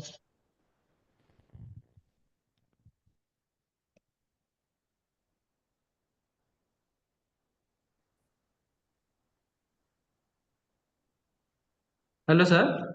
Yes. Yeah, can I start? Yes, yes, sure. Yeah, thank you so much, sir. My title of presentation is Advanced Polymeric Nanoparticle for Targeted Co-Delivery of Antitubercular Drugs. In that, we have prepared the nanoparticle by using the microreactor assembly. So in that microreactor assembly, we have prepared the two different solutions. One solution containing the chitosan and the drug as well as stabilizer, and another solution containing the solution polymer B, that is the dextran sulfate. And we have prepared this by using the passing those solution from the infuser, that infuser 1 and infuser 2. From that, we have passed through the microreactor channels, and we will getting the nano suspension. From that nano suspension, we have analyzed this nano suspension. Also, we have studied the box Benton design for the optimization of the formulation. So these are the things we have used: the amount of chitosan, then the amount of the dextran sulfate, then the stabilizer, that is we have used the PVK13. And these are the response dependent variables: particle size, polydispersity index, and zeta potential. So these are the 17 runs we have got from the box Benton design, and that we have optimized the formulations.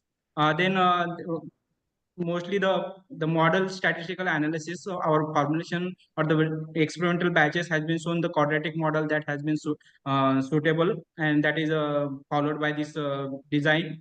Then we have characterized the nanoparticle by using the same study as well as the heterodynamic particle size analysis. So in that particle size analysis, by using the MAL1, we have determined the particle size, average particle size for the optimized batch, that is the 233.8, and the PDI was also near about 0.073, and the zeta potential is slightly negative, that is a -17th. So it will be acceptable correlate stability, and the particles for the same analysis, it has been obtained that nanosuspension as well as the spray dried formulation. So it will be showing the spherical structure, spherical shape of that formulation. Also, we have studied the solid state characterizations. We have studied the FTI study, then the DSC, TGA, and XRD.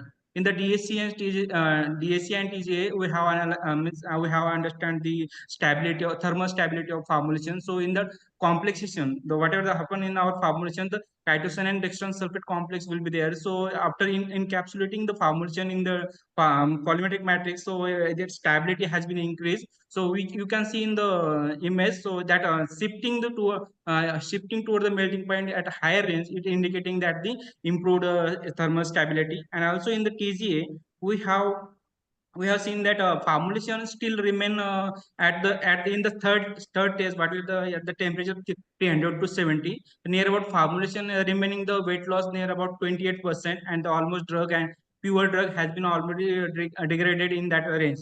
So near that has been shown that indicated in instability. And also the XRD spectrum, we can see that the intensity has been reduced Next in the slide. formulation. Yes, sir. Next slide. Yeah, and then we have studied the in vitro release as well as the NGI for the Next. dry powder inhalation. So in that NGI, in 24 hours, isoniazid has been released in 98%, and in 72 hours, pyridoxine hydrochloride has been released near about 83%. So this is a formulation, and also we have studied the NGI. By using the NGI, we can. Next slide. Yes, sir.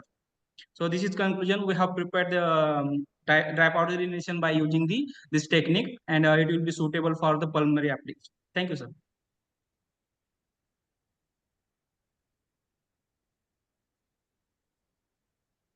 Sir मेरी PPT share नहीं हो रही sir. पवन Kumar Maurya sir, आप share कर सकते हो उधर से। आप बार बार बीच में गायब हो जाते हैं, इतनी बार आपको बुलाया गया Pawan Kumar Maurya, Pawan Kumar Maurya. Sorry sir. Sir मैं शेयर करने की कोशिश कर रहा था sir. Now wait for some time. Abhishek Pandey, Abhishek Pandey. Yes, sir. I am here. Yes, share your slide. Poster. Yes, sir.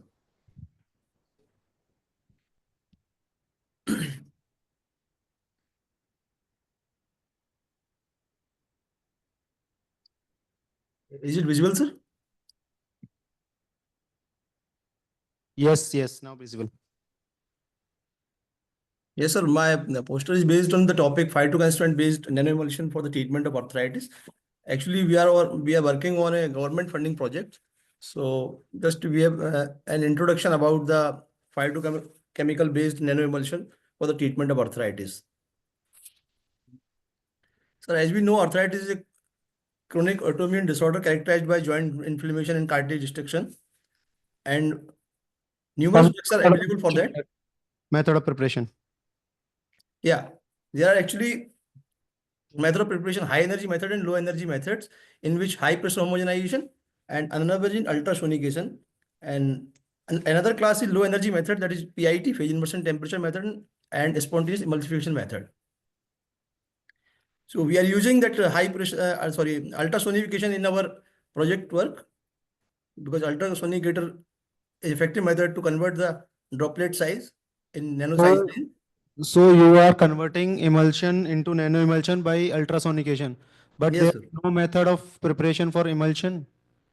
Sorry? Method of preparation for emulsion. The method of preparation for emulsion. Yes, ultrasonication is used to reduce the particle size or globule size. Yes, globule size, yes. So how it can be a method of preparation?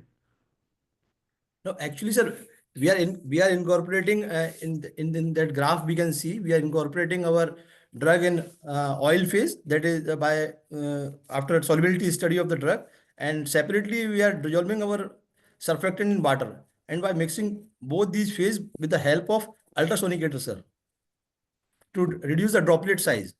Okay. And the main thing is that behind this concept is that because conventional formulations having some limitations about the solubility and viability of the particular compounds, especially phytoconstituents, they are having limited solubility due to their hydrophobic nature. So in case of nanoemulsion, we are using oil and water also, so that lipid core provide an environment for the hydrophobic drugs to encapsulate them, and while hydrophilic phase, that water provide them hydrophilic environment. So What they are, type of emulsion you will prepare? sorry, What type of emulsion you will prepare? that is an oil and water emulsion, sir.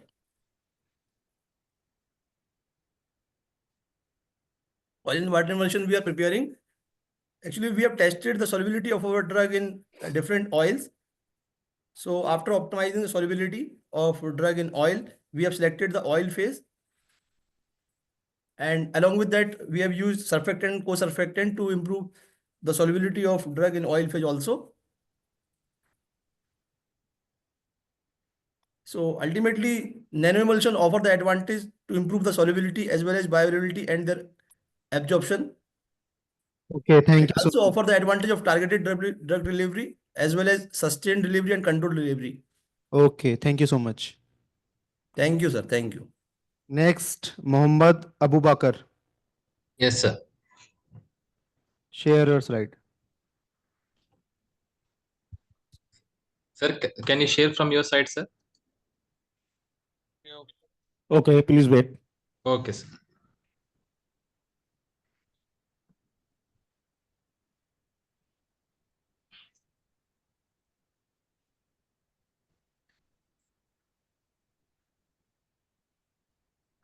Abu Bakr.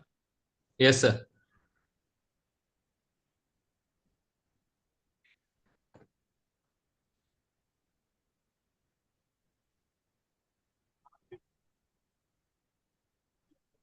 Sir, is the slide visible, sir? Hello. Please wait. Okay.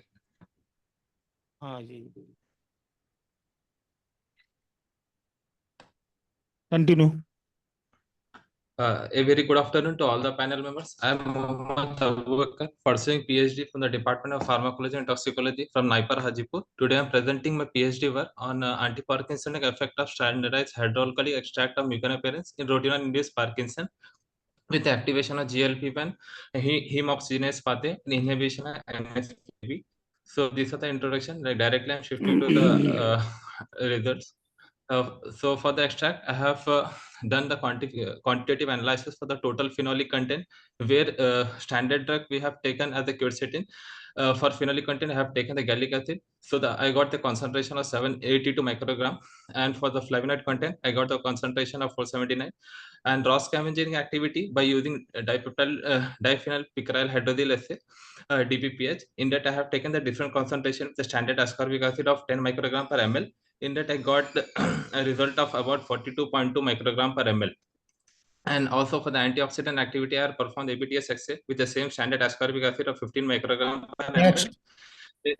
Next slide. These are the yes, sir. You know, KAG the pathway in that I have considered for the top 10 pathway in the GPCR family, because GLP-1 pathway is considered under GPCR family. These are the behavioral parameters like Morris Waterman test, where we have checked the time to reach the platform. In disease control, there will be and more time has been taken with the disease animal compared to the treatment group. Less time has been taken to reach the platform. And open field test where animal is placed in the center of the arena.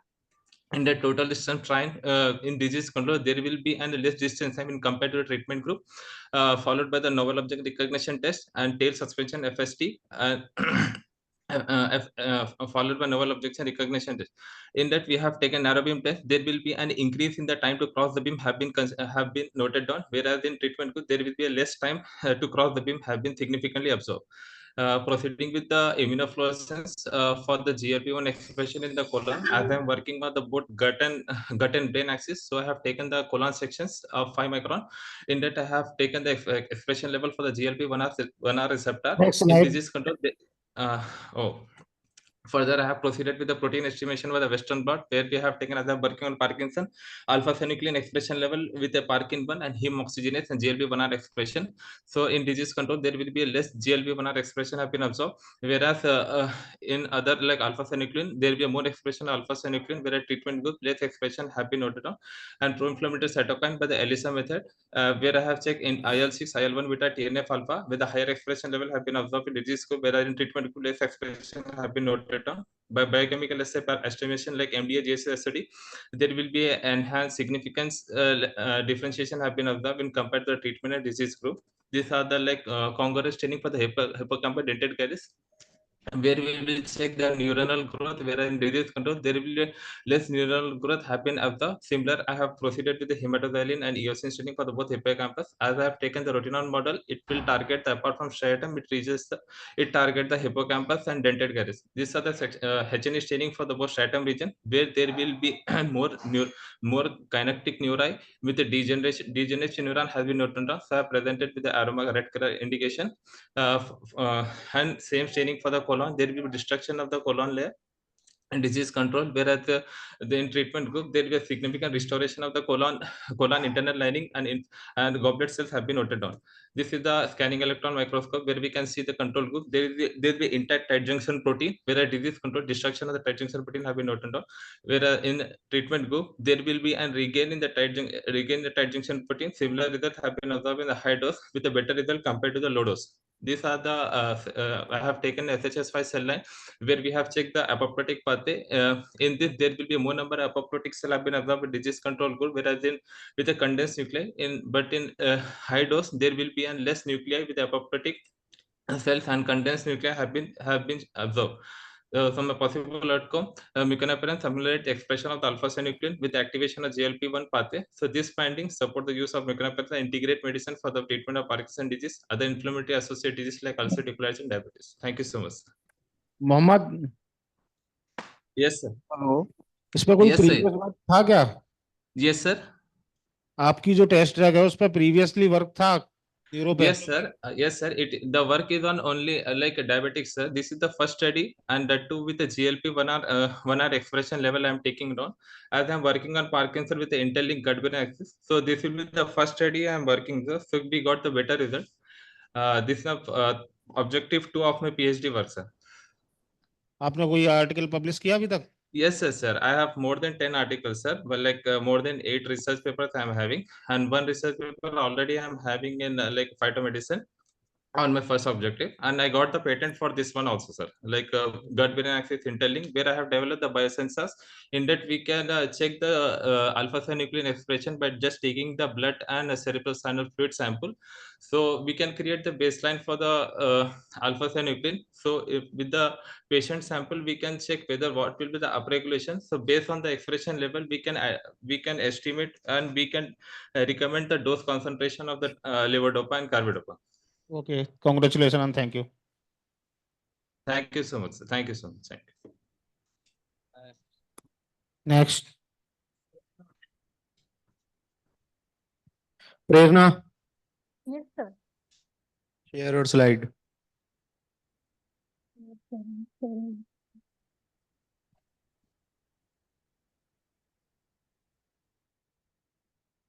Sorry. Sir, may I presenting my poster? Already screen shared by Mr. Abubakar. Can you ask to please stop their screen sharing? Hello. Am I audible? Yes, you are audible. Ask to Mr. Abubakar sir to stop their screen sharing.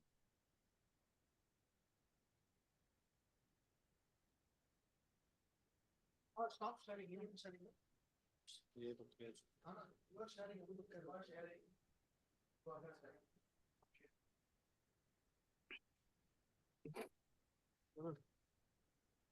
Abubakar, could you stop sharing and you can leave? Okay, sir. Okay.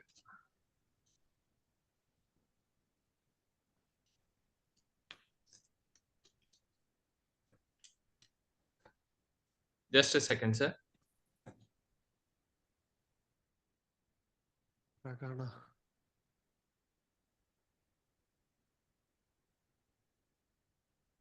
Screen is visible to everyone.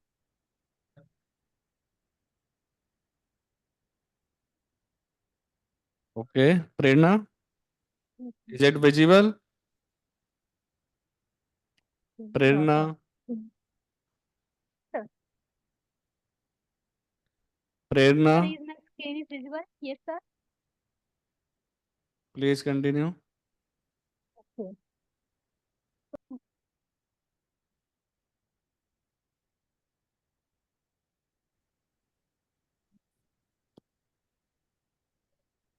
Slides are visible or not? Prerna, Sir, is it visible? okay, Please then confirm. continue. Okay. So my name is Prerna Usukle. I am from Shivaji University, Kolhapur. So today I am presenting my review paper. Topic is Swiss ADME, predicting the drug likeness and pharmacokinetic properties of small molecule. So as we know, the journey from discovery of new drug molecules to bringing it into the market is a long and complex and Prerna. costly. Yes, sir. Tell the conclusion of your review article. Yes, sir. So conclusion of my review article is the Swiss ADME is contributing to the drug discovery and development. So as it is proven to be indispensable tool for researchers in the drug discovery development, also in pharmaceutical sciences. So by providing fast and reliable prediction of drug likeness and pharmacokinetic properties, this tool helps pharmaceutical scientists to design drugs with better bioavailability, optimized formulation strategies, and enhance therapeutic efficacy.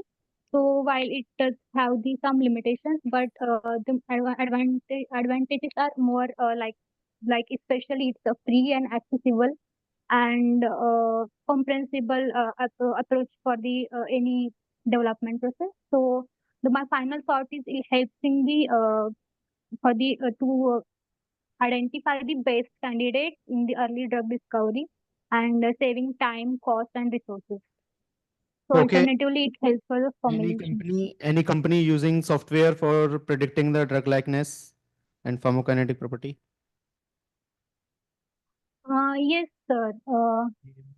Name of pharmaceutical company. Informatics, yes, pharmaceutical company, and also one I know is in one of the company I approaches in Pune. Also, there is a company like a informatics, farm informatics in Pune, and under same thing.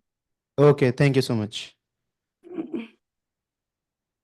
Srishti Sandilya, Yes, sir. share your slide. Yes, sir.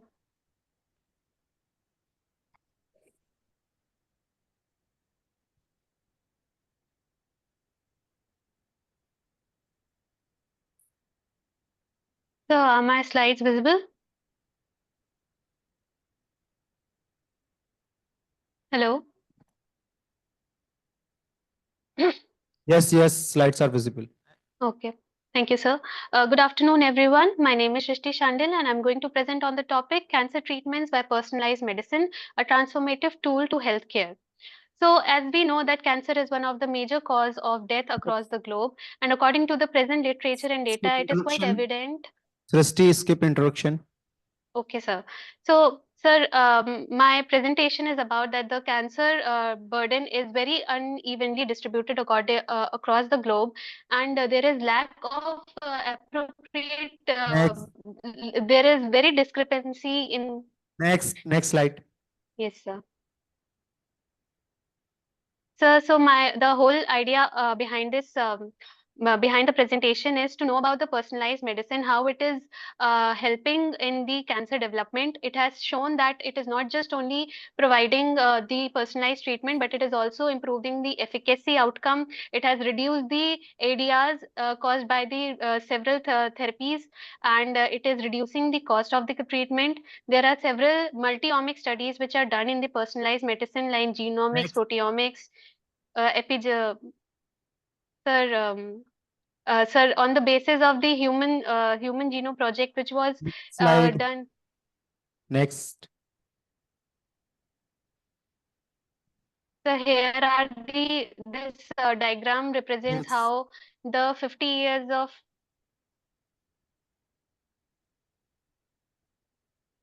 So in the conclusion, I would like to say that precision oncology, although there are a lot of challenges in accepting the precision oncology, but we should try to incorporate more trials and try to develop more biomarkers derived diagnostic techniques and targeted and immunotherapies, so that better precise treatment can be provided to the patients. Thank you, sir. Srishti, Yes, sir. two questions. First, how did you get this slide format? Sir, I'm from Amity itself. Okay. Sir, I'm Yeah. from Amity University, Lucknow campus. Okay, good. Second is you have mentioned some of the numbers after your some concept like 2, 3, 4, 5, 6 something. What are those representing in the slides? So these Okay. 11. So these are the references to the slides. You mentioned the references, no? That I want to know. Yes, sir. Yes, sir. So these are the references. Okay. Sir, please. Okay, thank you, Srishti. Thank you, sir. Okay. Next participant, Safia. Safia, can you hear me? Safia. Okay. Next participant, Nageshwar Panda. Yes, sir, Safia. Safia. Okay. Are you ready? Yes, sir. Okay, please. Yes, sir. Please share your slide.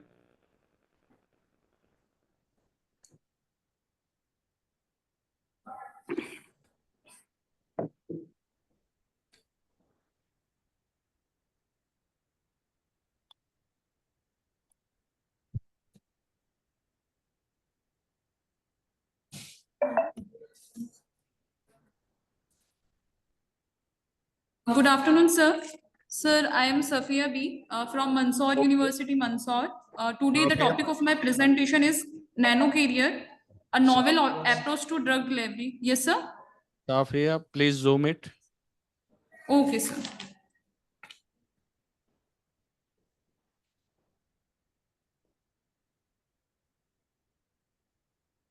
Sir, now it's visible. Not.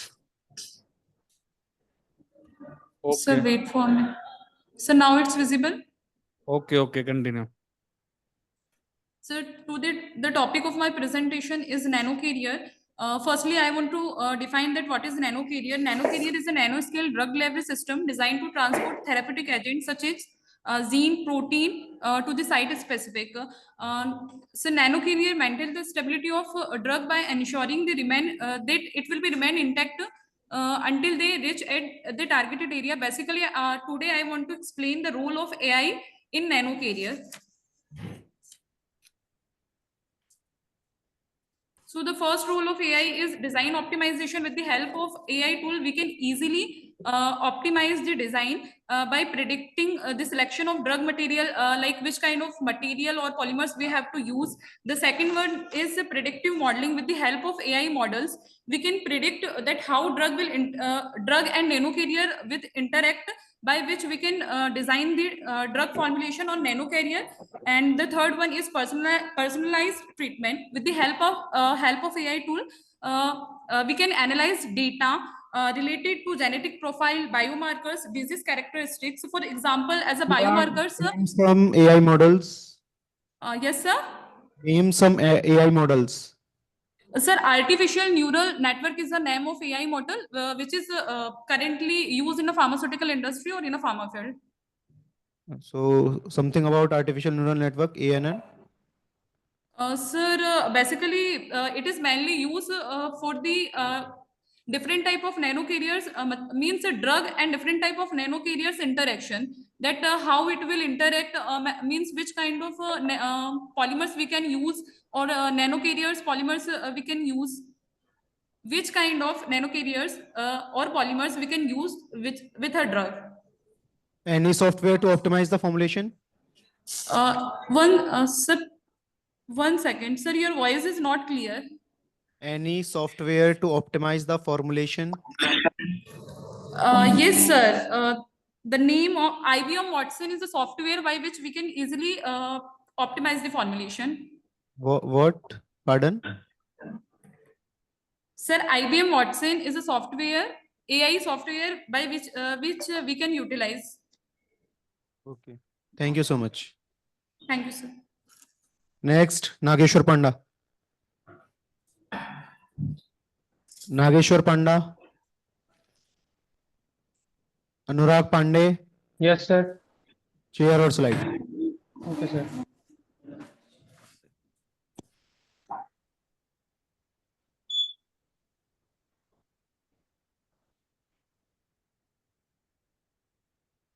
Sir, can you share from your side, sir?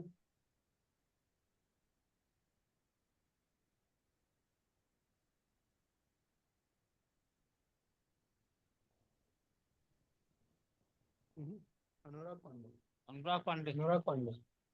Sir, can you share from your side, sir? Yes, we are sharing. Please wait. Okay, sir.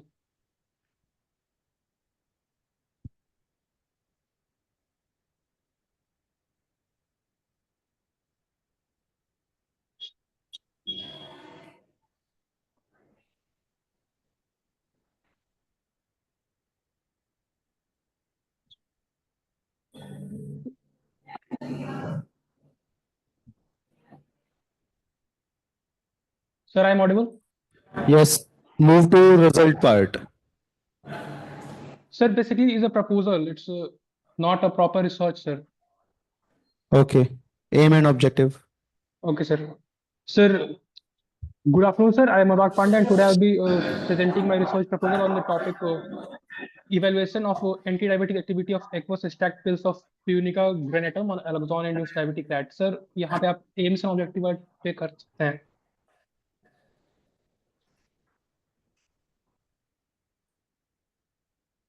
Sir, the aim of my topic is to investigate the anti-diabetic activity of punica granatum pills stacked in alloxan-induced diabetic rat.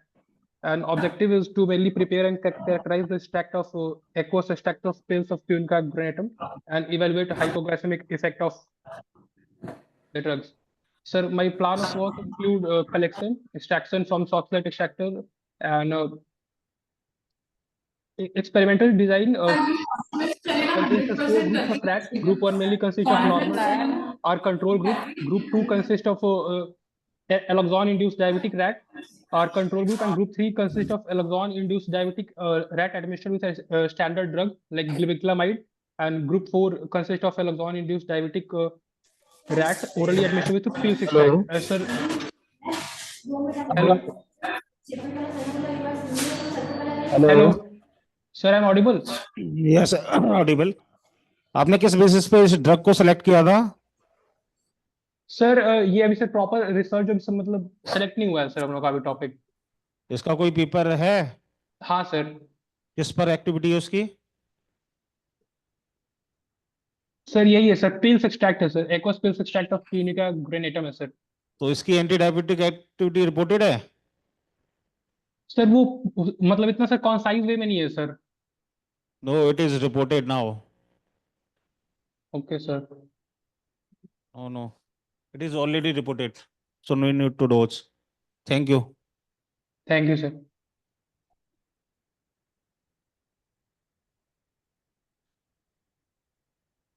Akansha Singh. New opportunity. Akansha Singh. Yeah. So may I presenting my Sir, I am poster? audible? Akansha Singh. Yes, sir. Sir, am I audible? Akansha Singh, please share your slide. Mithilesh. Please wait, Mithilesh. Akansha Singh. Yes, sir, I am sharing my screen.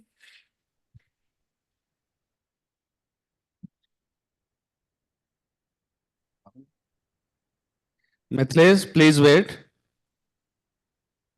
Sir, is my screen visible? Yes, yes.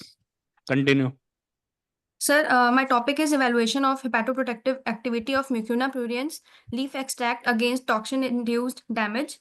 Sir, Mucuna pruriens is velvet bean, commonly known as velvet bean, and it is a leguminous plant traditionally. Introduction part. Yes, sir. Skip introduction part. Okay, sir. Sir, this research aims to investigate the hepatoprotective potential of Mucuna pruriens, evaluating its ability to prevent and repair liver injury induced by toxin agents. Like the finding could contribute to the development of novel phytomedicine and liver health management. Sir, due to rifampicin or paracetamol or due to oxidative stress, the liver is damaged, and for this this herbal drug Mucuna pruriens is. Akansha, Yes, sir. what basis you have selected your test drug? Sir, what basis? Sir, this is plant Mucuna pruriens, and with its leaf extract are used for hepatoprotective activity. This was the research. Reported है ये? Yes, sir. Any paper evidence? Yes, sir. There are paper published for this hepatoprotective activity of Mucuna pruriens. Your research work? No, sir. This is a proposal. Research is going to be conducted. तो how will you research on it? जब reported है तो आप इस पे work कैसे करेंगे? Sir, I will use a different method, and extraction method is methanolic extract. Reported and previous researches were on ethanolic extract.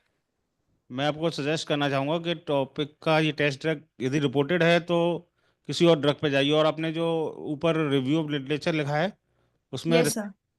Review of literature लाइए।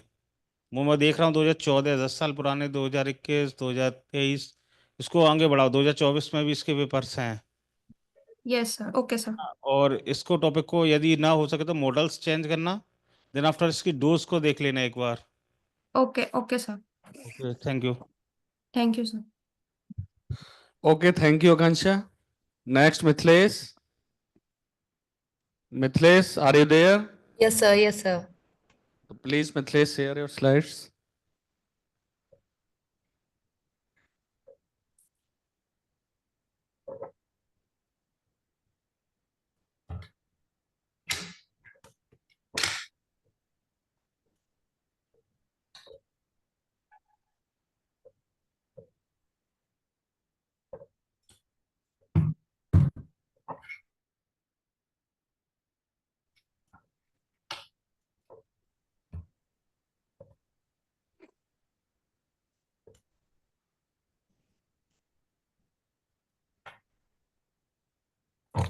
Hello, sir. I am Atlis. Okay. Currently, I am pursuing. Hello. Yes, yes. Please continue. Ji, sir. Hello, sir. I am Atlis. Currently, I am pursuing M.Pharm Pharmaceutics from Rajiv Academy for Pharmacy, Mathura. Here, I am presenting my topic on method of enhancing dissolution and bioavailability of poorly soluble drugs. Firstly, I explain bioavailability is one of the important pharmacokinetic properties of the drug, which are used to describe the fraction of an administered dose of unchanged drugs that reaches the systemic circulation. Yes, sir. Yes, sir. Please select slide mode. The poster is not visible.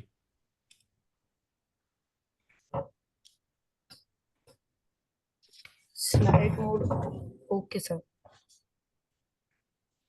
On left hand side, yes. There. Visible, sir? Yes, please zoom it.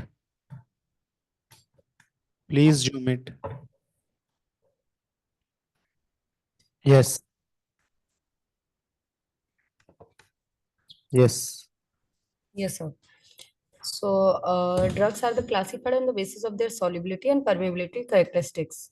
The pharmaceutical classification system categorizes drugs in 4 categories: class first, second, third, and fourth. Here is a next bioavailability enhancement techniques. There are 2 techniques: traditional techniques and newer techniques. Traditional techniques include use of co-solvent, hydrotrophy method, use of prodrugs, precipitation, solvent disposition, use of surfactant, micronization, and use of metastable polymers. Okay, Mithlesh. Okay. Please, can you tell me the main motive or purpose of this? Man motive for this poster is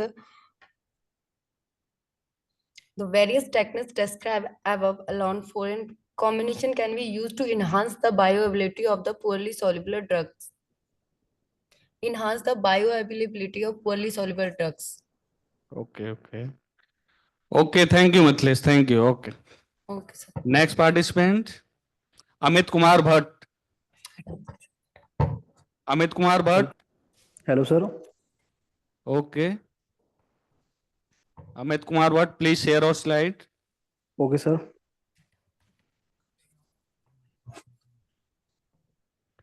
Mithlesh, stop sharing. Okay, sir. Mithlesh, please stop sharing. Okay, sir. Okay. Sir आ ही नहीं रहा यहाँ से sharing का हट नहीं है कट करो यहाँ से ओके नहीं हटा क्या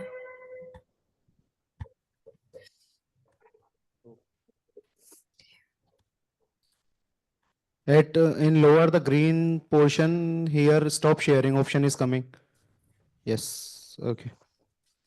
Now, Amit Kumar Bhatt, here your presentation. Okay, sir.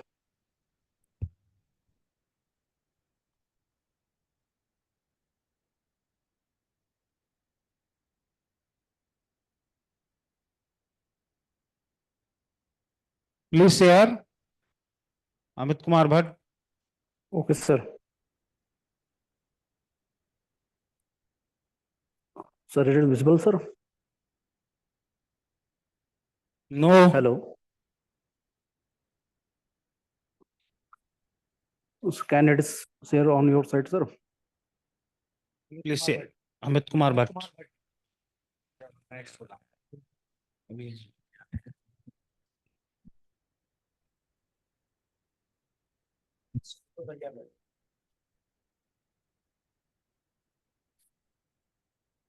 Sarjana Rekha Rekbar.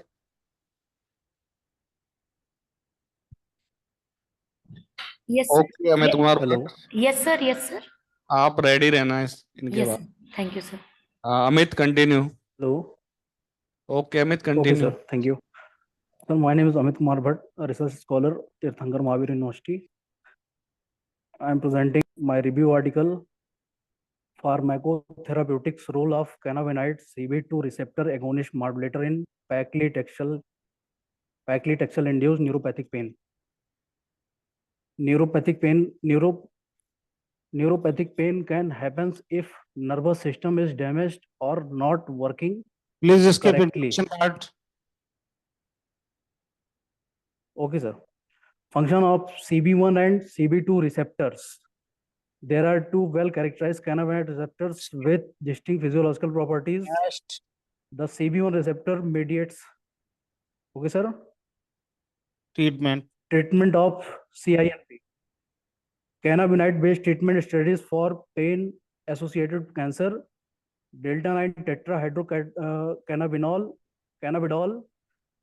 PPARY agonist to treat CINP. Animal models Amit, used in you are doing CINP. research on the same. Chemotherapy induced. Amit, you are doing research on same topic. Okay, sir. You are doing research on same Yes, topic. sir. So you have used Yes, sir. cannabinoid. Yeah. Have you used What, cannabinoid? sir? Voice. Yeah, sir. Cannabinoid receptor type 2 modulators. No. Have you used drug cannabinoid? Cannabinoid नहीं sir. Agonist हमने choose किया sir dimethyl इटाकोनेट synthetic drug जो CB2 receptor पे work करती है sir. इसकी कोई marketed drug है अभी तक? सर बहुत सारी ड्रग्स हैं जो CB2 रिसेप्टर्स पे वर्क करती हैं. नाम? सर हमने सर 1-फेनाइलस्टैटिन है, सेलेस्ट्रॉल है. Continue. Animal model. Mice model for paclitaxel induced neuropathic pain, rat model for cisplatin induced neuropathic pain, oxaliplatin induced chronic neuropathic pain, chronic custom injury model for of neuropathic pain. Sir, I will conclude? Yeah, continue. Okay, sir.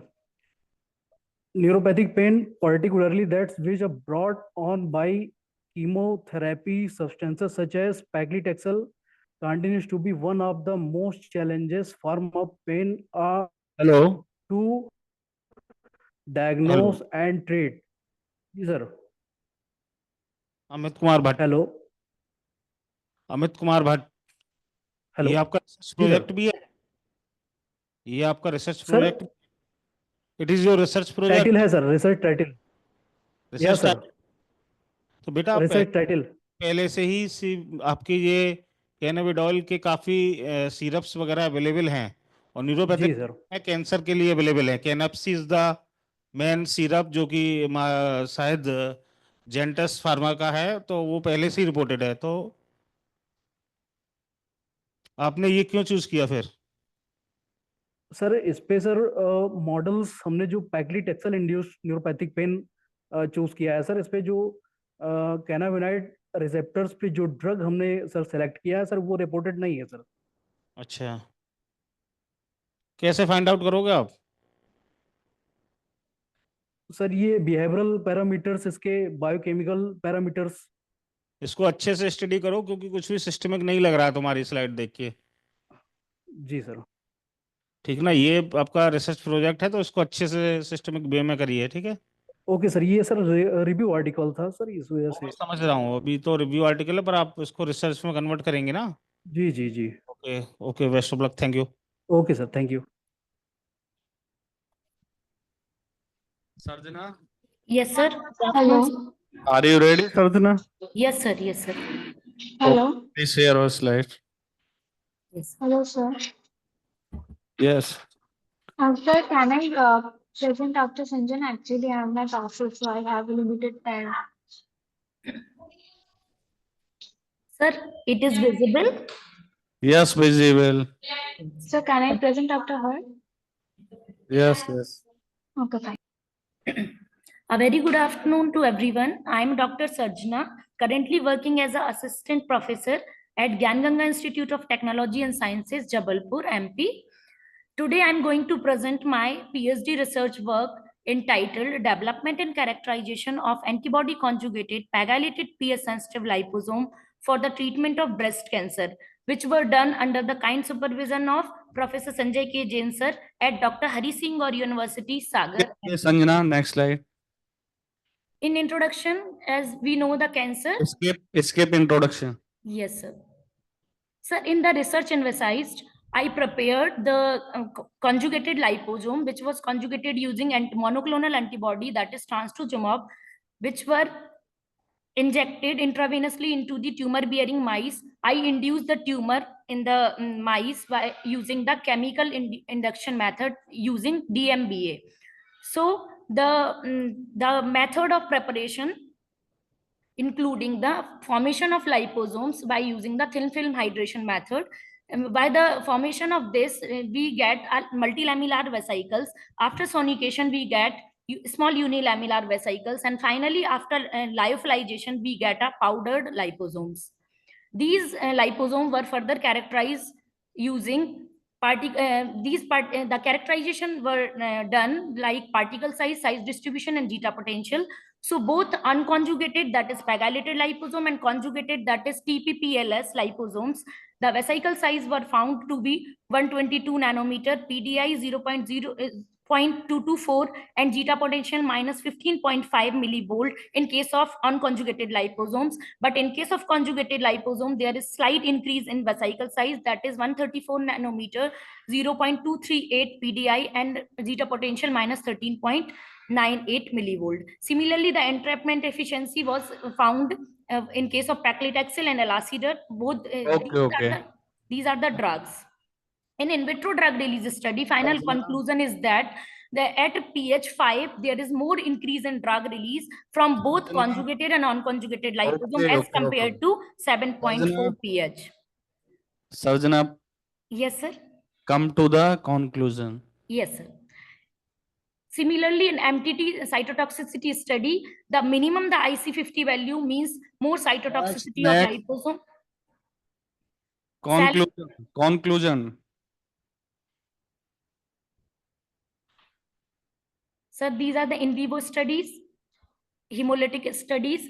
In conclusion, the conclusion of my study that the developed liposomes should be could be employed as a safe and effective treatment for the HER2 positive breast cancer, because trastuzumab is basically used for the targeting of HER2 type of breast cancer cells.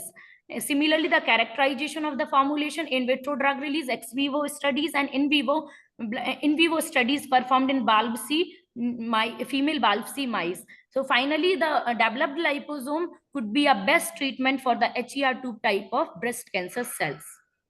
Thank you for the attention.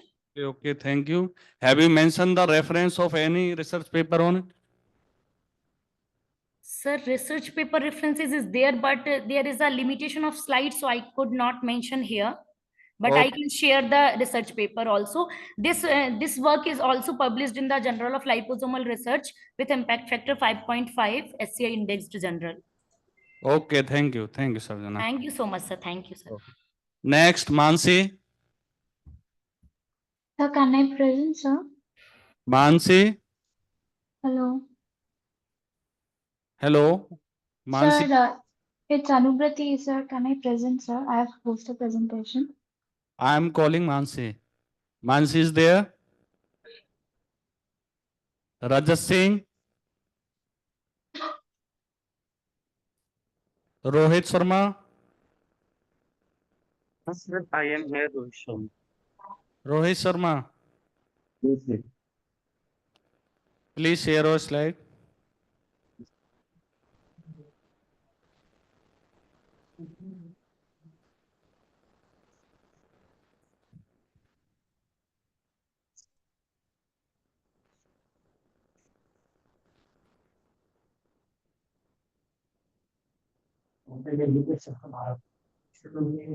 Hello, sir.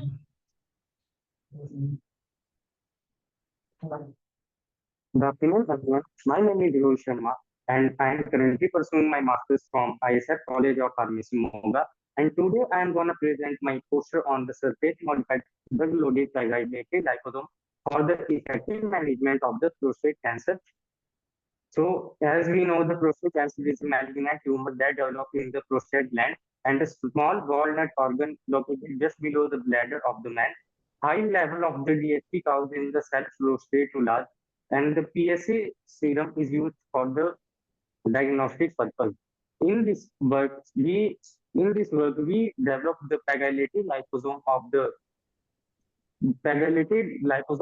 doxorubicin to prolong the therapeutic effect and to prolong the effective therapeutic effect and to achieve the targeted release at a particular site. So here we use the method of preparation called liposome. Firstly, we prepare the conjugate of the NHS-BPSE folate, and after that the conjugation, we prepare liposome. Firstly the drug. Hello, Rohit Sharma. Rohit Sharma. Yes, sir. Rohit, please tell me the main objective of your poster. Why are you prepared, or what is the advantage of this? Sir, the main objective of this poster to prolong the release and to achieve the targeted release at the particular targeted site. As we know, sir, folate receptors are overexpressed at the. Very good, Rohit Sharma. Okay, thank you. Next, Mahadevi. Next participant, Mahadevi. Are you there? Yes, sir. Mahadevi, please share. Yes, sir. Yes, sir. I will share my screen.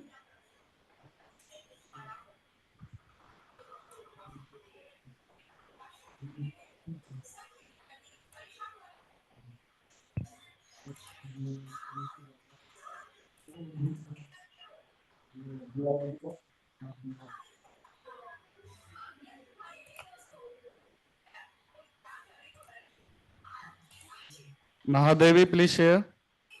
Yes, sir.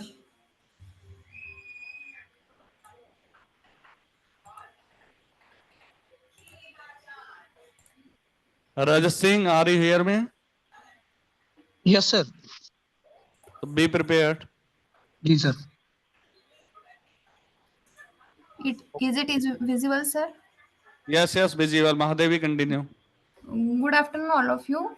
My name is Mahadev Vittal Kendre from University Department of Chemical Technology, Dr. Babasaheb Ambedkar Marathwada University, Chhatrapati Sambhajinagar, Maharashtra. My research title is Novel 4-oxopromone derivatives targeting resistance in non-small cell lung cancer.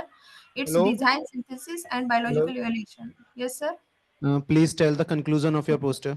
My conclusion of this research work, we have developed 12 new 4-oxopromone derivatives, and 4-oxopromone derivatives designed by using molecular modeling techniques in which drug docking and ADMET study, and these 12 molecules evaluated as anti-cancer agent by in vitro methods in which cytotoxic activity, that is MTT assay, enzymatic activity, apoptosis, antioxidant activity.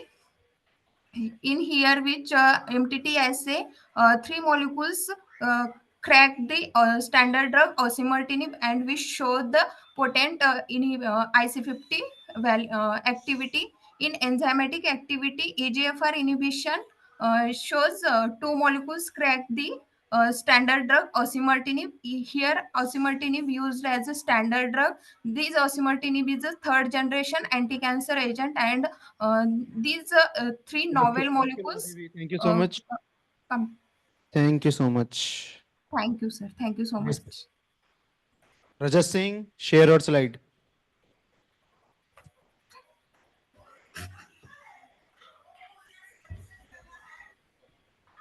Rajas Singh. Rajas Singh. Yes, sir. Share your slide. Please. Sir, when is my turn, sir? Coming. Anubrati Basak, sir, when is my turn? Sir, there is no share option in this. Okay. Hello. Yes, what is your name? Anubrati Basak, sir. Anuprati Visas. Please wait for some time. Okay.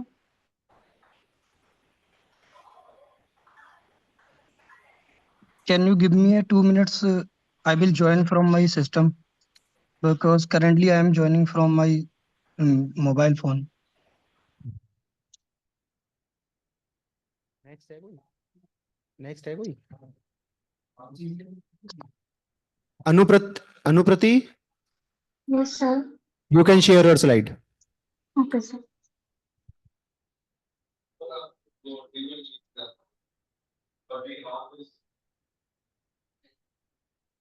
So it's visible?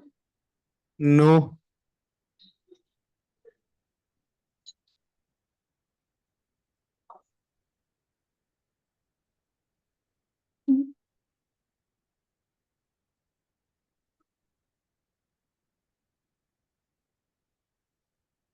Then now? No. One second, sir. Give us 1 second.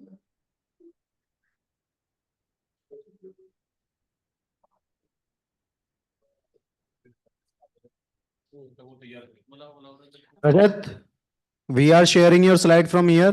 Rajat, Yes, sir. Yajat, we are sharing your slide from here. So now Yes, then, sir. I'm ready to explain okay, my poster. we are sharing. Wait. Okay, sir.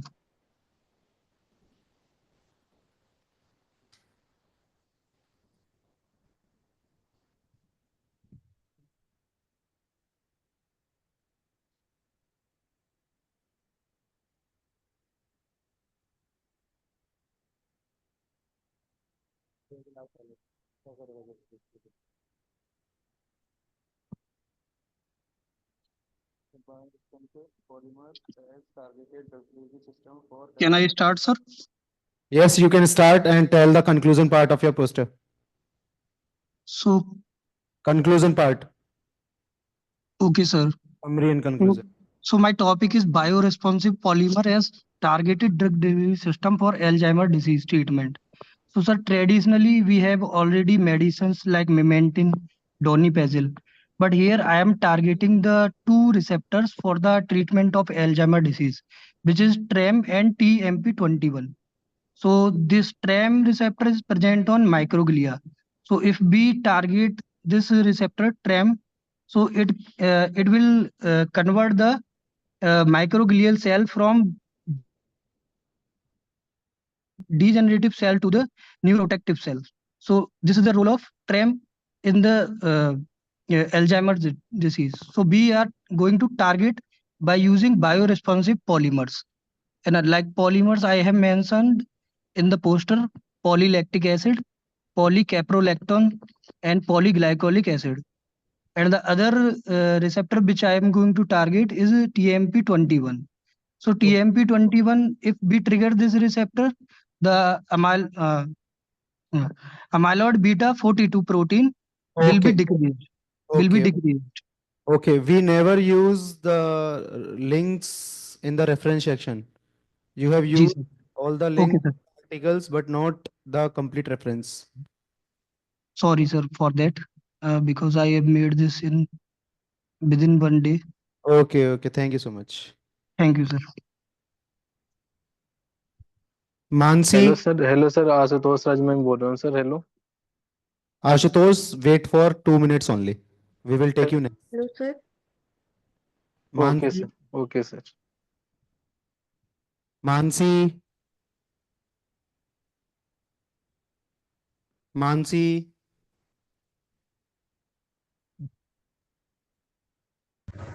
Hello, am I audible, sir? Yes, you are audible.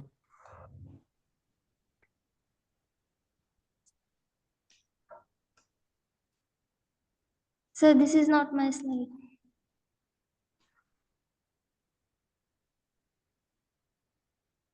You can share your slide.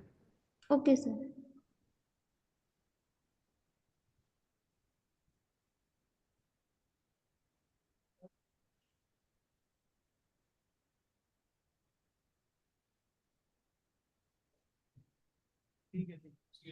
Sir, is it visible? Yes, yes. Please zoom it. Good afternoon, sir. My name is Mansi Please Ganesh zoom the slide. Karnade. Please zoom the slide. Go to slide mode and zoom the slide. Okay, sir.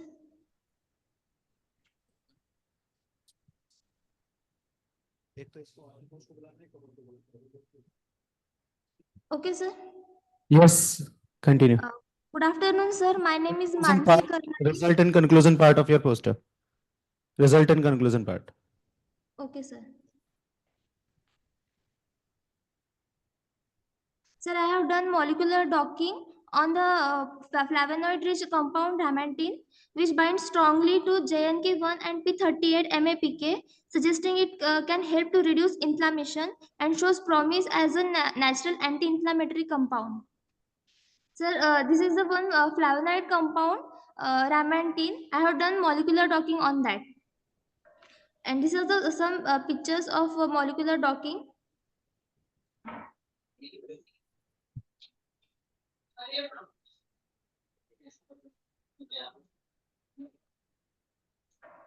Hello? Yes, Mansi. Yes, sir. And after getting the doing the molecular docking, I have get the binding affinity of JNK1 is 0.7 into 10 raised to power 8 per Okay, molar, Mansi. and for Okay, Mansi, P38 okay, Mansi, the references are from the year 2022. Yes, sir. So from last 2 years, there is no study on this topic. Yes, sir. From last 2 years, there is no study. No. Okay. Have you gone through a literature review, literature search? Yes, sir. Okay, latest. When you have Yes. when you have done literature search? Sir, one day before I have completed this. Okay. Thank you so much. Yes, sir. Thank you so much. Sir, can I end this slide?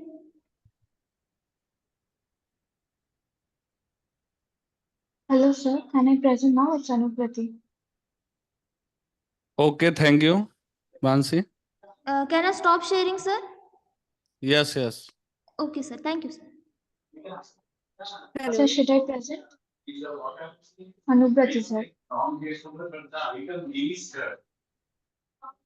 Hello. Hello. Yes, sir. Can I present, sir? What's your name? Anuprati, sir. Anuprati Basak. Okay, please wait.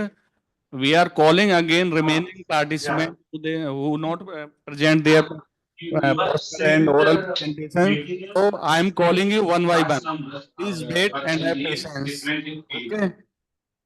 Sir, actually, no, I'm at work, so they have only given me 10 minutes for this presentation. I'm in a company. I joined Hello, sir. recently. Okay. Okay. Please wait for some time. I am calling again one by one. Hello. Manpreet Kaur. Sir, hello. Sir, I am Aniket Payal. Manpreet Kaur. Are you there? Ajay Kumar Gupta. Hello. Sir, hello. Ajay Kumar Gupta. Okay. Then Varun Kumar. Varun Kumar is there. Next, Manish Srivastav. Nilesh. Next, Pushpendu. Next, Ashutosh Raj. Ashutosh Raj, are you Yes, there? sir. Yes, sir. Please share your Yes, sir. slide. Yes. Yes, sir. Share your slide. Okay, sir.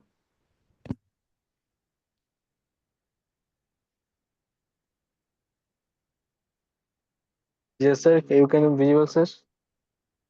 Ashutosh, please share. Hello. Good afternoon, sir. Okay, please zoom it. Yes, sir. Can you visual, sir? Please zoom. The impact of artificial intelligence on drug discovery. Please zoom. Sir, sir, zoom. Nothing is seeing in the poster. Sir, can you, sir? Okay, please Yes, continue. sir. Okay, please continue. Yes, yes. The impact of art. Continue. The impact. Sir, yes, sir.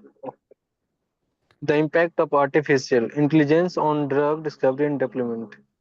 Sir इसका AI through pharmaceutical in landscapes. Sir, current challenges in pharmaceutical R&D, high failure and rate. Drug development Okay, one thing. has high failure in the rates, which only a small. Ashutosh. Yes, sir. Yes, sir. Okay. Okay, please tell me Yes. one thing. Yes, sir. Nowadays, which AI software Yes, sir. used in the healthcare service? Currently Yes, sir. AI used. through artificial in the data in the collect, sir. Okay. Thank you. Yes, currently, sir. Okay, thank you. Thank you, sir. Next. Sneha Kahar. Thank you, Yes, sir. sir. Sneha Kahar, please Yes, sir. share. I'm sharing.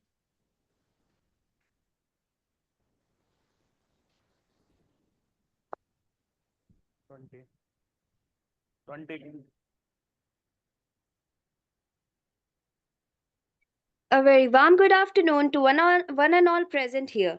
I am Sneha Kahar, student of PharmD second year, studying at Sri Aurobindo Institute of Pharmacy, Indore. And today I am here to explain about the transformative role of artificial intelligence in healthcare and pharmaceuticals.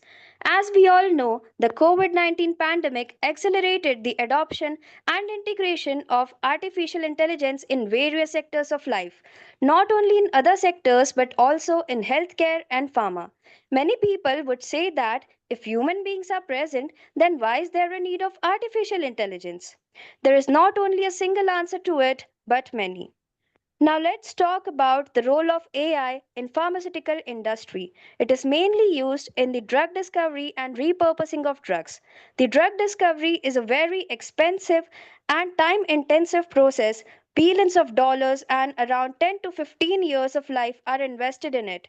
And if the experiment gets failed, everything goes into the waste. Hence, the use of AI can significantly reduce the rate of failed trials.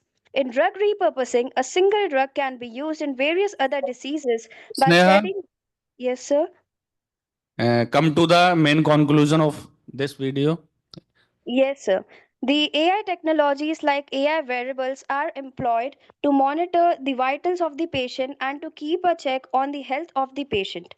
It saves time and money. Hence, we can say that it is cost effective. AI tools also give personalized or customized treatment plan which would improve the health outcomes.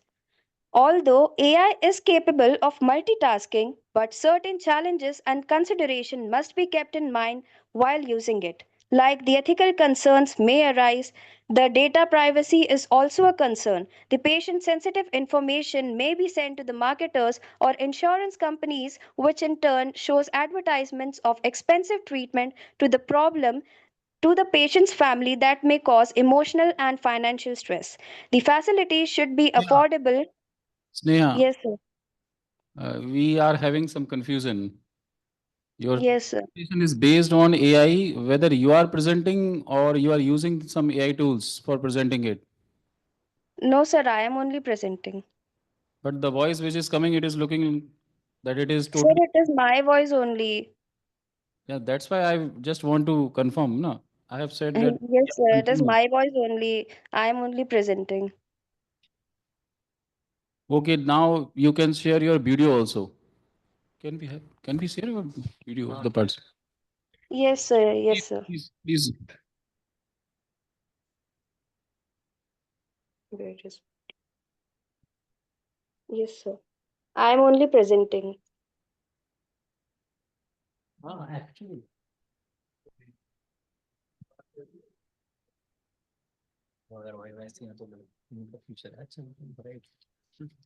Then we have.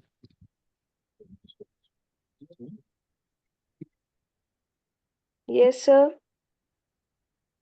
Please open your video. Sir, my video is on. You can see me.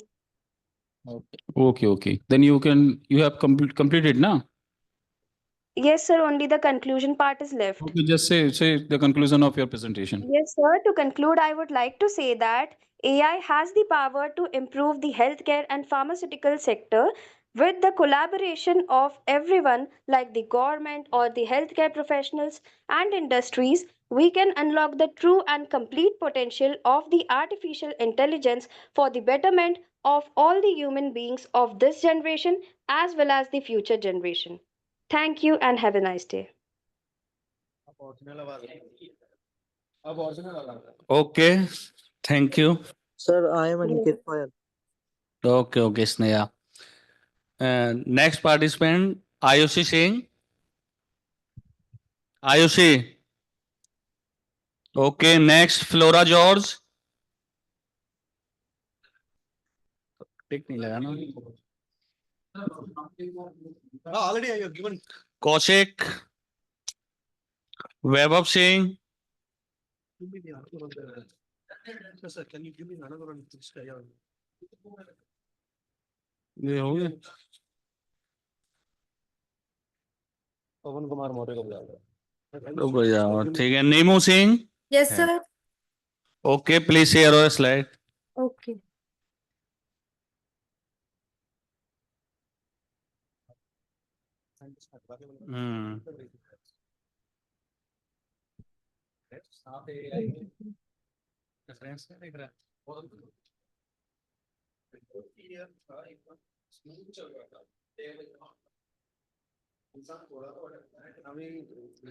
Neemu Singh Can you share my slide?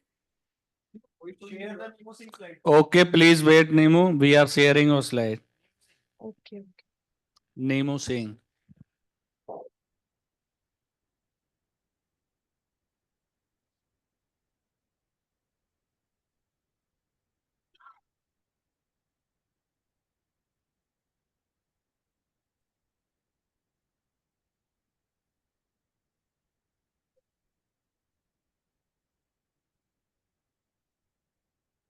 Okay is it visible Nimu Yes, sir. Yes, sir. Okay let's proceed I am Nimu Singh. Today my topic is dry eye. Sir, next slide. Nimu Singh Yes, sir. come to the conclusion part Sir, not showing slide. there is no slide of conclusion Sir, no showing. no showing okay wait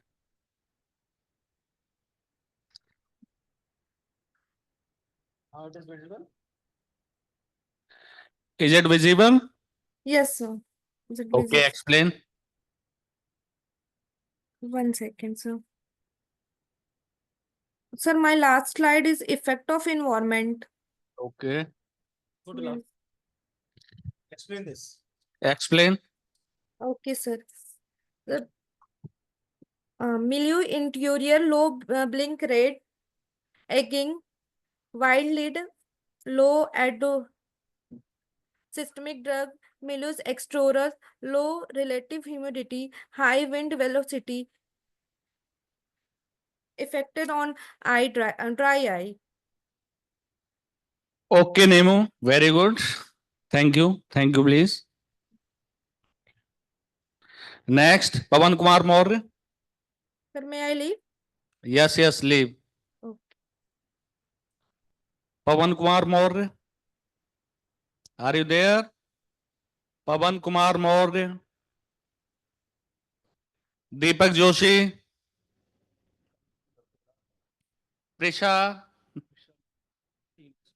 Prisha Naya Yes, sir. Yes, sir. I'm there. okay please share Yes, sir. 1 second.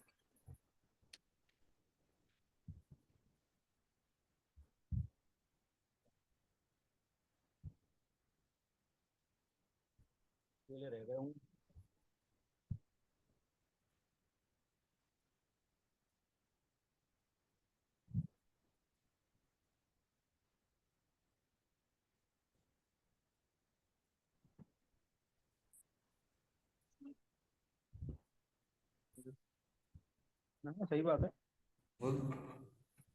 Sir, can I present my presentation? what's your name Ritik, sir. Ritik Yes, sir. yes, please wait Okay, sir. after Prisha Naya please share Yes, sir. 1 second. Hello, sir. Sir, I am present. I can present. Sir, Okay, Prisha. sir, can I present after her, sir, please? Okay. Prisha, you be in online, we will share your PPT. Wait, sir, 1 second. I just got. We will share your PPT. Yeah. Hello, sir. I can present Sir Aniket Payal. Prisha, are you in line? Yes, sir. Yes, I'm in. We will share your PPT. We have shared. Oh, yes, sir, I've shared. 2 to 3 minutes further. Yeah, you can proceed. Yes, sir. So, good afternoon to one and all present here. I'm Prisha Naya from Amity Institute of Pharmacy, Lucknow. So, I'll be presenting on my topic, revolutionizing the drug discovery utilizing AI. So, these are the contents which I'm going to be talking about in this presentation. So, the abstract of this PPT is that Prisha, if possible, you make it as a slideshow and share it. Okay, sir. Make it slideshow. So give me 2 minutes. Lucknow campus. Make it slideshow. Yes, I have done it. So is it visible? No, it is not visible. Like this? Next slide. You change the slide. Is it visible, sir? This is visible, but it is not in slide mode. Is it now? No, can we share from our side? Yes, sir, you can. 1 second. So you unshare it, we will share from our side. Okay, sir.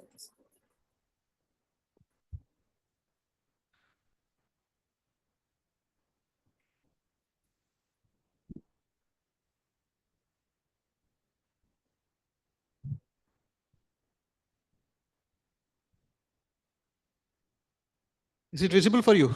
Right. Yes, sir, it is. Okay. So I'll start again. Yeah. We will give 2 to 3 minutes. You finish it. Okay, sir. Okay, sir. So I'm Prisha Naya from Amity Institute of Pharmacy, Amity University, Lucknow.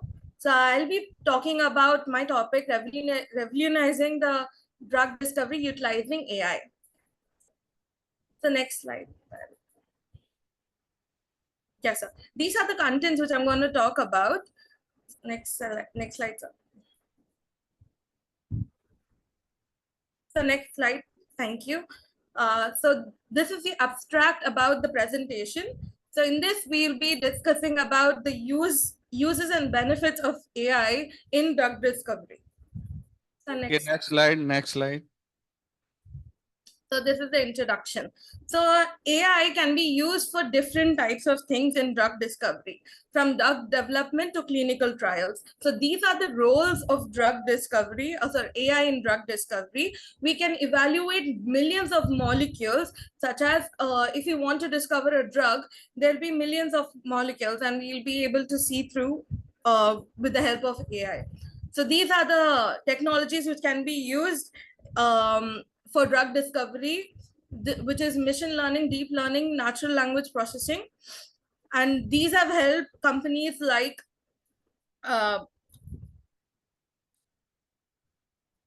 these have helped many companies. Next slide, sir. So there are many various case studies for use of AI in drug discovery. The two major ones are Sparrow Framework and Helicinin. So in this Sparrow Framework, there's a enhancement in selection of molecule which helped in accelerating the drug development process. Benefits of AI in drug discovery. So there are many various benefits of AI in drug discovery, as it accelerates the time of drug discovery. It predicts the toxicology and efficacy of the molecule. And there are various examples listed down on the slide as benefits of AI in drug discovery. And AI in clinical trials. AI plays a major role in clinical trials, as I mentioned before, it predicts the toxicology very precisely. Next slide. So these are the challenges. The drug accuracy, legislative and moral issues. These are just letting us know that there might be moral issues, like the company won't be able to give a precise data as it is related to human beings. And these are the future opportunities listed down below. Platforms like IBM Watson have been useful in COVID-19 treatment as well, to identify the potential of the drug molecules of the vaccines. And there are various future opportunities listed down in front of the screen. Next slide, sir. I conclude that AI in drug discovery is a usable thing, and there should be many future opportunities looking forward to it. And with this, we can shape our future medicine, and we can develop many more novel drugs with the help of AI. Thank you, sir. Okay, Prisha, can you tell me one thing? Yes, sir. We are using the AI in the healthcare services. Yes, sir. We always discuss it is very useful or beneficial for healthcare services and human. Have you mentioned it in this slide? What are the disadvantage of AI techniques in the healthcare system? I have mentioned the challenges, but I have not mentioned the disadvantages, sir. Okay, okay. Very good, Prisha. Thank you. Thank you very much. Okay.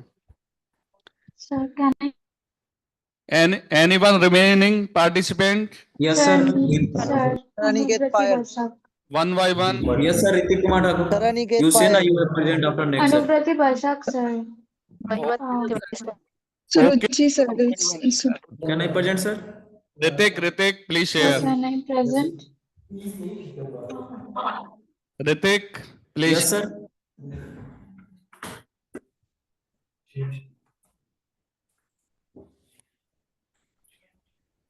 Hello. Yes, sir. Can my slide visible, sir?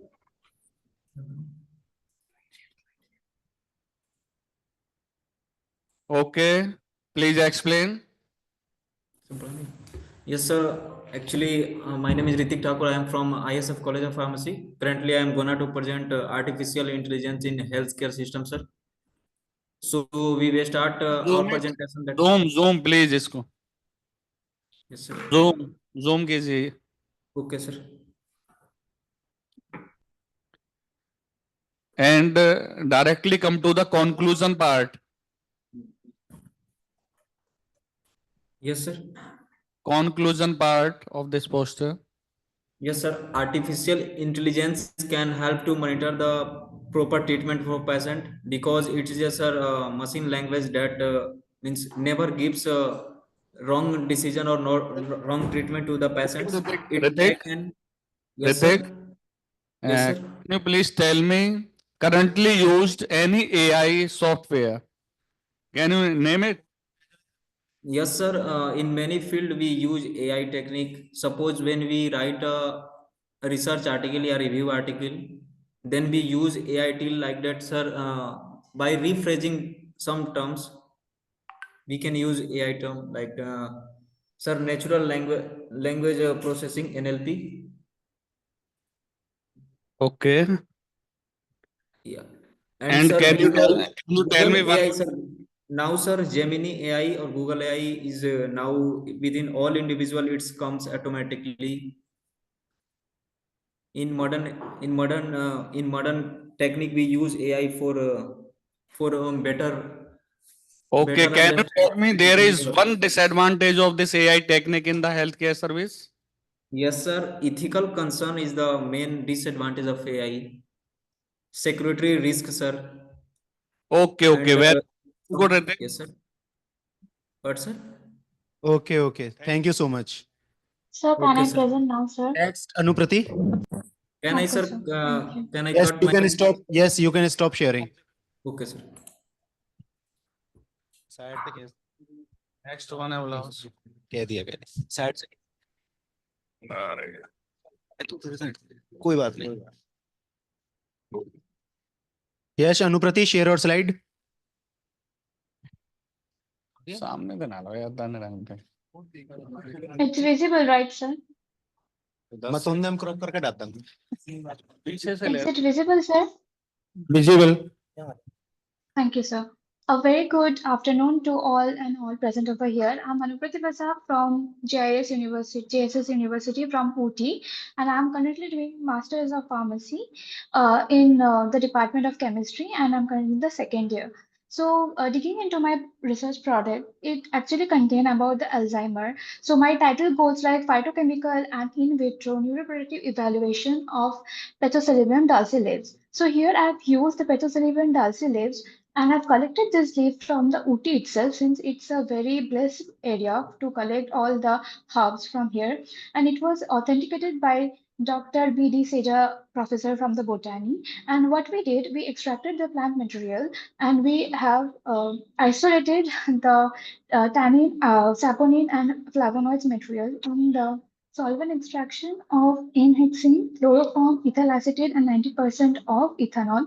After that, we have isolated the leaf extract, and I have done also the in vivo studies where I have done the entity assay, where it shows like we have used the standard drug as memantine, and it shows that the IC50 value of the ethanol extract of Petrocellium dulce has more potent.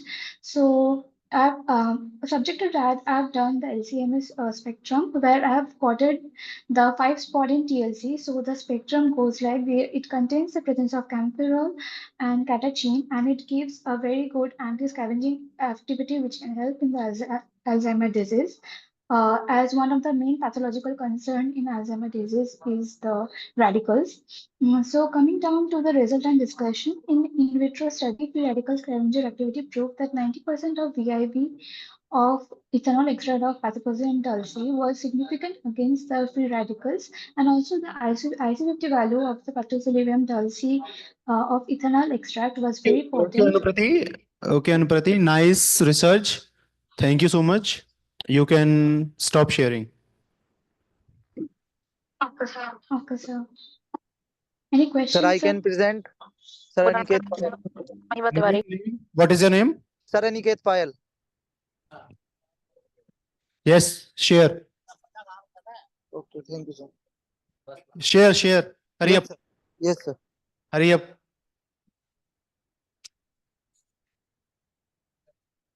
क्या नाम है इसका? क्या Sir नाम? Aniket. Aniket. Yes, sir.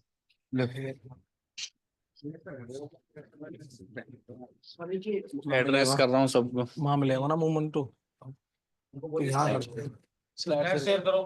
Hello. Yes, sir. Please share. Sir, you can share. Okay please wait.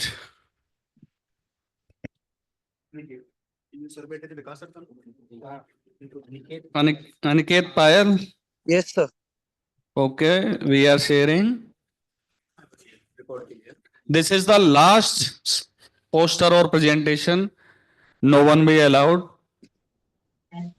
Sir, After that. hello, sir. Due to the lack of time, sorry, please. Good Please afternoon, sir. continue, Aniket. Good afternoon, sir. Sir, myself Aniket Payal from SRM College of Pharmacy, Modhnagar. Okay, Aniket, please come to the conclusion directly. Sir, not a conclusion. Not a conclusion? Yes, sir. Okay. Then please can you tell me the main motive or purpose of your this poster or presentation? Then, natural product and their extraction analysis have historically made up of contribution to pharma therapy, especially of cancer and infection disease. Okay. Okay, thank you. Thank you, sir. Thank you. Okay. Sir, I have one question. Who is this? Prakash Pansare. Actually, my name is not came in the list. I don't want to present right now because I know your time concern is there. But I have attended from first session to last session. I have one question. Most of the presenters are given the AI application of AI in drug discovery. But whatever question, answers or questions they have asked by you, I'm not satisfied with any answer. So I want to ask one question. Really, what is the benefit of AI for drug discovery?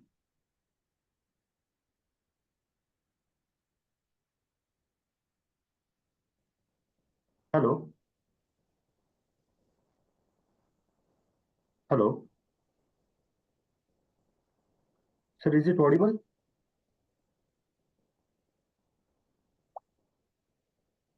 Hello.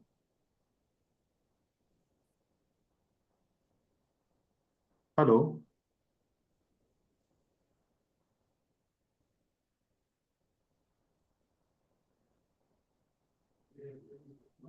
Hello. Hello. Yeah, can you repeat? During this today's conference, most of the presenter has given the presentation on AI, application of AI in drug discovery. Yes, sir. Okay, what is exactly, because I didn't understand what is exactly benefit of AI in drug discovery.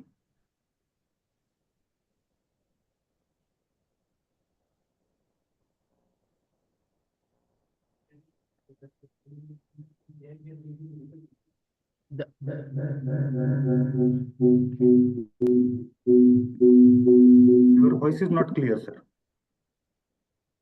The voice is echoing actually. Yeah. Hello. Hello.